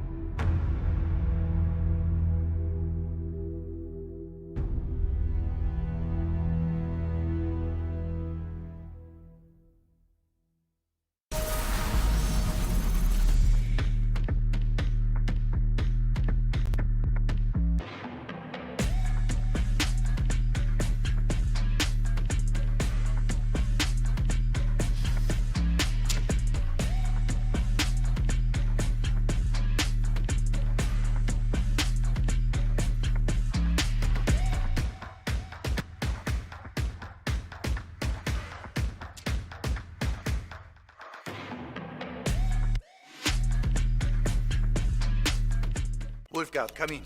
We located the architect. He's being held on the second floor. We need his schematics to find out how Nighthaven was involved in Yahata's death. Line here. We're almost there. Sans knows how to hit hard. They barely left us any targets. Missing us already, boss. Don't worry, these militia aren't much of a threat. Understood. You know the parameters. Leon, remember to contact Clash on your way out. I know. Secure the VIP. Rendezvous with the rest of Wolfguard. Get home in time for dinner. Allez, bisous.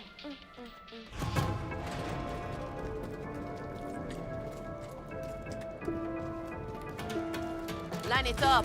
We have company.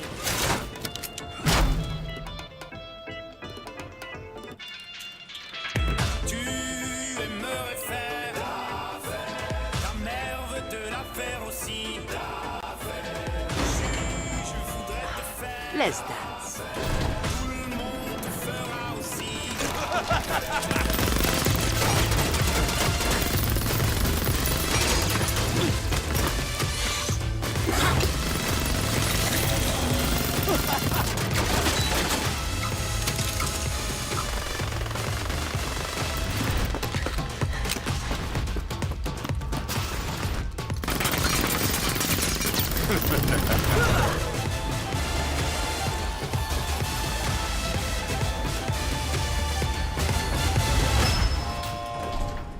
People really put too much faith in brute force.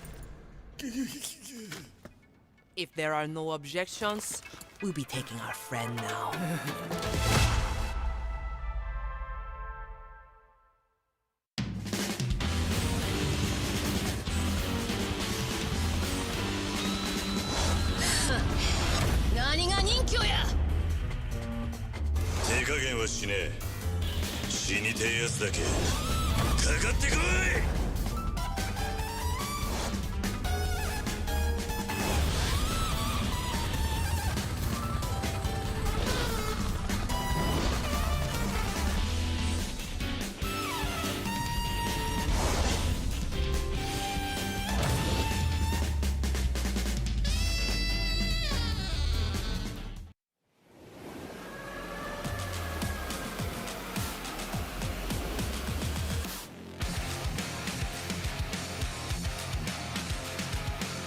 Even if I'm starting to lose face, keep my head out, still going on my way.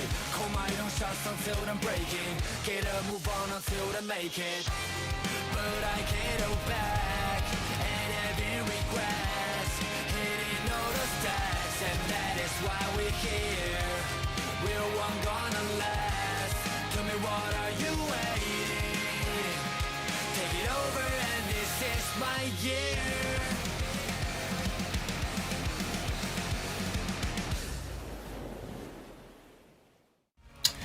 Ladies and gentlemen, welcome back. We're here for the final matchup of the evening, game number 4, Obsession versus Champions Cthulhu.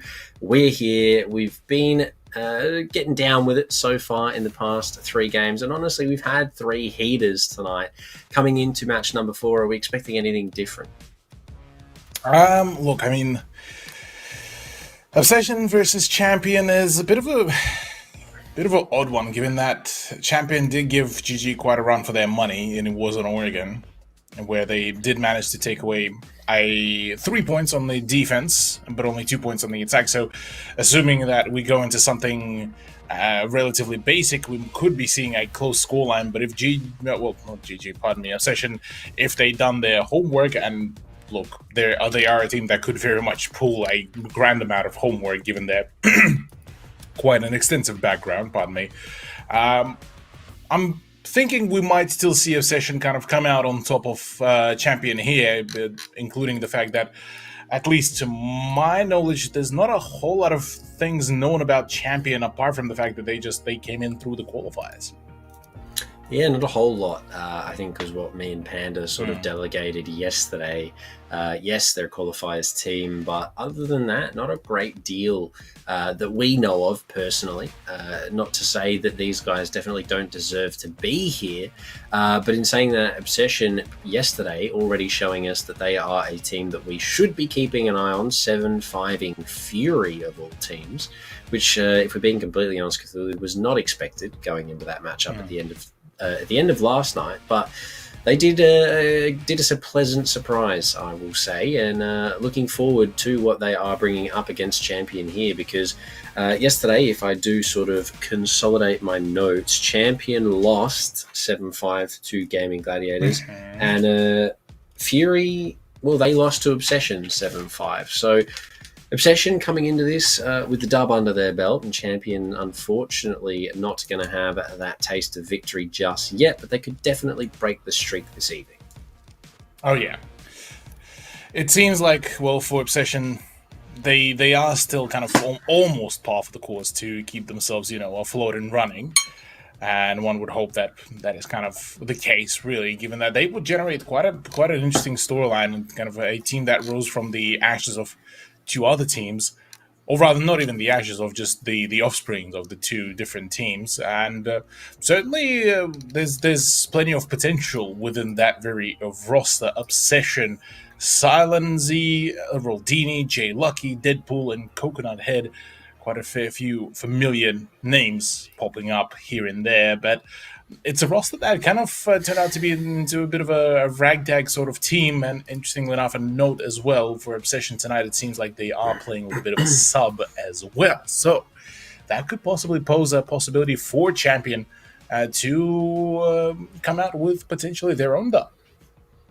Yeah, especially with Solotic yesterday, highlighted here at the top side, KD-wise, 18-8. That was against GG as well.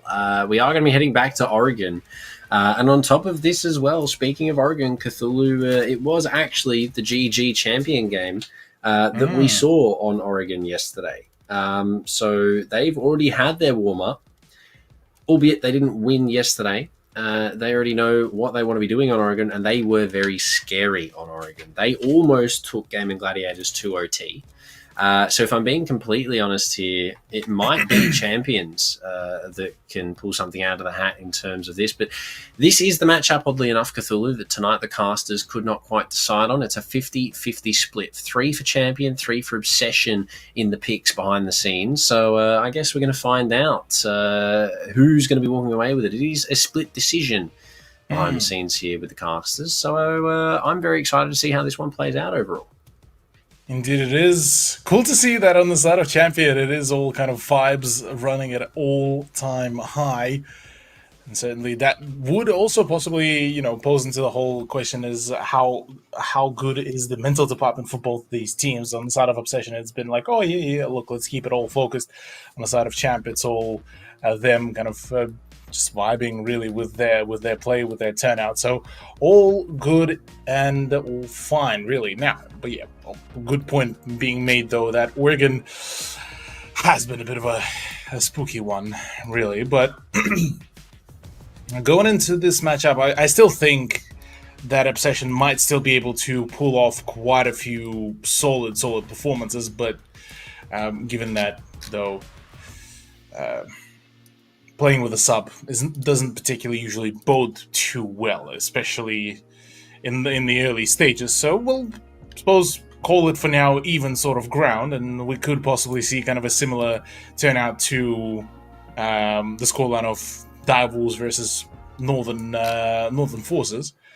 But in that case, at least, well, one would hope that if one of the teams does reach the match point, they will just close it out cleanly then and there. But I suppose we'll have to wait and see if that is the actual case. Unfortunately, ladies and gentlemen, giggles aside, we've had to go to an immediate rehost.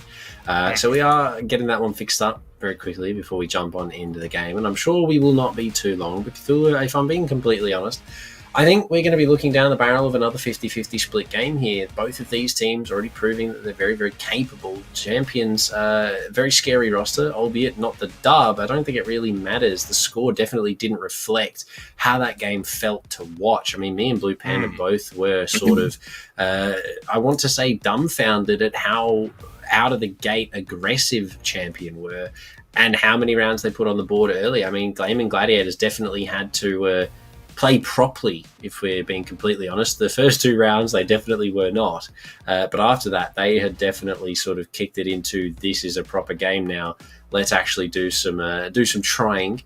Champions, unfortunately, not walking away with it. But yeah, I mean, this is going to be scary, I think, because provided Champions get their momentum going early on, I mean, we could be in for a very interesting matchup because Obsession with the dub looked very good, but Champion as well, on the other hand, I think we could be in for an OT game here to Cthulhu. Maybe the max OT regulation, 15 rounds, but who knows? Just yet? We're even yet to get into it. We don't know what the bans are at this point, Cthulhu. It could be anything. We've got no clue. We can only speculate as much as we can before it starts off, but final speculations, Cthulhu. Speaking of, what are we thinking overall is going to be the go here?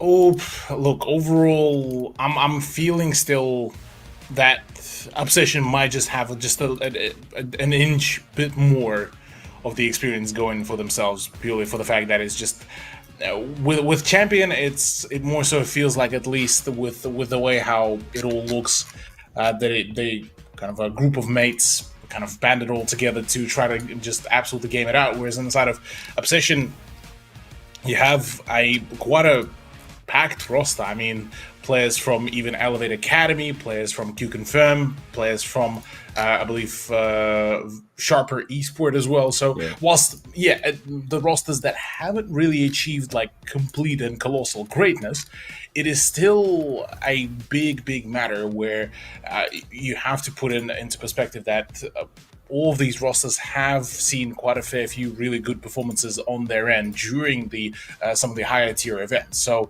here it's more so kind of the understanding, the game sense, the knowledge that was gained from all of those tier 1 leagues against a team that just bows quite well in the chemistry. So look, let's see how things will really work out here in the ban phase, because this is, I think, where a lot of pace initially will be set.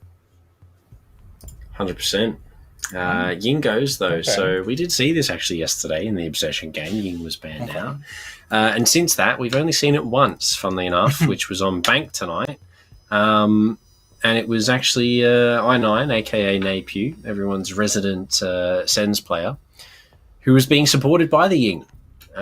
So interesting that she's banned. Obviously, SEA do enjoy their Ying. Thatcher to go as well here from Champion. Probably the Valkyrie, I'd imagine, to follow things up. But given that it's Oregon, we have just watched an Oregon, so this will be the third iteration that we see. And these teams have definitely had plenty of time to be doing their homework coming into this evening. Absolutely. Well, homework indeed. Yeah, one would hope. So far, very relatively basic kind of bans, but very necessary ones at that as well. Thatcher and Valkyrie gone, that will be taking out quite a fair bit of flexibility out of the equation. OBS, though, they are not wasting any sort of time. Both Ying and Wamai very much prepped here against their opponents, very much revealing that they certainly have been preparing for this one fairly well with the whatever time that was allocated for them. But still, though, good set of bans to prevent that sort of initial, suppose, rush play or initial momentum play, barring that sort of blinding ability of Ying. But it still leaves quite a fair bit of, flexibility and a fair bit of rush play room with still Lion being present, still all of the roam clear operators like DKB, like Jackal, plus the Vinka, plus the Zafi, and the list goes on and on and on. So the still not the most crippling bans, but certainly it's more so maybe for the safety of their own sanity. Safety is for a lot of things, I would say, Cthulhu. It's obviously comfort picks and whatnot as well that come into it. I mean, we may have seen the Ying ban from a session here because someone from the camp of champions really enjoys him. We don't know that. Obviously, we don't scrim these teams on the regular. We don't know what's going on behind the scenes in terms of operator picks and stuff like that. But something that I would like to point off right off the bat is the SSG style hold into meeting room here. Coconut Head on the castle, sort of barricading off the doors. Not a strategy that we have seen in a hot minute, Cthulhu. Yeah, not the strategy that we have seen for a while, not the map that we've seen it being performed on for a while. So definitely quite an interesting turnout. Quite curious how will this really perform, given the fact that it is only just Coconut Head that is holding that very position in the meeting. There is obviously presence of J Lucky and Deadpool as well in the Freezer Stairs and CCTV respectively, but again, how much will that actually play into that ground floor hold is a completely different thing. With Powerhead actually just saying, don't care. I'm just gonna get the openings going. I'm the one that has the blowtorch. I'm the one that knocks.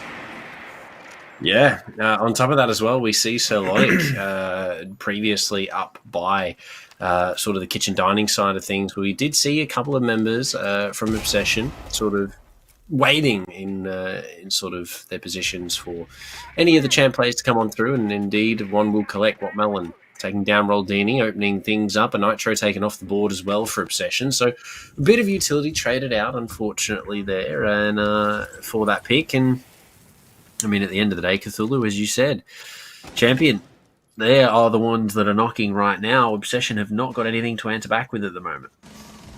Indeed, already. Well, the first frag on the side of OBS does finally come around. It's the Finca does go down, so is the Maverick, so is Iana. Very quick, clean, full apart.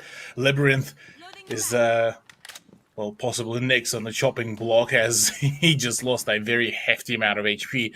On the side of OBS, though, very quick, very snappy default back to the side that does allow them to kind of regroup themselves and reposition for some of the more impactful crossfires. Interestingly enough, no presence in the small supply room, so relatively free real estate for now, but they don't know about it. They have an inkling about the presence around the laundry, and for the right reasons, there is a rather deadly mute player around the corner.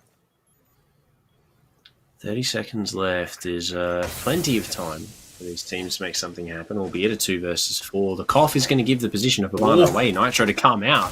Is he going to blow it up? Indeed he is. Unfortunately, waiting was not the play there for Labyrinth and Silence to finish things off inside of Freezer. I rate the whole, wait it out and see if the player peeks me instead of blowing the Nitro up. But then you obviously have to wait for the whole, the Nitro is going to blow up at some point. I need to swing. Man was really... Man was really thinking he was smooth with like, surely it just flew right past me. No, no, it didn't.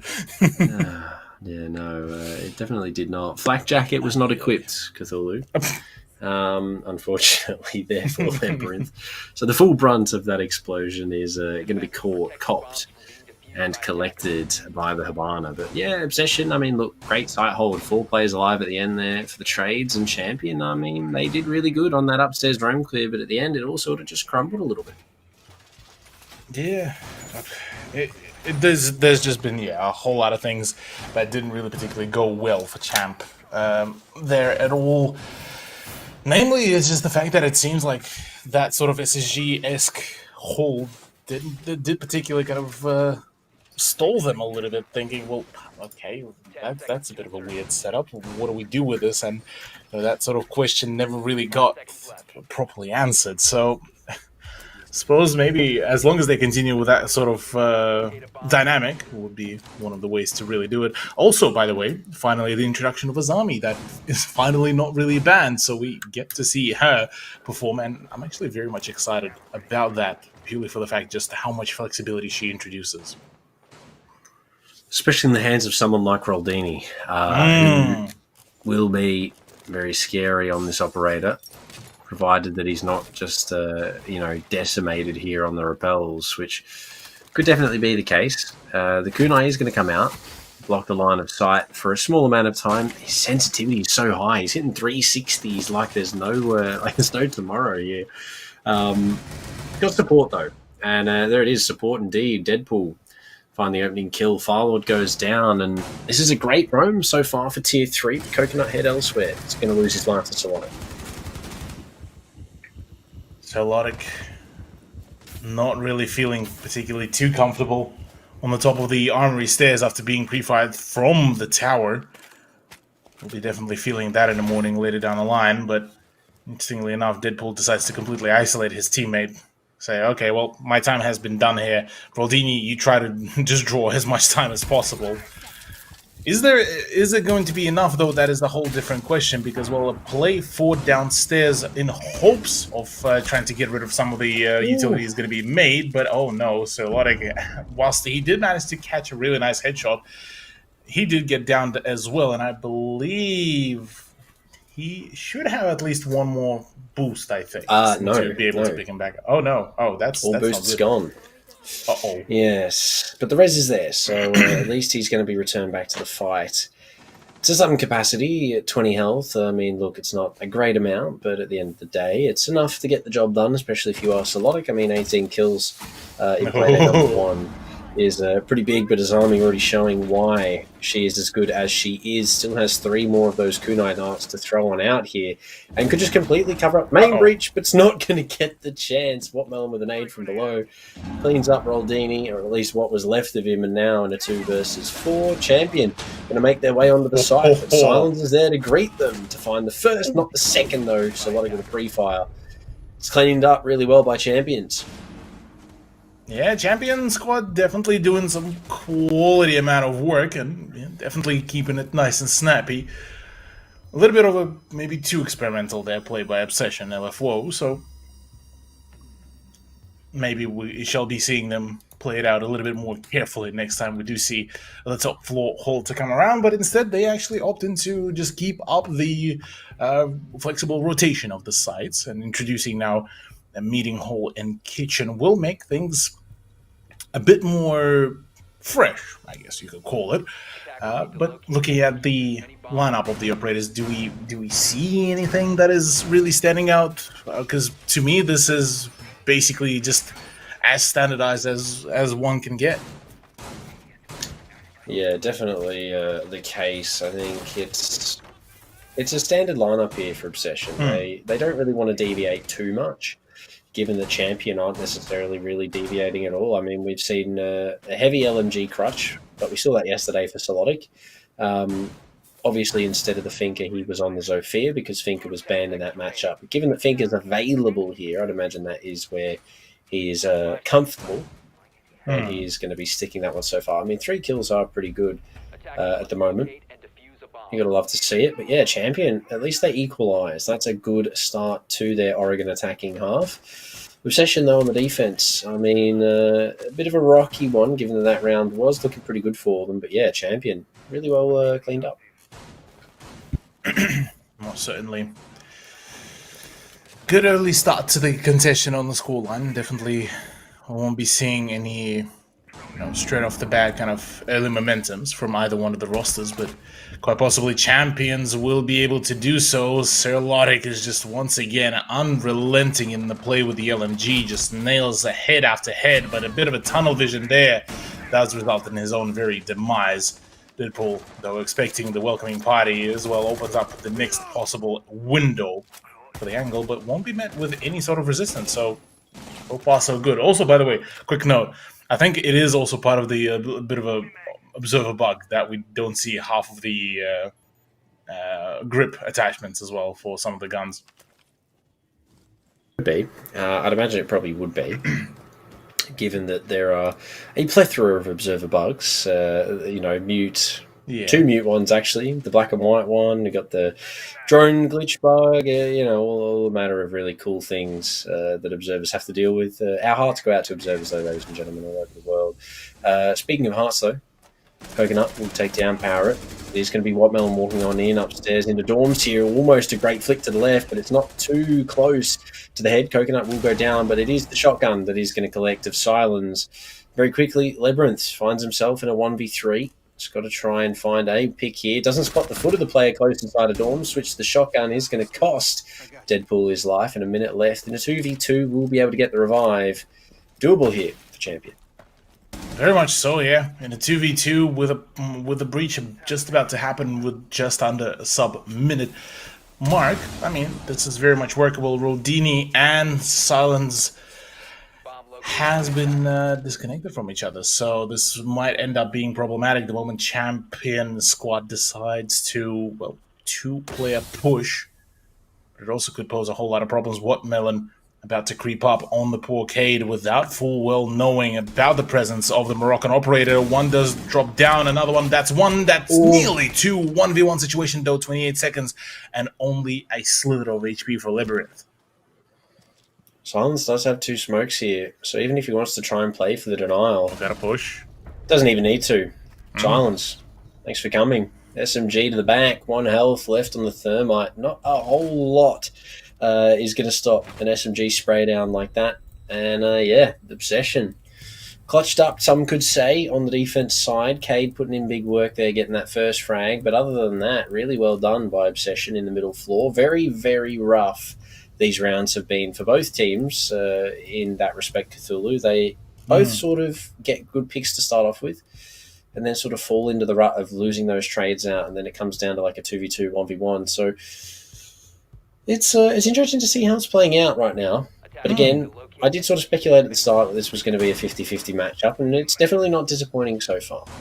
Oh yeah, no, absolutely. This is a very well-balanced matchup, and I'm certainly happy that it has been won, given that, both teams have certainly showed us some great amount of potential.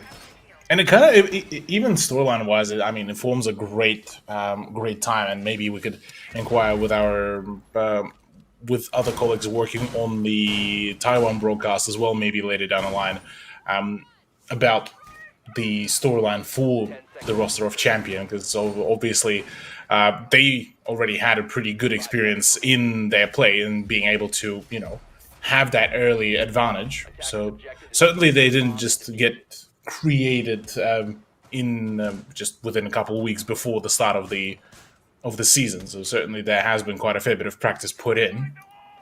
So I suppose we'll have to wait, watch, and see how and what will really unravel in front of us.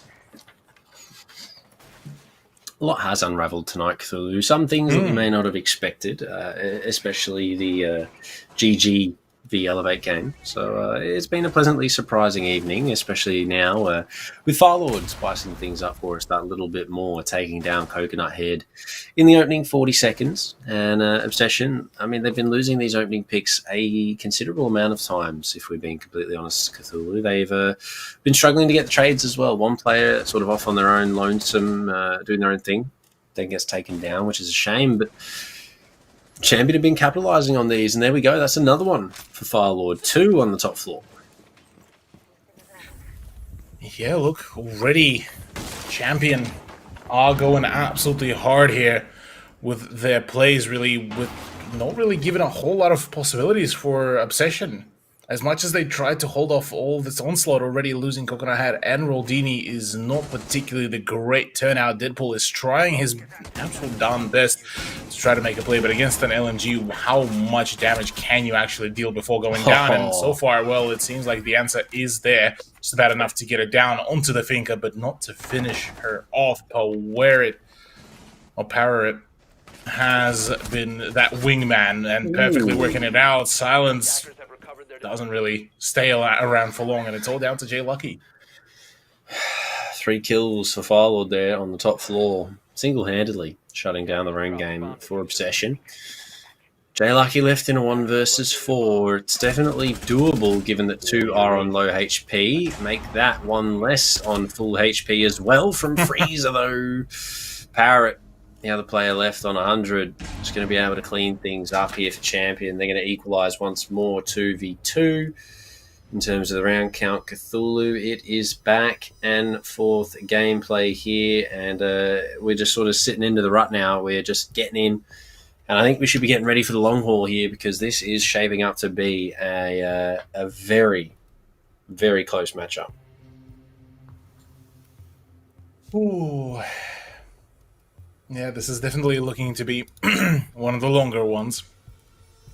Certainly with us both being the ANZ residents, things might start to look a little bit, sunny relatively soon, at least for myself. But yeah, Obsession kind of just... it's weird with the way how this very matchup, usually, at least for myself... with those matches, even when they are close, you can read into like which one is the top dog out of all of this. Yeah. But between Champion and Obsession, both of them have been kind of trading blows equally. Like the rounds that they lose convincingly. The rounds that they win convincingly as well. So it's almost like a bit of a kind of a game of tennis between the two teams, and we don't yet know who will end up kind of fumbling the ball.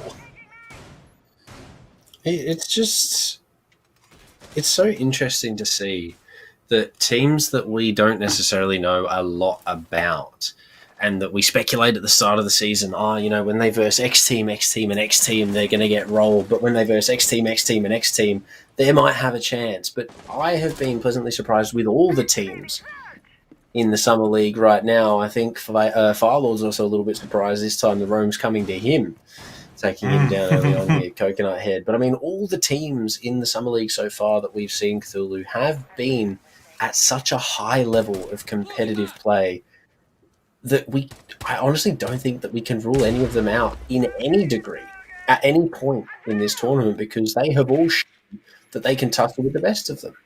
Yeah. The ones that we barely expected to be, the big performers, ended up being the slayers of the Giants, and the Giants that we expected to be, leading the competition ended up falling through rather substantial. I mean, you look at the current, leaderboard and the standings.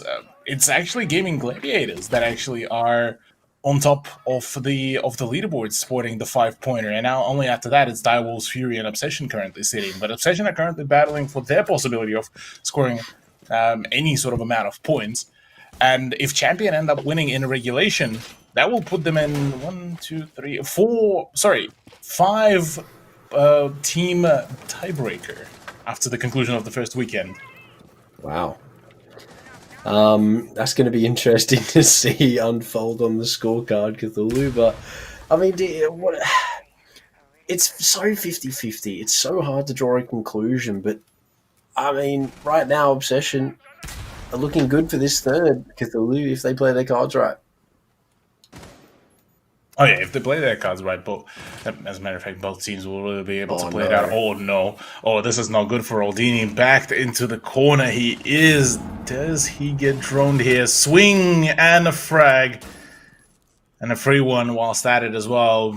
Probably should look into backing out as quickly as possible, given that if he decides to hang around, Might just end up getting overpowered already. The pressure is starting to come around. This is where you back out. Yes, he managed to dish out a hefty amount of damage onto Labyrinth, but still, even so, a quick drop down, a headshot is all that is really matters. Watermelon goes down. Serlotic is the last player standing. Finally, OBS are fighting back, but oh man, was it or rather, it looked scrappy at the beginning of it all. Yeah, I have to agree with you. A little bit scrappy, yeah, but well done. Sort of well rectified there in round number 5. And if I'm being completely honest, big mistakes from Champion. Missed drones across the board. Over-aggression definitely sort of springs to mind. There's a couple of things that we could talk about in terms of points to make Cthulhu, but Champion, they sort of let the ball drop a little bit there on that round. Arguably their worst round so far, if I'm being brutally honest. They have had a very dominating showing on the 2 rounds that they have won. Even the rounds that they've lost, if I'm being frank, they have been super close to making all of them their own. But Obsession, in their right mind as well, have been doing as equally good. Obviously, slightly that little bit better, being 1 round ahead. But Champion right now are just sort of consolidating losses, compounding everything, and I'd imagine they're going to be getting this 3-3 half here if I have any sort of inkling as to how this matchup is going and is going to continue playing out. 3-3, I think, is on the cards, Cthulhu here before the split, but Obsession, 4-2, it's also doable. Very much doable. Very much workable, but it's currently on Champion to bring back the scoreline, push this into a 3-3. Because if they do allow BS to run away with a 4-2, it will be a little bit more of a scary one, given that up until now it's been a bit of a back and forth trade between the 2 rosters. So possibilities are rather infinite here, really, for this whole matchup, which could be a progressively much more interesting matchup, given the fact that we look at the lineup. Champion hasn't really changed up their lineup a whole lot. But so can be said about OBS for the majority of the things. It's all kind of comfort picks for the most of it, minus Roldini kind of being the wild card person in picking the different operators. Yeah, not a lot has changed in terms of the lineups between these 2 rosters, but as we say that, Parrot on the main double window, 2 quick shots come out, finds the head of Coconut Head, and the red pings as well sort of indicate where a player may be here. So Logic will take some damage, but there we go, he's going to walk on in. Finker LMG doing the big things that it usually does. The pre-fire is there through the wall, can't quite find the kill onto Silence. A considerable amount of damage is taken. Sorry, not Silence, Deadpool. 2 SMGs. It's hard to dictate sometimes, ladies and gentlemen, but in saying that, Cthulhu, a minute 20 remaining, a 5 versus 3 champions. This 3-3 half is looking more and more achievable. Very much so, yeah. In the 3v5, this is not particularly looking too pretty. Silence drops down to the very bottom floor. Deadpool in the kitchen as well. C4 is ready to be thrown out. Watermelon, meanwhile, scores a frag onto Roldini. Damage onto Labyrinth as their Silence actually gets the better of Parrot as well. This might actually look pretty workable here for their play. But as I stand, the shotgun long arm as well is there. This is looking good. This is looking promising, but don't hold your breath just yet. This still could be very much turned around. No. The diffuser dropped. The shotgun is out. No, Silence! No. How are you allowed to do that? It's completely beyond me. And it's a wrap up from Deadpool. That has to be a tilter. The SAS duo. The The SAS duo, SMG 11s and M590s, ladies and gentlemen, more reliable than anything you could ever hope for in life. My gosh. Oh. How has that happened? Champions got to be asking some serious questions here. A 2 versus 4. I mean, Celotic, bag fumbled, could have had that play behind the shield, and in the words of a late great, why are you sprinting, Thermite? You had kitchen control to some degree. All you had to do was avoid the hatch, but no, run straight into the waiting arms of the smoke. Obsession, perfectly played, clinical execution on that retake of the site, and shutting down champions. I mean, the hope of the 3-3 was there, Cthulhu, but 4-2 now. We find ourselves in the second half here. Obsession on the attack, but they've netted themselves 4 on the defense side. I mean, what a way to kick off their attacking half here. Great way to end their defense. Absolutely, yeah. Well, that's a phenomenal scoreline to wrap it all up and definitely start putting, the cracks into the mental as well of Champion, seeing as it was kind of almost a one-man show for a number of rounds. Could be one way to, play the mental warfare here, even unintentionally to a certain degree. But now it's Champion time to defend, which means for OBS, looking back at their performance against Fury, attack wasn't particularly too phenomenal. They started off at a 2-point deficit. It was them starting on the attack on Villa, and it was only a 2-pointer that they were able to score. Albeit getting rid of Labyrinth in the early stages is already great, and off the back of Roldini's push, all the props are there. Yeah, especially with Labyrinth going down early. Roldini, super well done finding that opening pick. Labyrinth obviously not having too much of an impact at the moment, but still it's the support players that make everyone's life easier, ladies and gentlemen. We do have to remember that at the end of the day. So while he may not have 6 trillion kills on the board, it's what he's setting up elsewhere. Rotates, whatnot, utility, keeping his teammates alive. So that obviously all counts for something. But you know what else counts, Cthulhu? Round wins. Round wins Exactly. count. And Obsession are definitely looking to lock some more down. But look at this Azami gate. These gates, these keeper barriers, Cthulhu, are just making competitive Rainbow Six that little bit more interesting. I mean, that's a highlight. Extra layer, yeah. Yeah, no, I was definitely when she was just released, I was very much excited for the future of the competitive Rainbow Six because that would add a whole new level of just different plays, different strats, and I mean, Rainbow has been missing out on that kind of play for a while, so it's great to see this sort of operator finally get back into the play. Interestingly enough, though, OBS have taken quite a fair bit of time, and Wattmelon, meanwhile, has been busy with putting up the keeper barriers for as many positions as possible to try to reinforce them. So there are going to be quite a lot of hurdles for OBS to go past. And whilst, yes, they have the numbers advantage, that numbers advantage can become negligent basically in a matter of a mere second. Site is set up really well for the execute here, but obviously OBS still have a lot to clear out. Pushing deep in blue will be one. The trade is there. Jaeger for 2. It's going to be the trade back from Coconut Head, though, getting aggressive into blue. Deadpool's good for 1.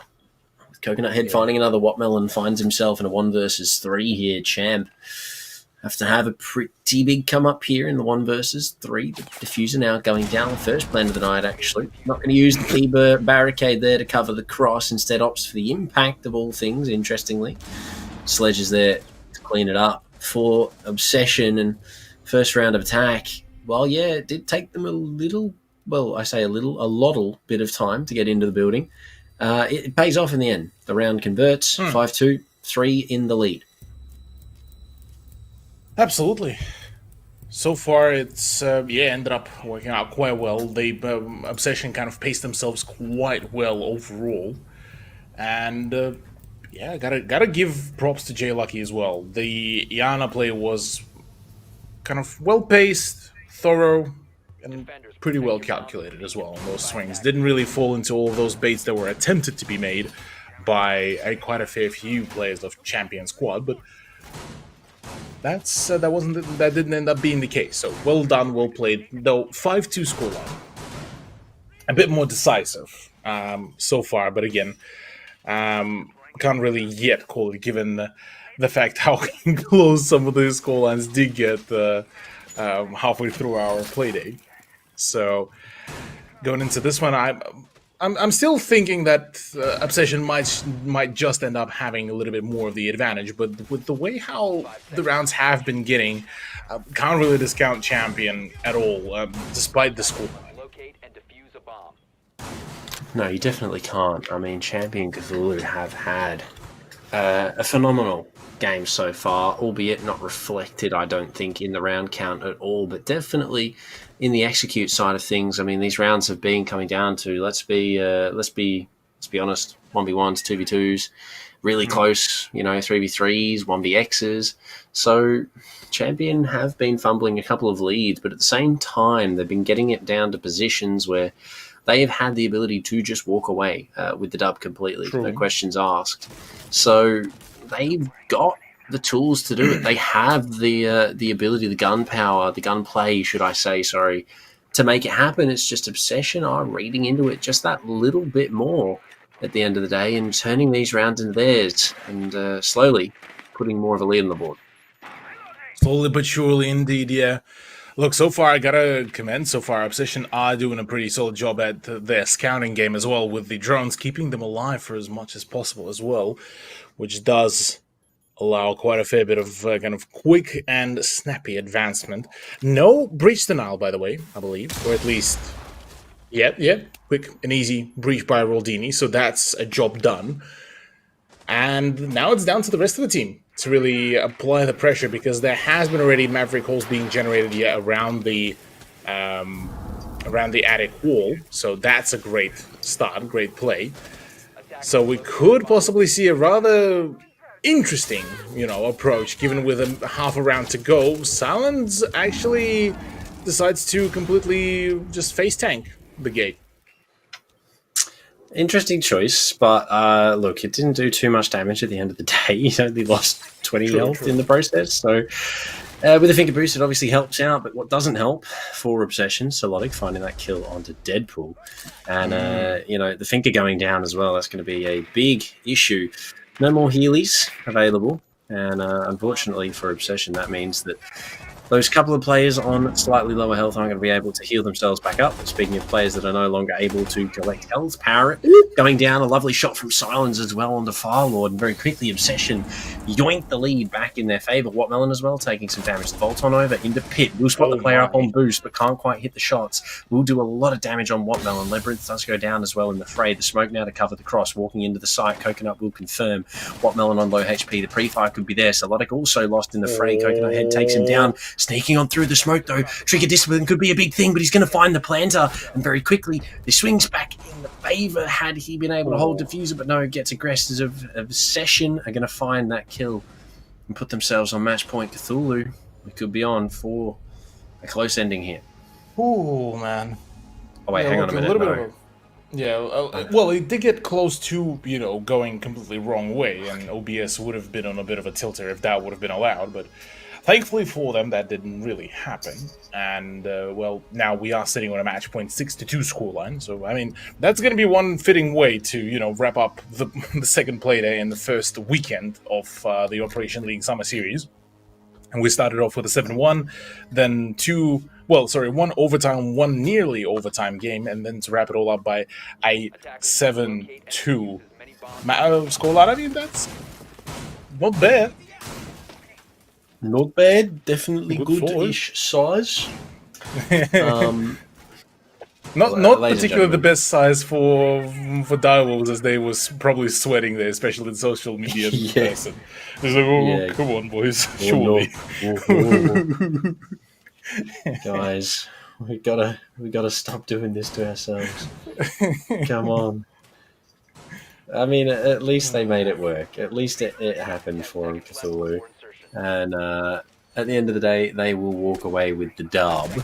But yeah, speaking of dubs, Obsession, they found themselves on a 6-2, so it's not a 6-3. So the curse at the moment, fingers crossed, touch wood, all of that, four-leaf clover, doesn't apply.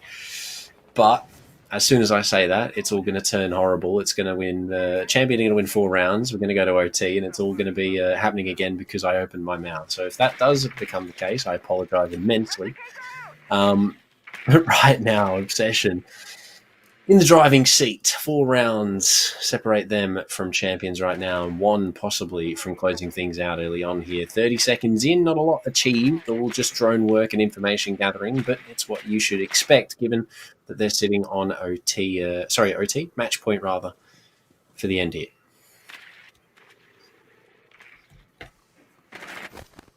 Calm before the storm. OBS bringing out the Sens plus the glass combo with the frag grenades. Oh, this is a good combo. I approve of that one.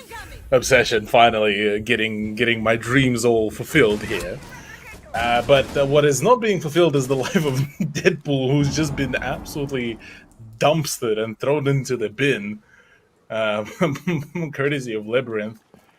And yeah, look, whilst Followed has been traded out, but losing out Yuyega for Finca, that's a dub that the defense will take any day.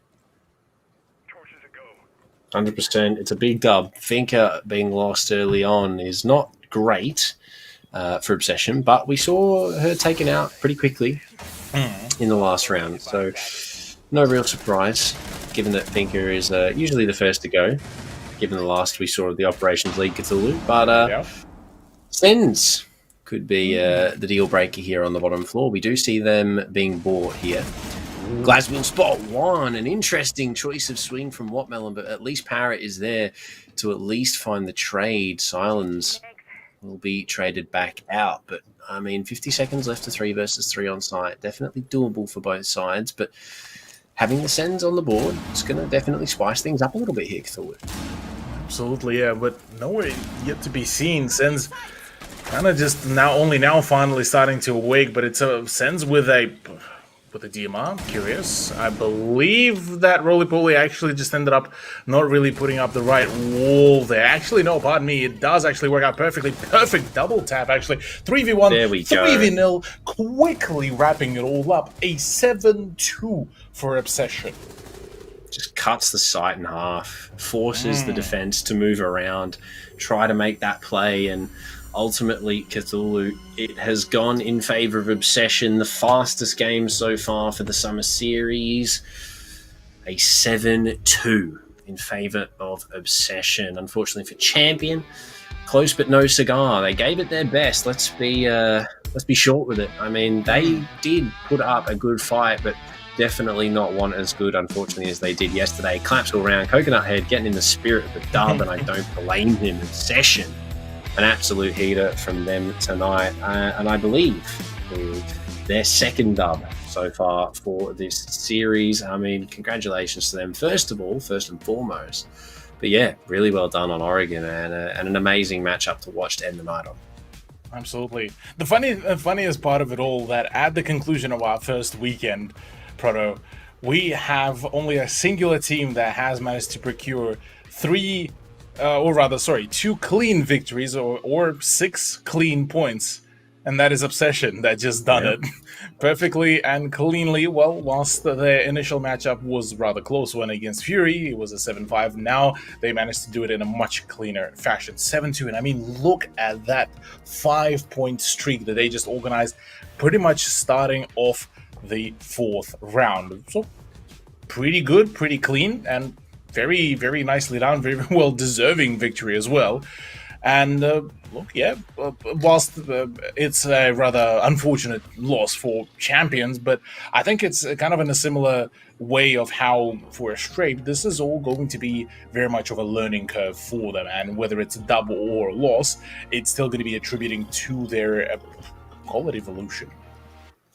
Yeah, definitely. Their development, even, we could sort of say, going forward into the next coming weeks. Obviously, they still have Direwolves and Elevate to come up against in following play days. So that will be interesting to see how they go in that regards. But I'm also interested to see Cthulhu, the leaderboard after tonight's games.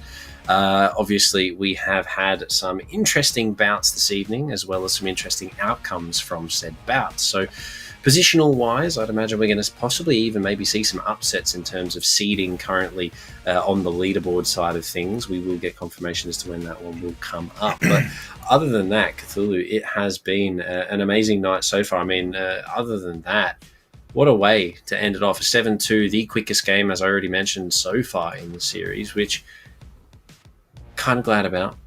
because it's getting late, ladies and gentlemen, over our side of the pond, unfortunately. But you know what it's not too late for? It's never too late for credits, Cthulhu. Exactly. Rainbow Six SEA, make sure you follow the channel that we are currently on, and make sure you enter the hashtag in chat, Fight for Glory, for your chance to win 600 Rainbow Six credits. You can never go wrong with some free credits, Cthulhu, ever.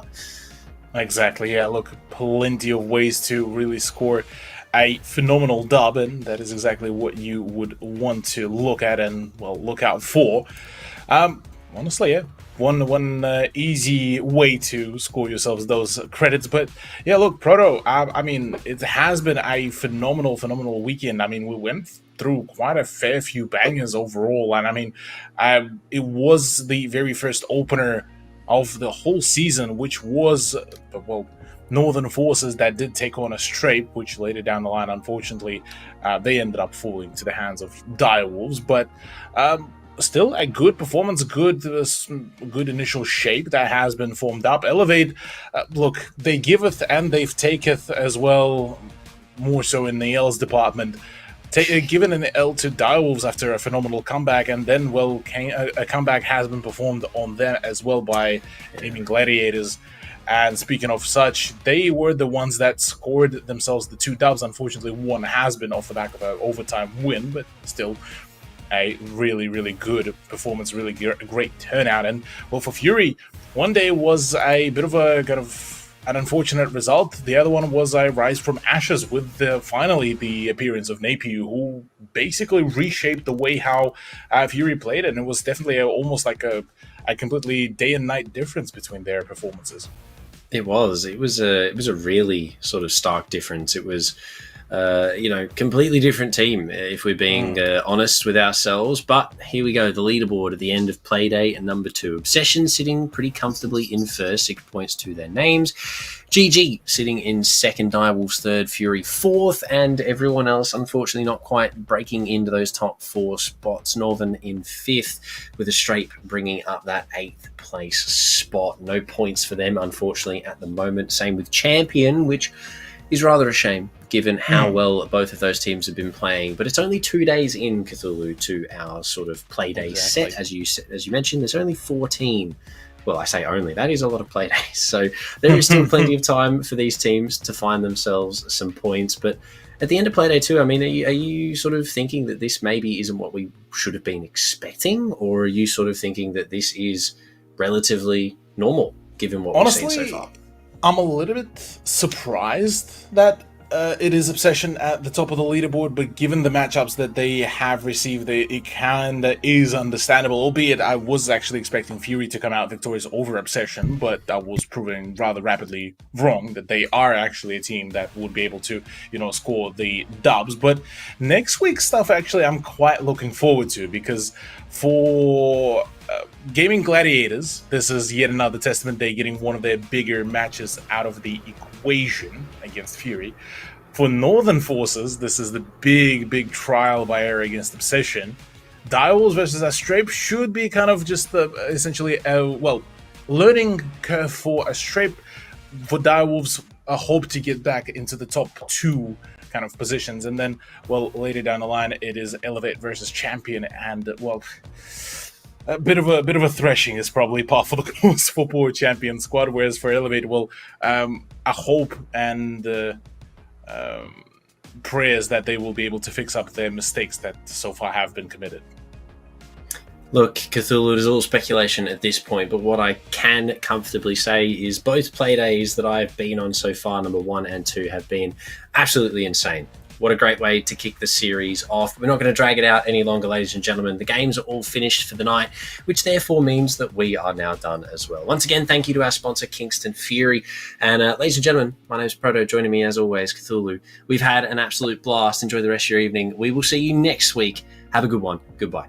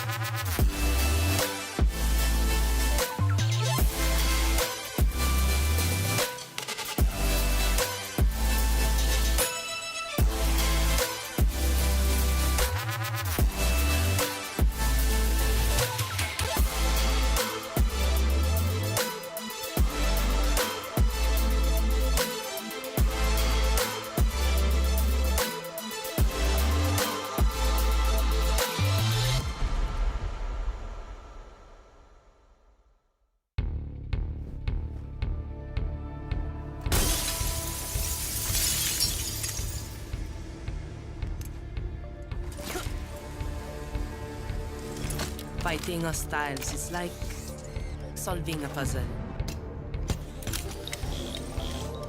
All the pieces are a total mess. Then you solve it as if you always knew the answer.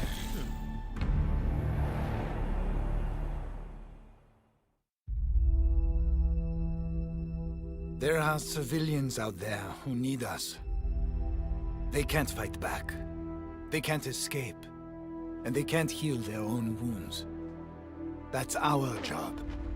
And we're the best at it. By being careful and compassionate, we can make the world a safer place for everyone. We do this to be of service. And we can't afford to be complacent. When we go out there, we work twice as hard to protect others. Whatever we have to do, we put the people first. Get them out of here! That will be our focus. With unwavering diligence, we defend. And we get to say that when Wolfguard is on the field, things will be different.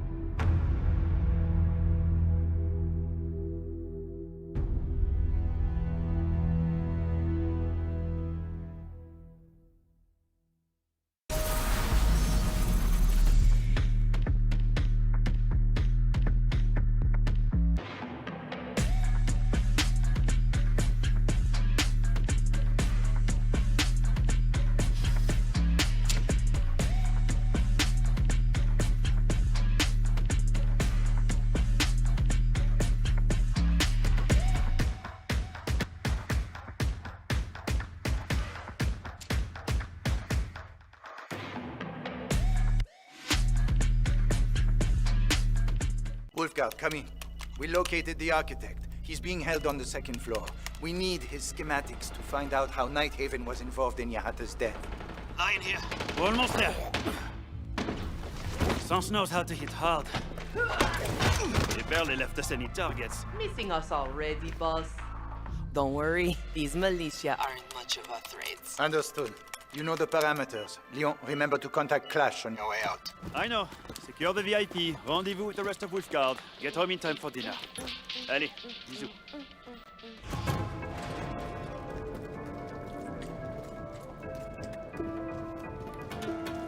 Line it up. We have company.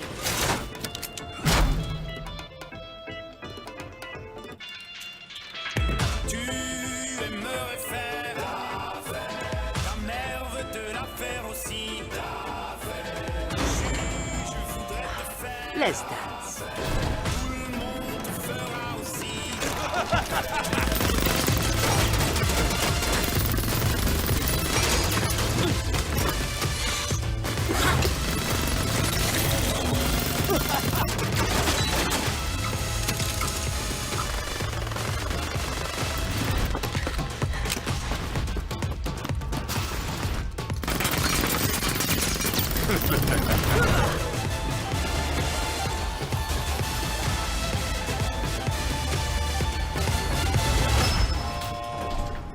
People really put too much faith in brute force.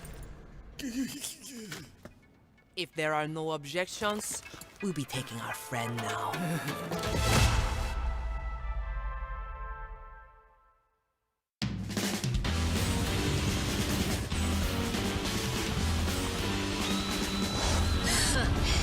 Nani ga ninkyo ya? 手加減はしねえ。